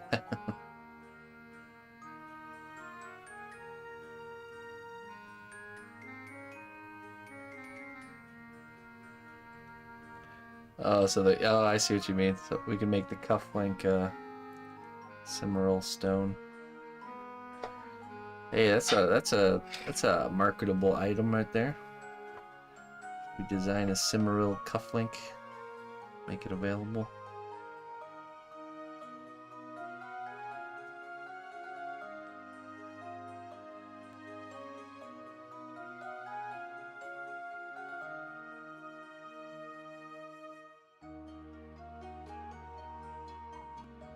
Yeah, and you can tell a difference, man. The surgical steel is like really nice.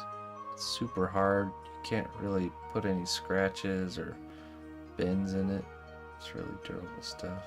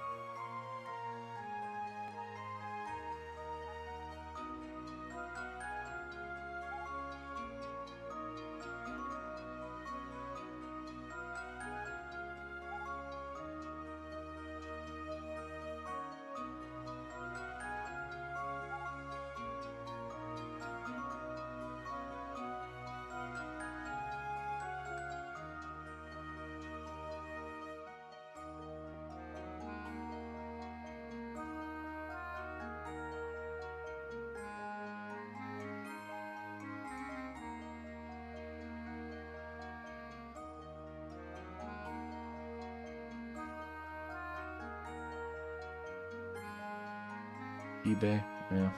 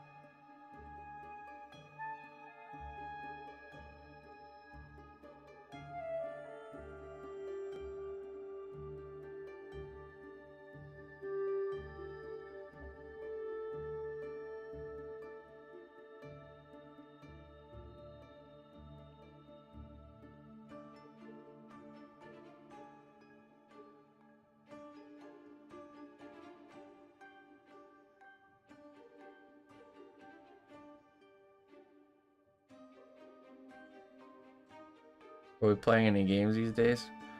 You've been playing Animal Crossing with Emma. I've been playing just a smidge of... There's this potion making game. Can't remember what it's called. Just very little though. Not much playtime for me. I'm currently in between games.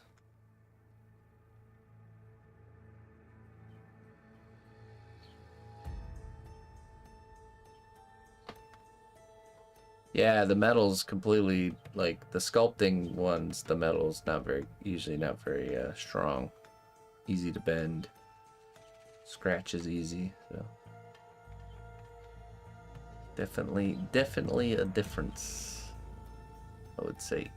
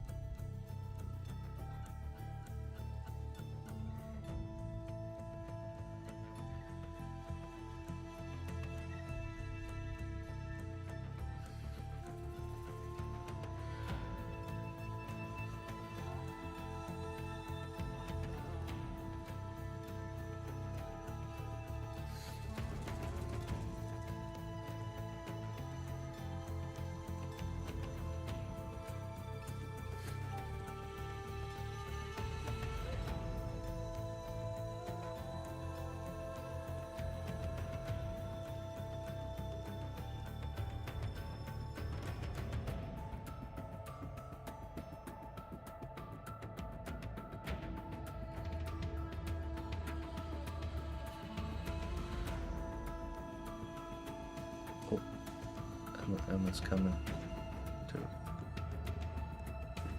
get her stone back. Yeah, I mean it's not like I'm not like missing it or anything. It's just I don't know. I just don't have anything that's drawing my interest currently. Gaming for me lately kind of comes in phases. Find something I like and just like play it very periodically over the course of a few months and then lose interest till I find something else.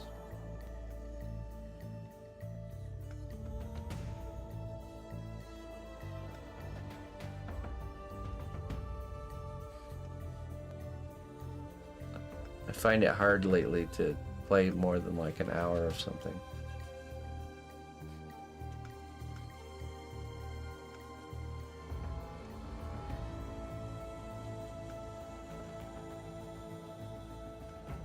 That's definitely changed with me over time for sure. All right, I got some ideas here, so let's see what we can come up with.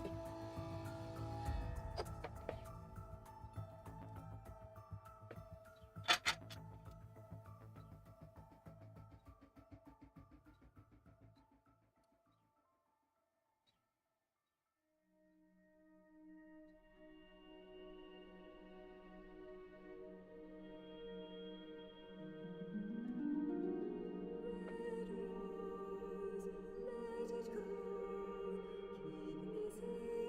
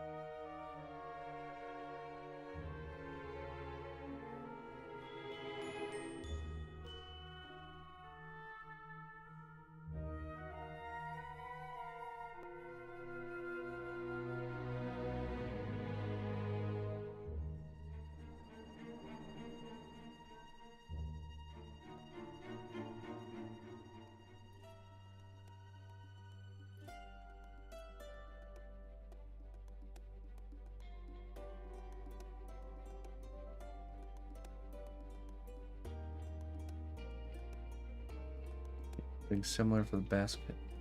No, it's not similar to this. Mm-mm.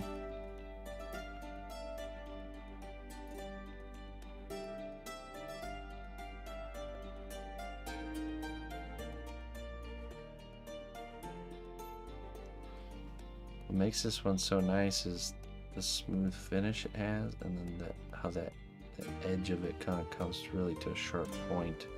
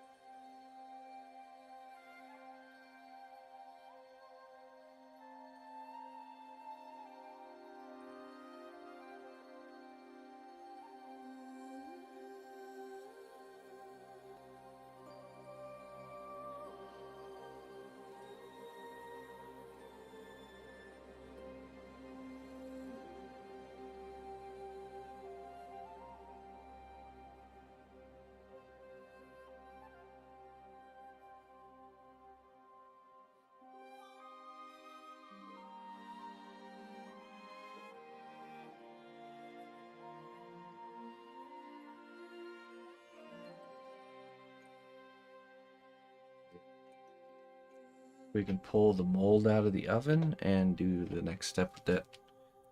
Let's just make sure it's all ready to go here.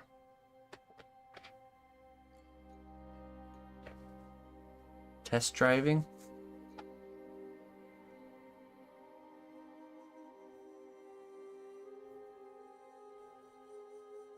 Oh, okay, wait.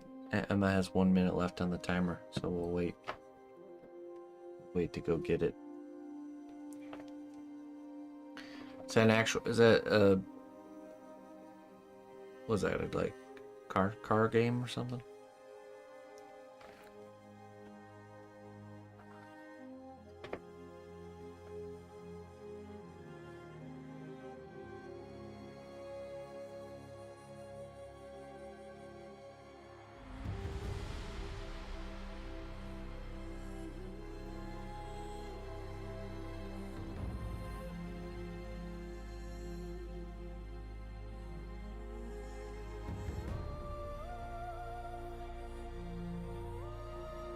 Oh. You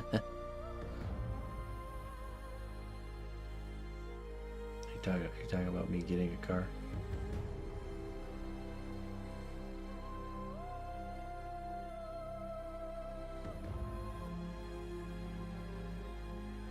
Been scoping out. There's this RAV4 Toyota that I just got the VIN number of the guy. We'll see. He wants eight grand for it though. But I think I can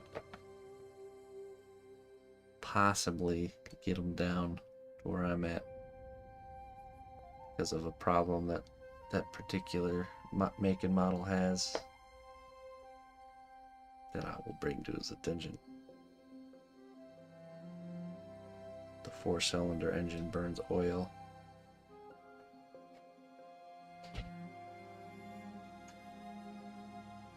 Dad, Huh? I need my rock now. It's 20. The timer is up. How My many timer. how many minutes was it? Do you remember how many minutes it was? You remember? 27? 29? Oh, 29? Okay. Yeah, you're right. It's been 29 minutes. All right, here, come get your rock. I don't have shoes on. You don't? No, I can't come. Can you come? Then I can be studying half full, okay? Okay. Just yeah, just come over here.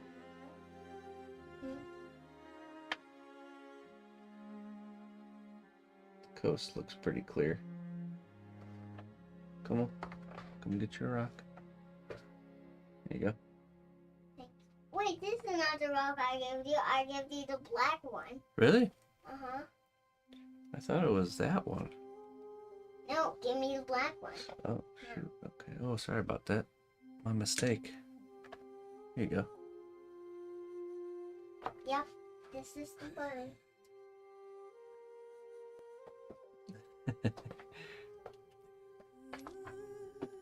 He's too clever. If you do very good job with the 2 bucks you can keep. What ones? You wanted to give me. I don't need you to tell me this is my rock. You gave it to me. Yeah. So I already get to keep it. Because it's mine. Already leaving. You didn't want to hear it. Alright, I'll be right back. 1 second. Gonna go grab the part out of the oven. Just 1 second. I'll be right back.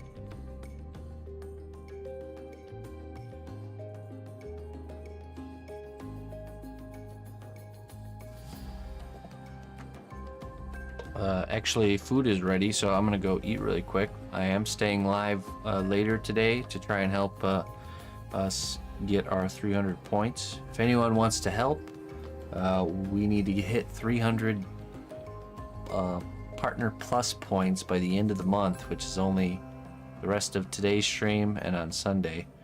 We're very, very close. In order to help out with that, it's tier 1 subscriptions are 1 point, tier 2 subscriptions are 2 points, tier 3 subscriptions are 6 points. I think we're like somewhere between 14 to 8 points away. So if we hit that number, it extends and allows me to keep my 70% split for another month longer. So hopefully we can make that happen. And, yeah, just a great way to support me right now if that's what anyone wants to do. Do you have to keep hitting 300 all year? No, I don't have to. If I stop, if say we didn't hit Let 300. it be known throughout the land. Okay. New All right, let me champions clarify here. have been welcomed by our honored recruiting hand. Silent Bullets, hey, thank you so much for the 5 gifted subs. That doesn't help the points, but it does help me. So thank you so much, man. I appreciate it. Gifted subs and prime subs, unfortunately, don't count. It has to be tier 1, tier 2, or tier 3 for those points. So, but that does help me. So I mean, definitely helps in the paycheck department. And now that I am getting the 70% split, when you gift subs like that, 70% comes to me instead of, all the years prior it was 50%, so it was only half was coming. So it's a big difference. But yeah, thank you so much, man. Let me read you your wisdom, and then I'm gonna go grab food. Like I said, we are streaming longer today, so I just need to take a little bit of a break to go eat some food. My normal lunchtime here. Oop. No, we didn't. We haven't reached it. Not yet.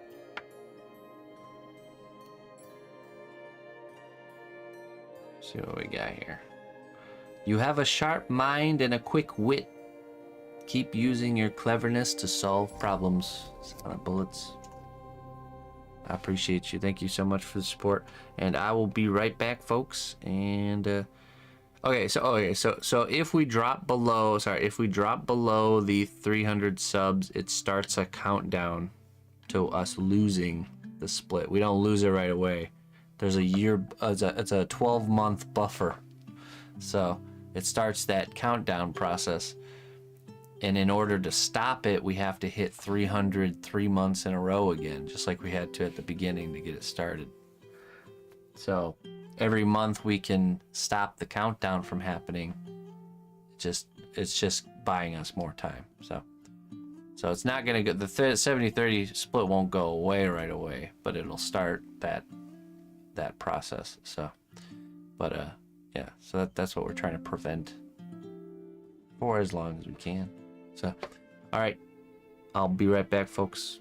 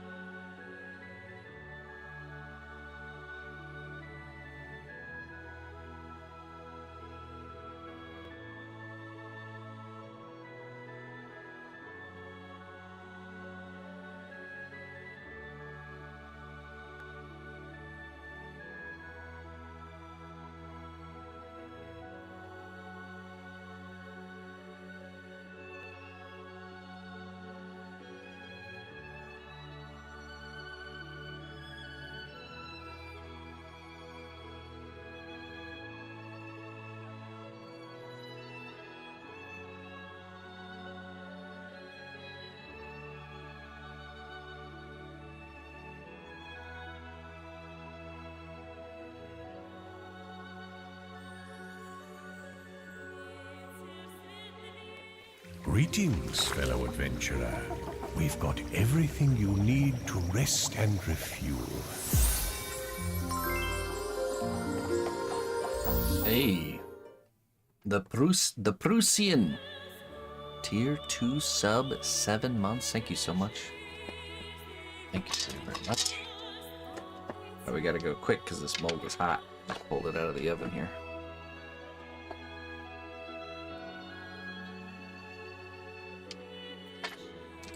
Let's see. Actually, you know what? Let me do your wisdom after this. We gotta do this right away.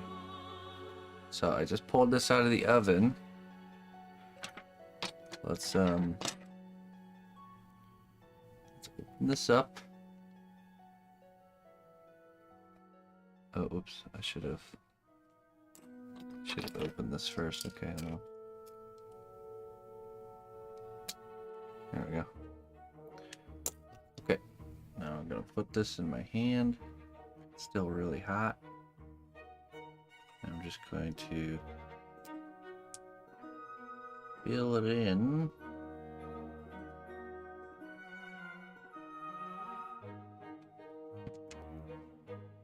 And we're just going to brush. Well, that's an interesting consistency, isn't it?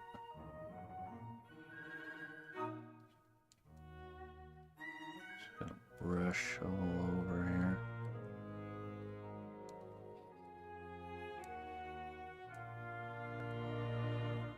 Oh yeah, I can see how it's like gelling up. Interesting. It's already like cured in some parts already.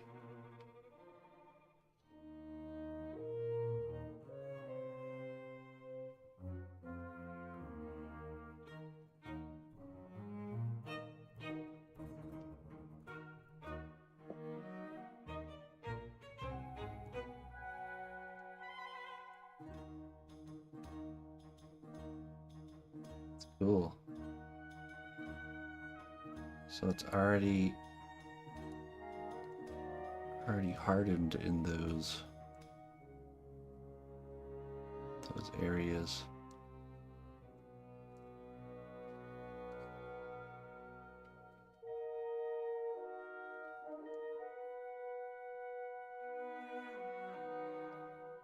Or gelled up. Just make sure we got everything covered.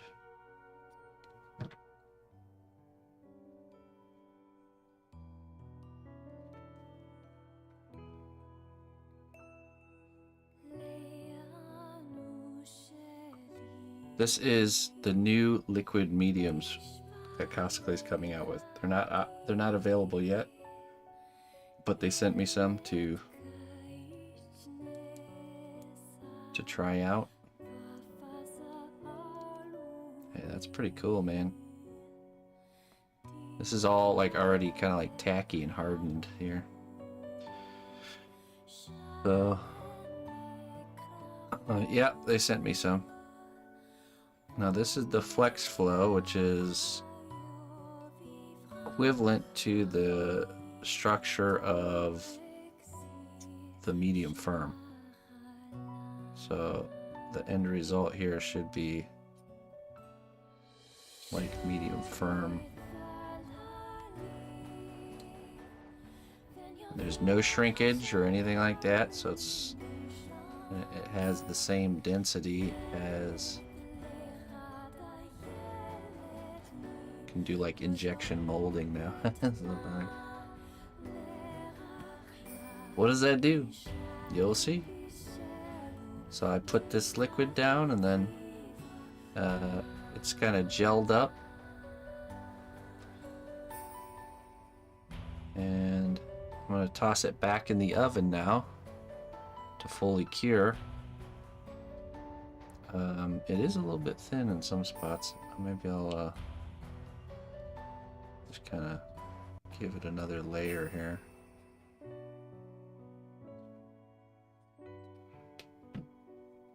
And then what we'll be able to do is we'll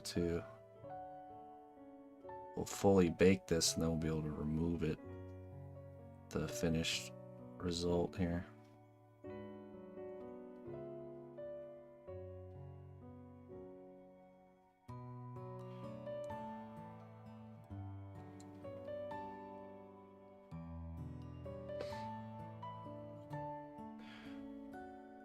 Hey, adios there, Looney Lorna.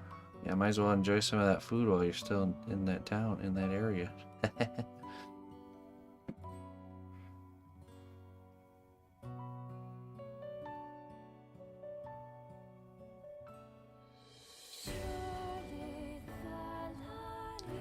Okay, it's a little bit thicker, so that should be good. If we pull this out and it's a little bit too thin, we can always add some to the back. Okay, so now, let me take this. I'm gonna set it down here. Take it to the oven so it can cure. That's pretty cool, man. It didn't take long at all once I applied it to the surface. I'm just hoping that I got it in the deeper areas before it started to like gel, but it's okay. I mean, it's all learning, so. Learning here. We're all learning here. All right, I'll be right back.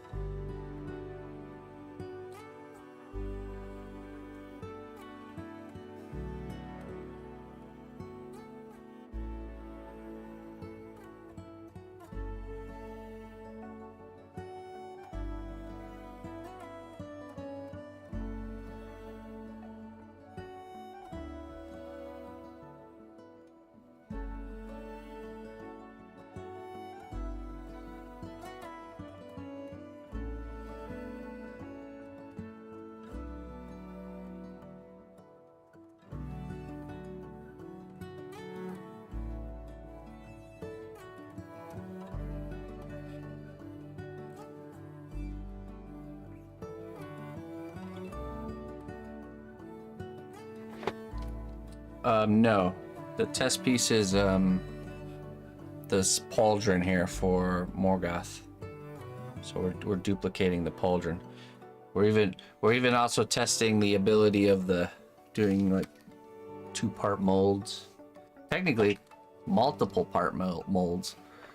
But this operation is so much easier than conventional molding because you can just sculpt it exactly how you want it and bake the result, and then boom, you know, easy peasy.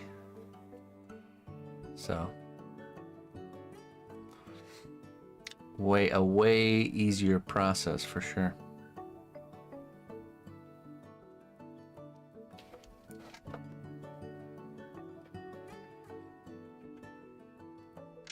Oop. Okay, let's get your wisdom, Prussian. Thank you again, my friend. Thank you for helping support my work. Keeping the ship afloat. Helping us with our goal, our points goal. It's a two points to the tally. Don't take life too seriously. Just like a silly hat can make a jester's day. Just like a silly hat can make a jester's day. All right. Take it for what it's worth.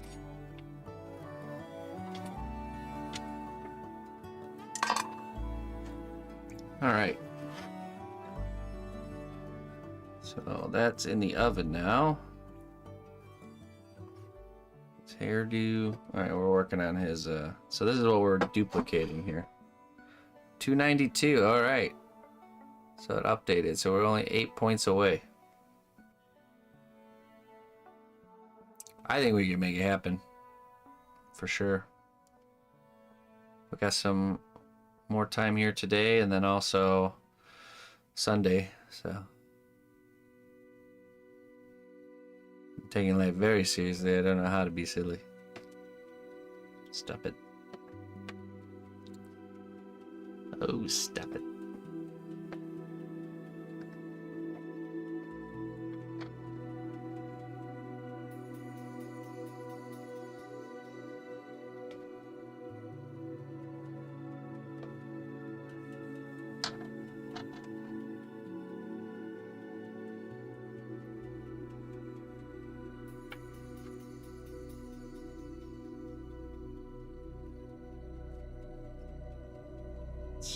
Let's do little seam line.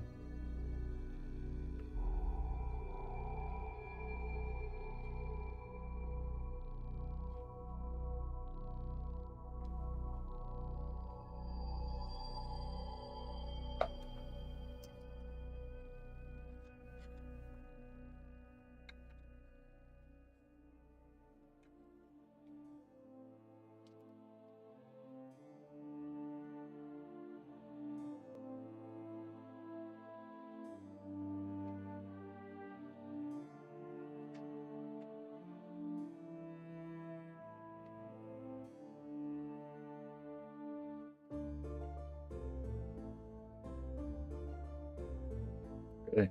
Storm coming in?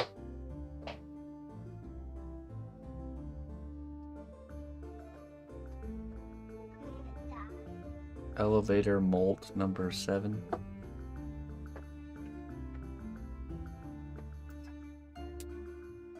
Let's see. Let's see.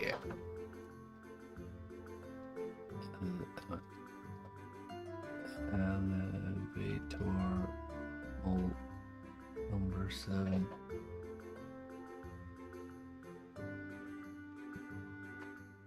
Would have been funny if this is number 8.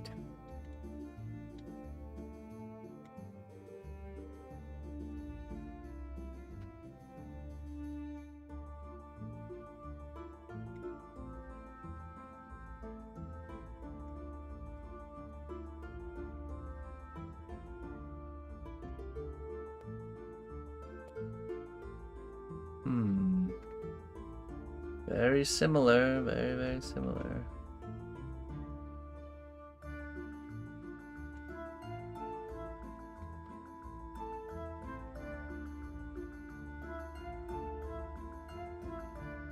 I'm looking at number 9 right now. It's hard to tell though. It really is hard to tell from photos.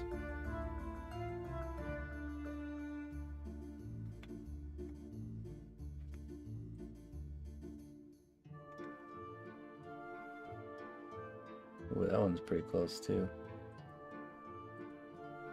It's the abode freer imperial steel elevator 8-inch blunt / sharp.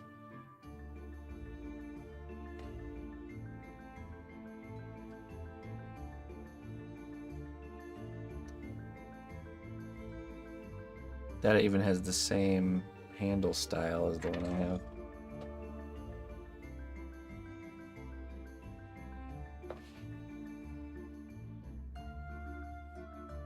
Got the 7 and the 9, but no 8. It's number 8.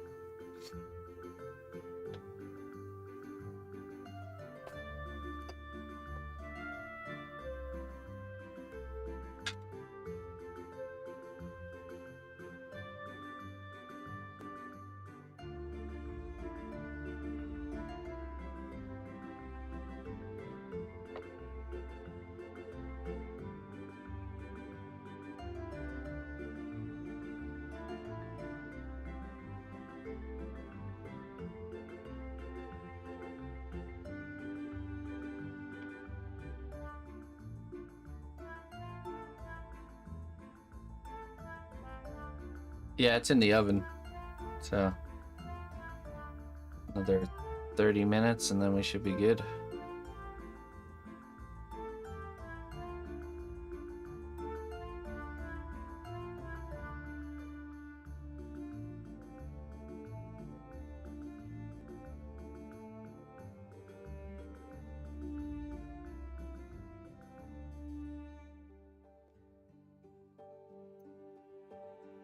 Yes, it was.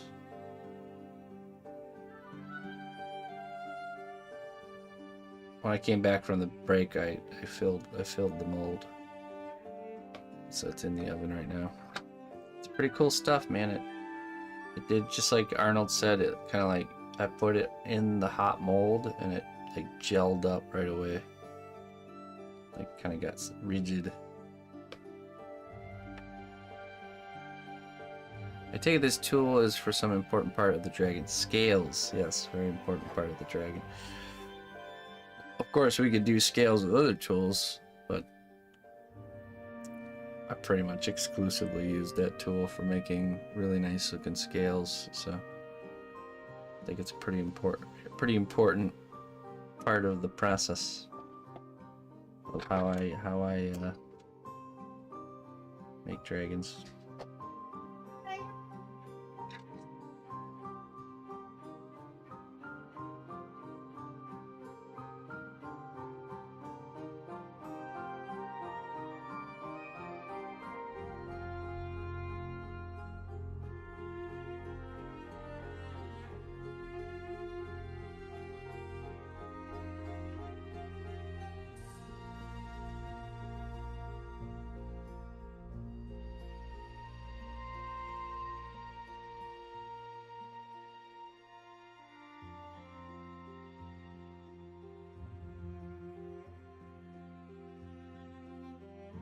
Pretty important part of the process.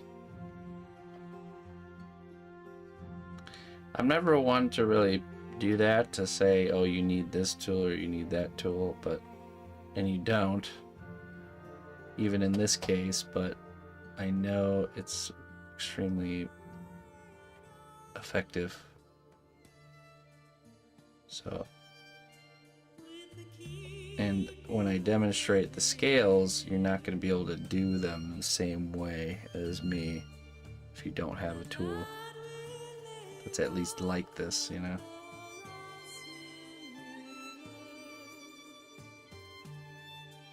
When I'm like demonstrating the scales and say, oh, all you gotta do is take this here tool and just stick it in there like this and like that, and then you're done. It's like, well, cnotbusch, I don't have that tool. What do I do? Well, figure it out, buddy. You got this.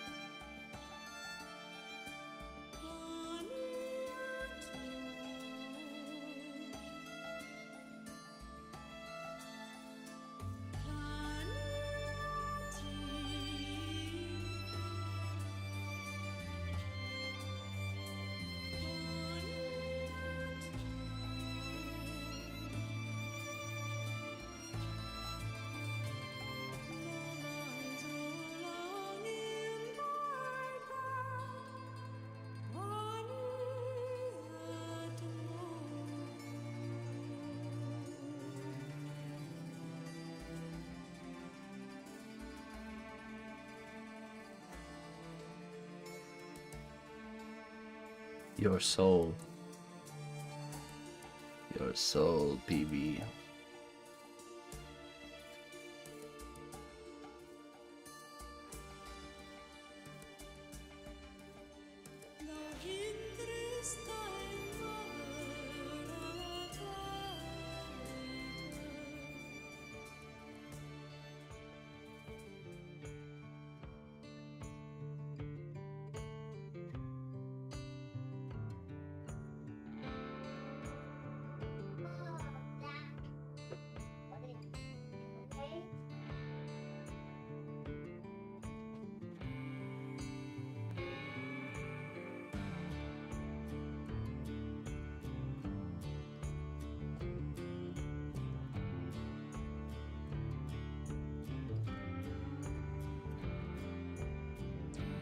Bad guys don't buy things, they take things, my friend.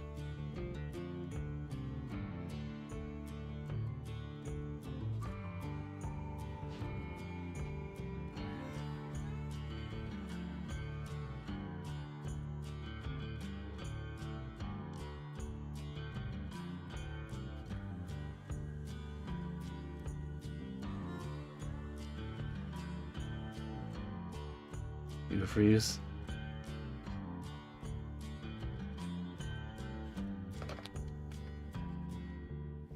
Greetings, fellow adventurer. We've got everything you need to rest and refuel.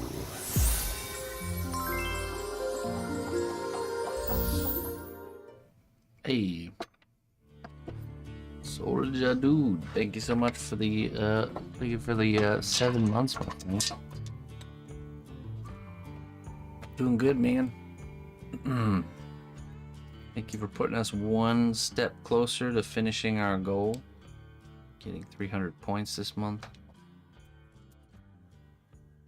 We're cutting it close this month here. Phoenix Tears. Okay.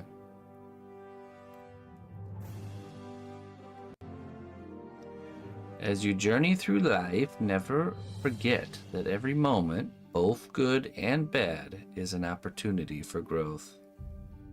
And I would argue it's the bad moments that we grow the most. It's just the truth. That's just the truth. The hard times, the bad moments, times of sorrow. We grow the most in those times, my friends. Try to remember that next time you're going through one. That in the end, it's a good thing.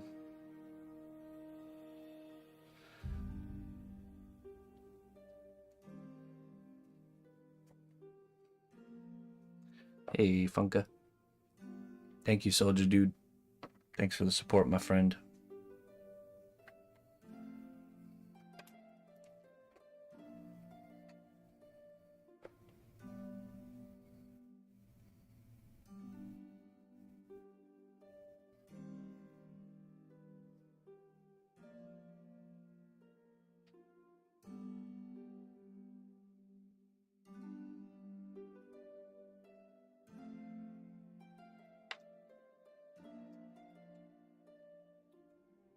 We see that same message throughout nature if you think about it. The fact that nothing goes to waste.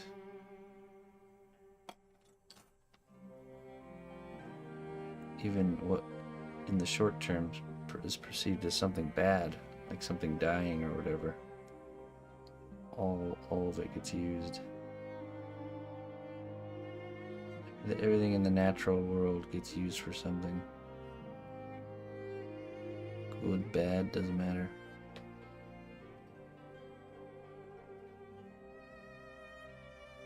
It all has a purpose.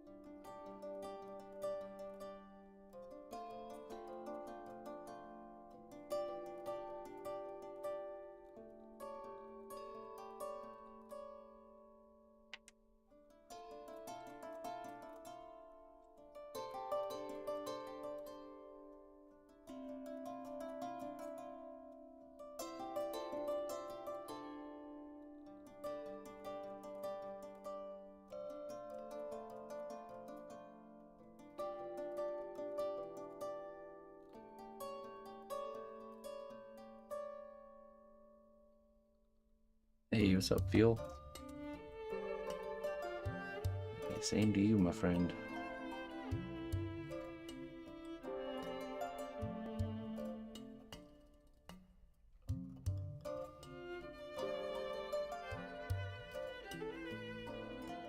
So I think we would, if we would have been sculpting the pauldron again from scratch, we would still just be working on this part. But so far we're successfully creating the pauldron right now. But we also did the hair and the crown and this bracer in the same amount of time as it would have taken to just do pauldron again. No, that's savings right there.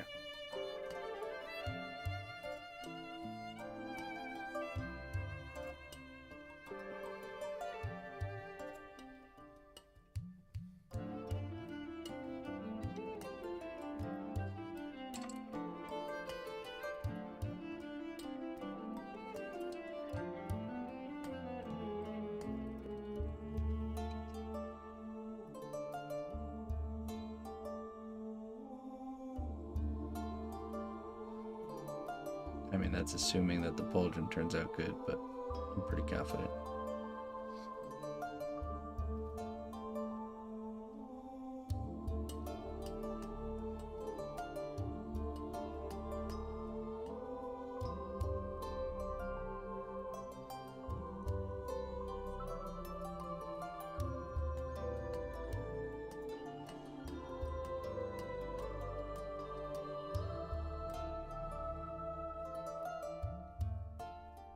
Yeah, it's been a really good week here. Productive. Went by really fast. I'm certainly ready to take it easy.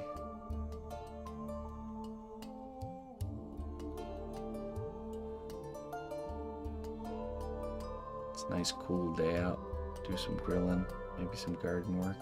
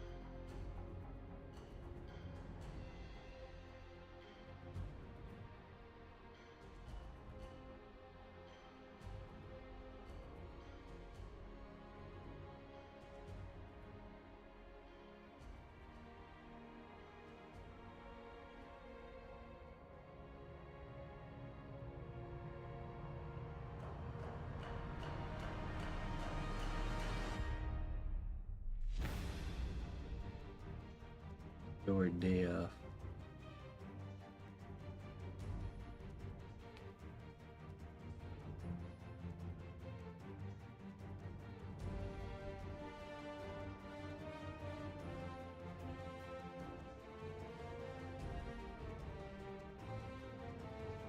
I'm self-taught, feel.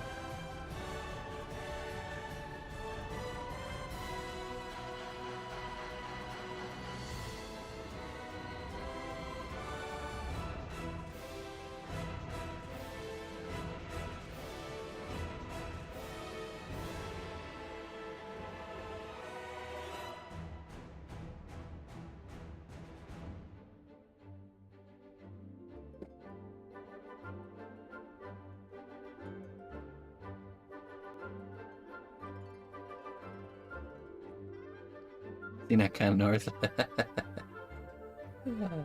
Perhaps someday.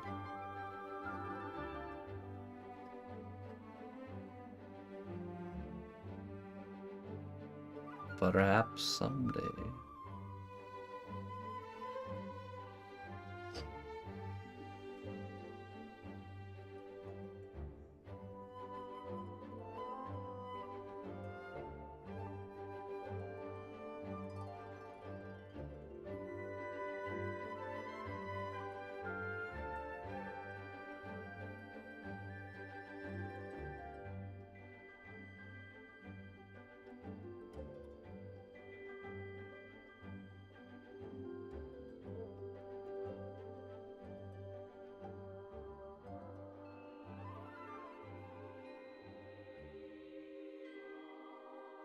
Yeah, it definitely works with the design for sure.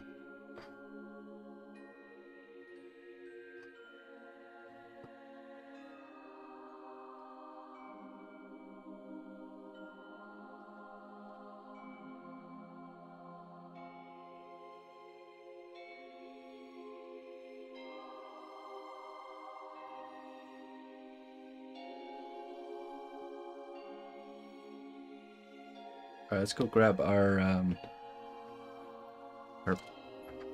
duplicate out of the oven, see how well that liquid medium bakes. All the armor and most of the character design is just me kind of freeballing it. But the overall kind of concept is based off of some sketches done by Justin Gerard. Some elements of the face and the horns and stuff from there. But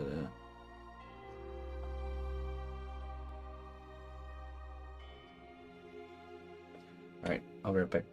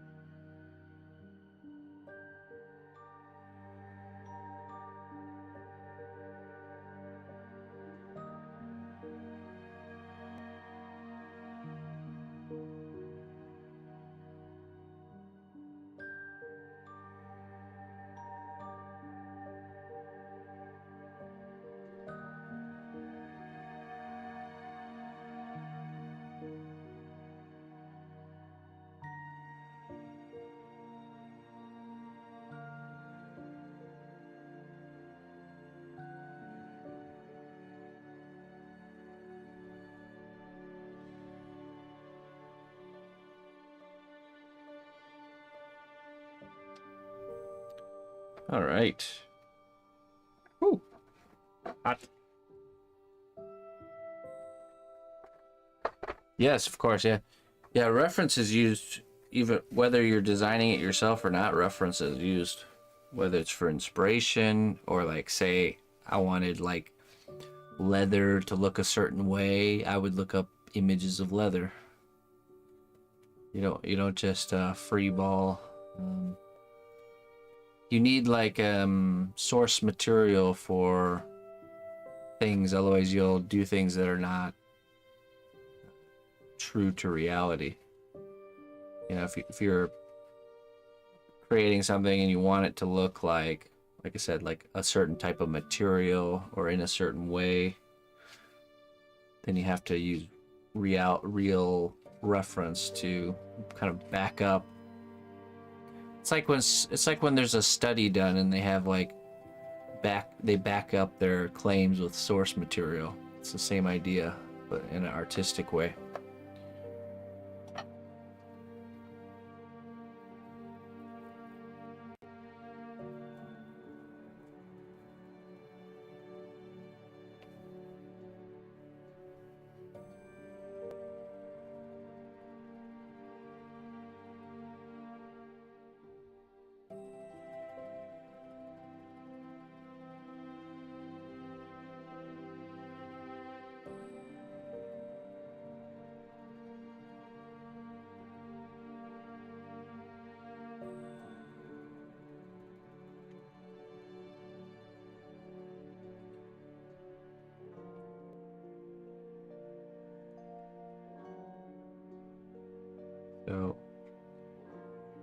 So this liquid medium actually dries extremely, cures very clear. See that? See how we can see through it?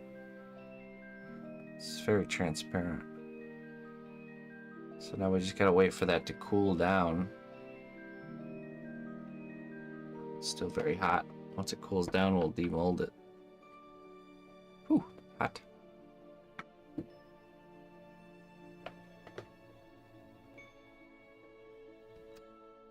Actually, no. So if you want to start sculpting, if you want to learn how I sculpt, I have a free tutorial series that you can follow along and create a really good looking character. Because yeah, people think that a simpler design like a Pokemon is easier to do. Do you think you use it for slime effects? Yeah, I was thinking the same thing, Merrick, for sure. You can even mix colors into it and create all kinds of different effects. So when you're doing like a really simple like cartoon character or something like that, it's actually harder to do.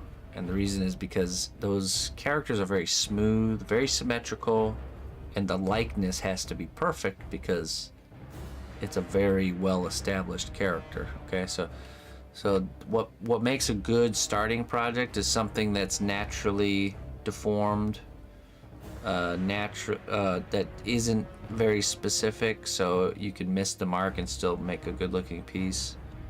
You know, things like that. For example, like sculpting a random goblin, or sculpting a, I don't know, like a zombie or something. You know, something that's naturally deformed, not super symmetrical and pretty looking.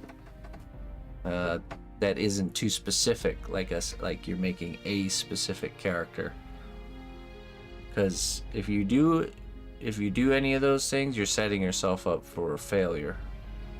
Because you're gonna miss the mark, and the problem with that isn't failing. Failing is a good thing because you can really learn from it and grow and move on. But when you're just getting started, you want to get early wins, so you're more likely to continue. Because this game is not a short game; it's a long game. So, by strategically picking projects that will create a successful result, will encourage you to continue and make more. If you're like, my first sculpture is gonna be this beautiful female character, and then you go off to make this you tell everybody, I'm making this beautiful female character that's from this movie or this game or something. Then you go off to make it. Well, guess what? You're just starting, so you're not gonna be very good. and your beautiful female character that's supposed to look like a specific female is going to look like an old hag from the woods, you know, or even a guy, like a disproportionate lumpy man character.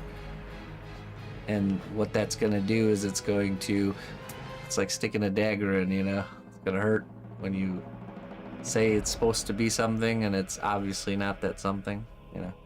Whereas the project we did for my first class is a woodland gremlin. It's just a very open-ended type of character that's naturally deformed because the proportions are different, and it's not anything specific, so when you miss the mark it still looks good, you know. It still looks like a woodland gremlin, you know.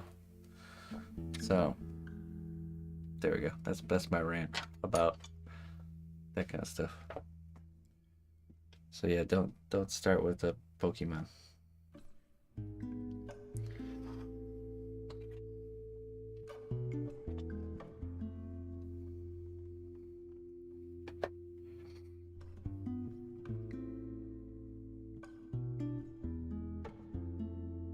I did this by accident. I wasn't trying to do this, but when I first started getting into sculpture really heavily, I was making StarCraft 2 Zerg characters, which are just deformed alien bugs. And even though I was missing the mark quite a bit, they still looked good and they still looked like what they're supposed to. So, you know, it encouraged me to continue, you know, to produce more, which makes your skills grow, and then you just kind of slowly dial the knob of difficulty, start working your way towards more difficult things.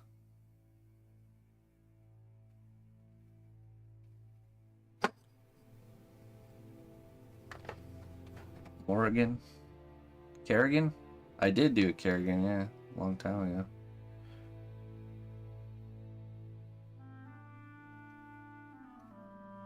That was a challenge. She definitely doesn't look good by today's standards. But back then, she looked pretty nice.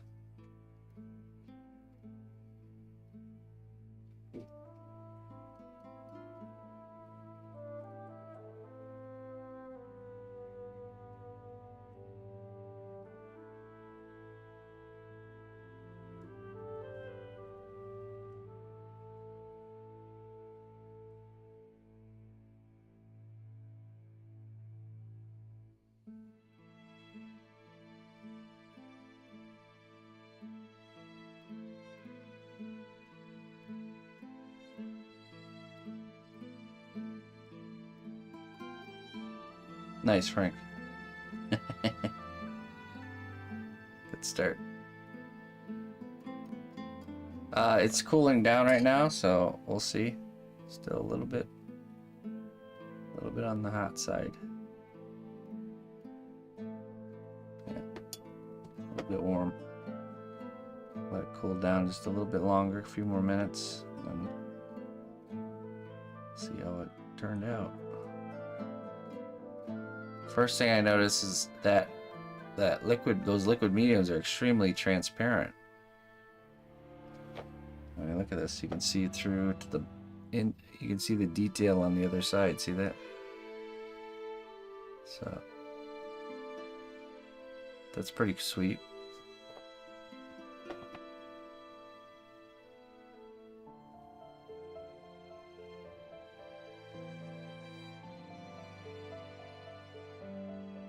It's like way more transparent than what the translucent clay is. Do you buy new tomato seeds each year or harvest them? No, I harvest my own seeds. I will still buy some new seeds, like different varieties. But yeah, once you buy seeds once, you shouldn't have to buy seeds again. Now the key with tomato seeds is they have that, you know, that jelly on the outside of the seed. All you do is you cut open a tomato, you squeeze out all the seeds into like a bowl of water, and then you let it ferment for 3 days. So the fermentation process will remove that gel coat. So you just kind of stir up the little bowl of water mixed with the seeds, and then by the 3rd day it should be good.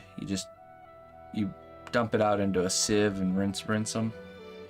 Lay them out on a paper towel and let them dry, and then they'll be perfect, ready to go for next season. So same goes for like cucumbers, any sort of seed that has that gel coating, because that gel is a growth inhibitor. It stops the seeds from sprouting, because otherwise the seeds would start sprouting inside of the tomato. You'd have a tomato plant growing out of a tomato.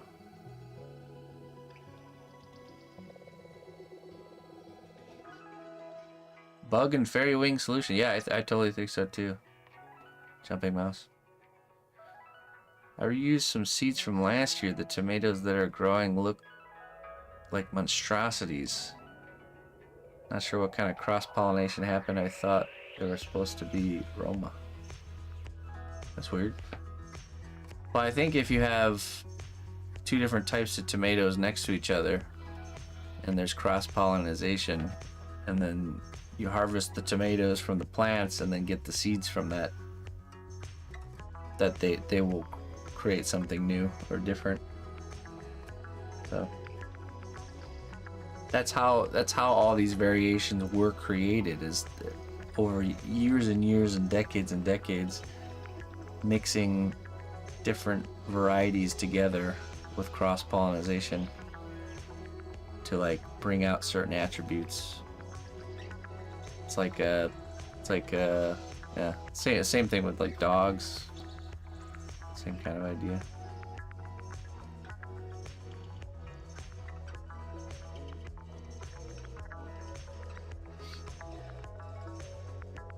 I wasn't sure if some seeds were good to use, but maybe tomatoes were not.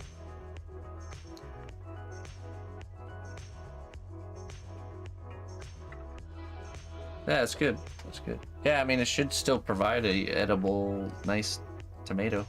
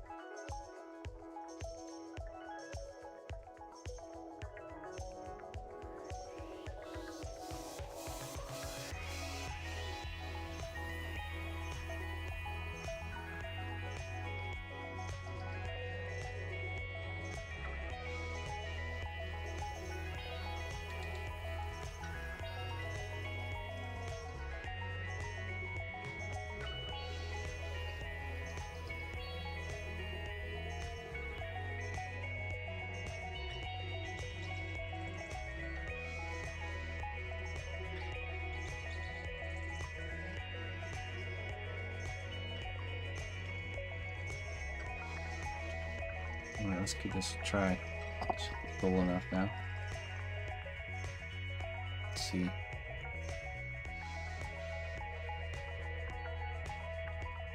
Where do we begin? Hopefully I put enough of the separator in there.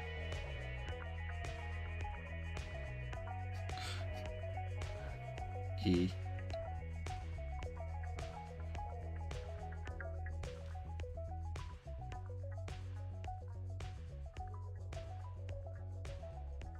Should have built a thicker edge so I have something to grab onto.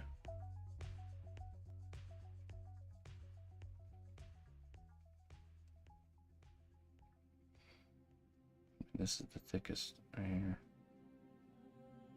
Oh wait, oops, I forgot it's 2-part mold. Okay, so let's remove this.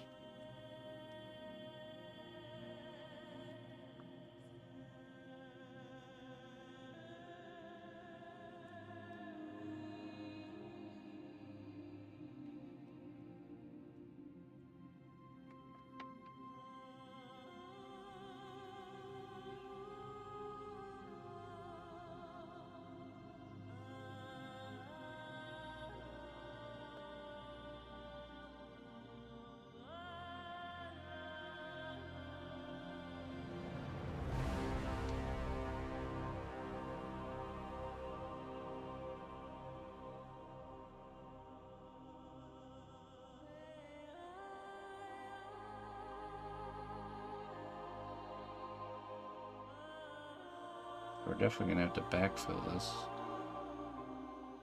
Some sort of clay.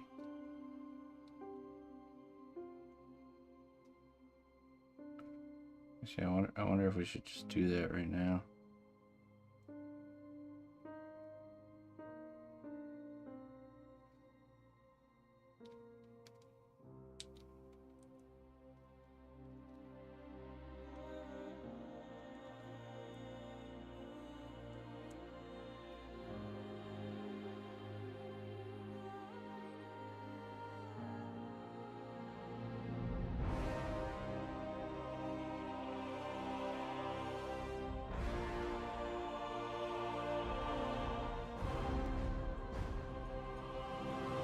Well, just like I thought, I didn't get the liquid in there to the tips of the spikes.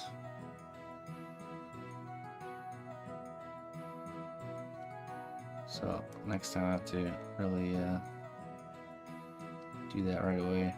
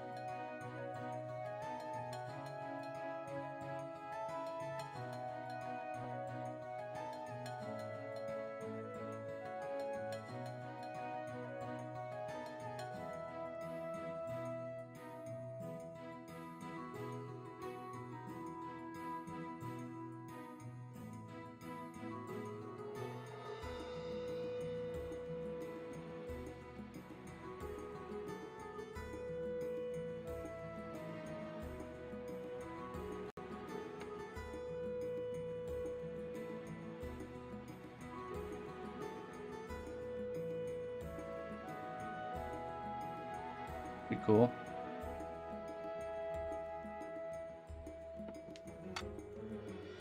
"12-hour stream." Yeah, right. Get out of here. Yeah, right.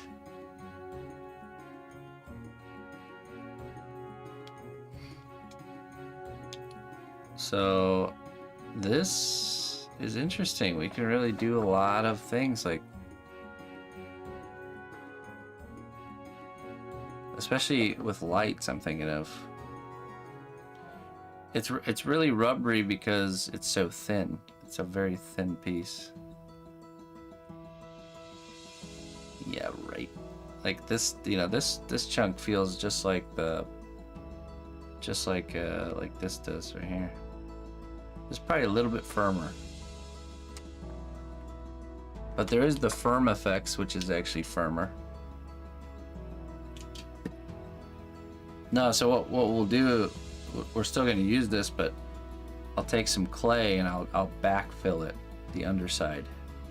But yeah, imagine we can sculpt elements of a character out of this clay, out of our sculptable clay. Do this molding process and create like translucent elements with like all kinds of cool glowing light up features. Even to the point where, like, for example, like say we wanted these little strips in between the armor plates to light up. We could do that with this just by painting these upper surfaces and leaving that strip translucent. You know, so there's lots of possibilities here. Lots of possibilities. It's definitely interesting. Yeah, I'd say the biggest thing is that when we add it on, we need to make sure that I almost think painting it on a layer on first and then baking it instead of starting with a hot mold might be better, because then I have time to really work it into the little crevices and make sure there's no air pockets, you know, because I see like there's like a little air pocket right there, you know. but it was curing so quickly that I'm gonna clean up the piece. Yeah, so we cut the flashing off, and then we backfill, and then we just fix any little spots where it didn't do well.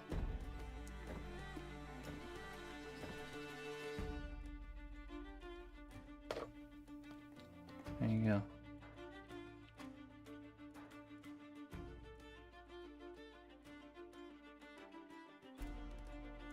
Tapping. Well, no, because it's kind of thick. It's a thicker material. The problem is I was using a hot mold, so as soon as I put the solution in there, as soon as I added the C1 or the flex flow in there, it started to like solidify like almost right away. So I didn't have a lot of time to move it around. So The strength of the cnotbusch kingdom lies not in our walls, but in our people. March to war. some DB Momo. And I know that DB Momo. Matu? Hello, Matu. Thank you for the raid. Welcome, raiders. I think this is my first time being raided by Matu. Come on in.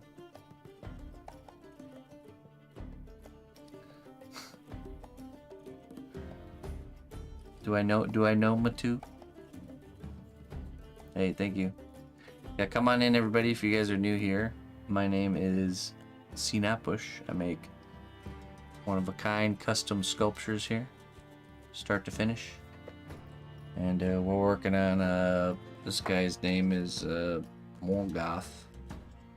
He's a character from the Lord of the Rings universe.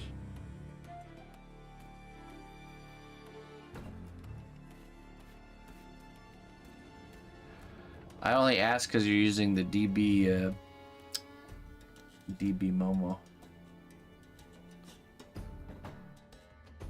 Doomsbury. Me and Doomsbury, good old friends.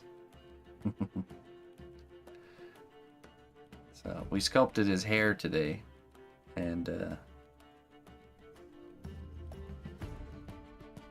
oh really? What a coincidence! Wow. Okay, so if you believe in coincidences, what a coincidence! Because Doomsbury is a long time old school friend. Or did you look through my? Oh, you looked on mine. Okay, never mind.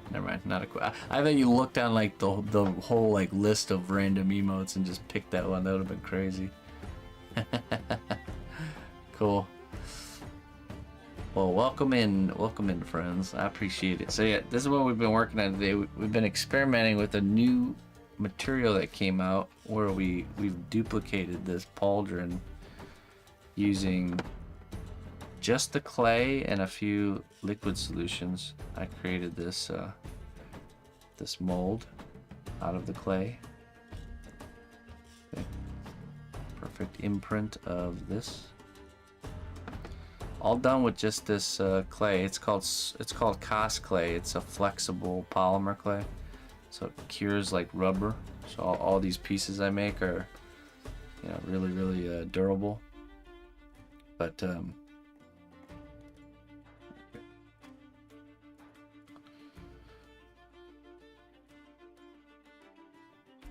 he is. And we were using the new liquid mediums that haven't come out yet. They're about to come out, made by Cos clay, where I heated up the mold we made, and I kind of drizzled that stuff in there, and it created this really flexible, translucent copy, essentially. So we've just been kind of talking about it, learning the material, talking about the pros and cons. It's been interesting. We make stuff too, Chris. Do you? So what? Yeah, what do you do there, Matu? What do you do on your stream? It doesn't. No, it takes 30 minutes to set. You just have to cook it in your oven to set it. So it stays workable until you want it to be done. Then you just bake it. You can bake it many times. Just playing the guitar and singing. All right, cool. Come check you out. Check you out sometime.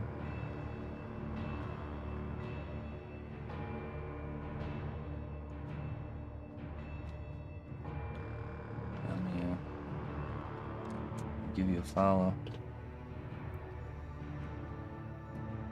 30 minutes, yeah, and you can do it multiple times, so you can work in layers, like is what we've been doing here, or it's what I do mostly. Is, you know, you can add just like an element, like his hair or this bracelet here. Then you bake the whole figure again, and it locks it in, and then you just kind of keep moving around on the project. So.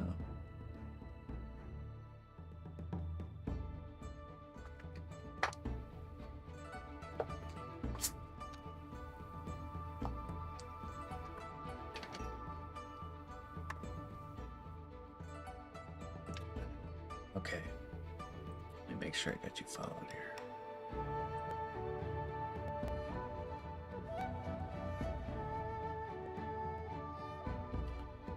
Well, it's like lagging. It's only, oh, there we go. It was only saying report. Don't want to report you, I want to follow you.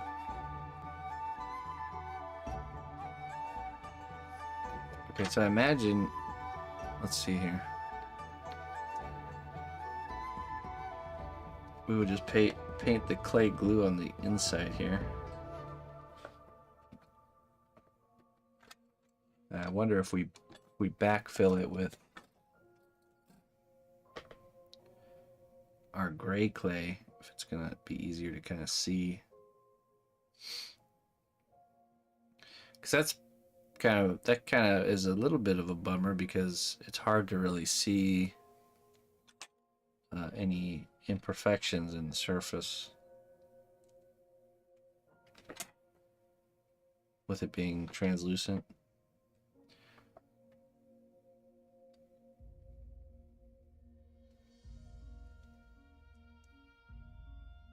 So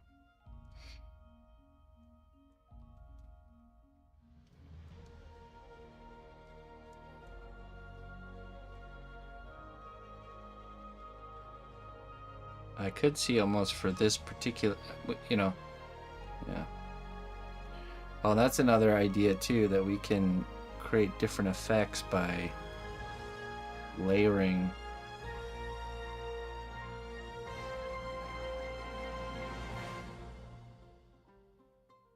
Morgoth bling, yeah. Yeah, I wonder.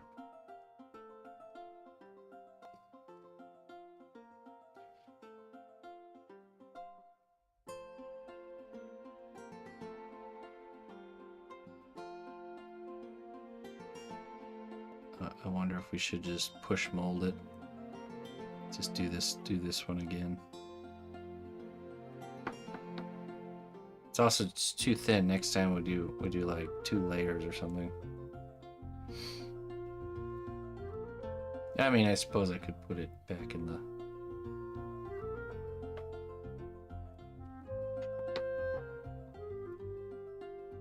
Yeah, no, you know, let's use it. Let's continue.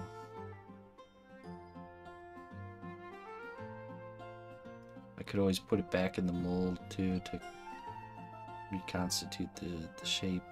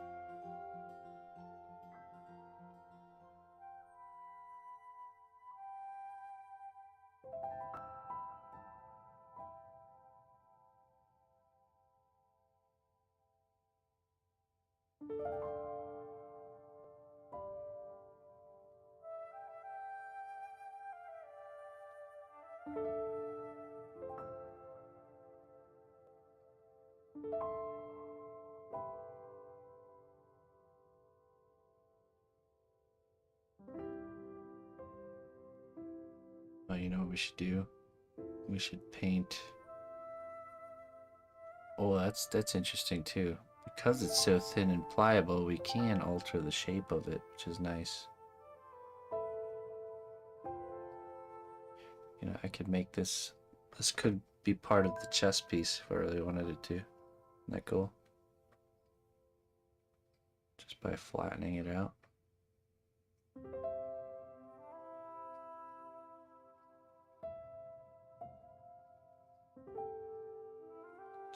Gives it more uses. Hey Merrick, you too, my friend. Yeah, I'm probably gonna wrap things up too here myself. Let's go ahead and just leave things where they're at right now. I am kaput, folks. Been a long week, productive week. Time for me to get out of here. Get some much needed rest. I am gonna go on stream on Sunday, and we're going to work on whatever. I think probably finishing the class project. Maybe we'll do some other things, but our objective is to really push to get the 300 points for Partner Plus points. So if anyone wants to help out this cause, I have until the end of Sunday to get the last points that we need, which I think we only need like 8 more. So a tier 1 subscription is 1 point, tier 2 is 2 points, and tier 3 is 6 points. So that's the way. Gifted subs don't count and prime subs don't count, so it has to be regular tier subs. So if anyone wants to help out with that, we have until Sunday to make it happen to keep my 70% going longer. So yeah. Oh, thank you, Jones. Hey, it's been an awesome project. Been really fun. Greetings, fellow adventurer. We've got everything you need to rest and refuel.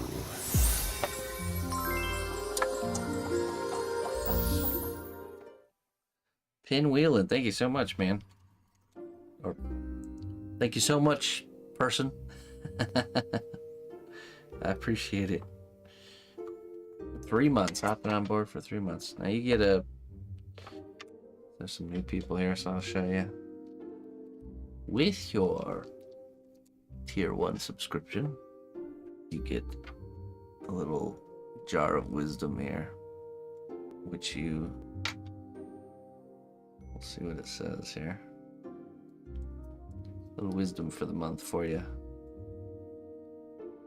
Your true purpose in life will reveal itself when you follow the whispers of your intuition. Ooh. If you want to know. Greetings, fellow adventurer. We've got everything you need to rest and refuel.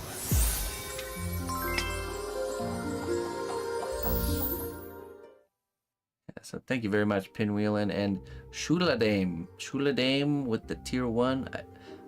I did know Prime doesn't count towards the PP. It doesn't. So thank you so much there, Shuladame, for switching over. I appreciate that. Appreciate it very much. Wisdom bottles can only be conjured with a wisdom conjuring spell. This is my last one here for Shuladame. So looks like it'll be. Greetings, fellow adventurer. We've got everything you need to rest and refuel. Oh shoot! I think I saw an extra scroll all around here. Aha! I do have an extra scroll, so it's perfect. Somehow this one was rattling around on my desk. That'll be for you, Mark. Alright, Shuladame. Ground Basilisk Fang for you. Pop it open. Oh, hold on. This might be a delivery here.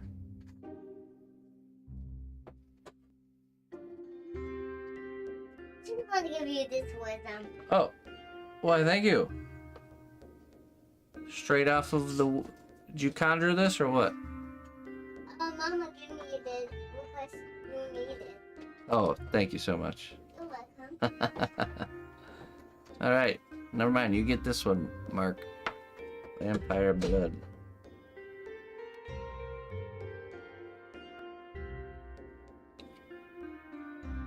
Your courage is your shield, resilience your armor.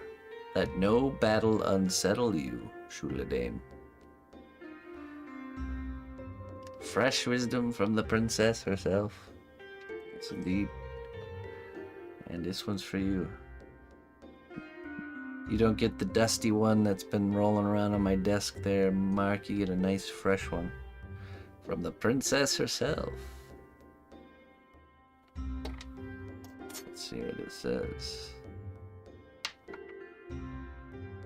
I am strong.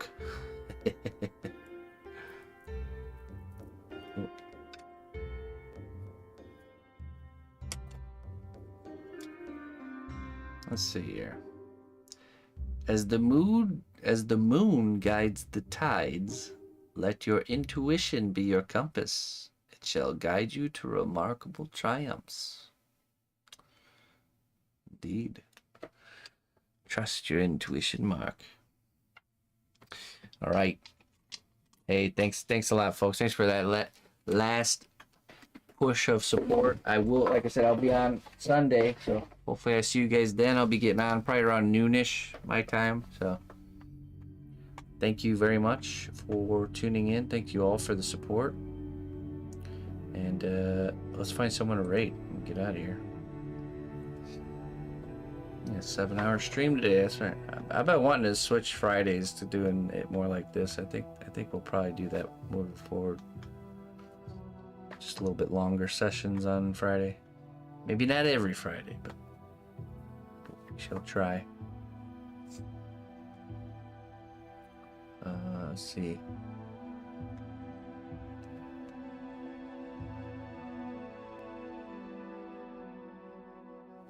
Oh, excuse me. Little Shiha. Oh yeah, who's that? Let me see.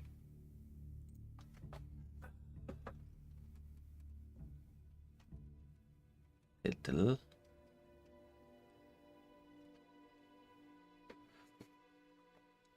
Let me check it out real quick here. Time goes on because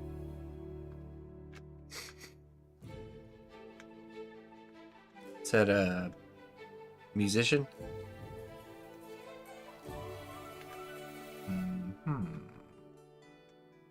All right, sure. Why not?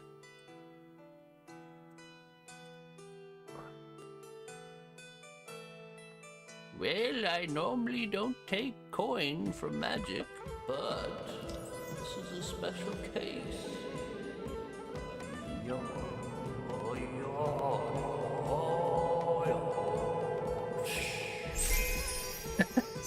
So delayed. Snacks. Hey, Looper, thank you very much for the $20 tip for snacks. Snacks. Let's get some snacks, guys. Hey, thank you so much.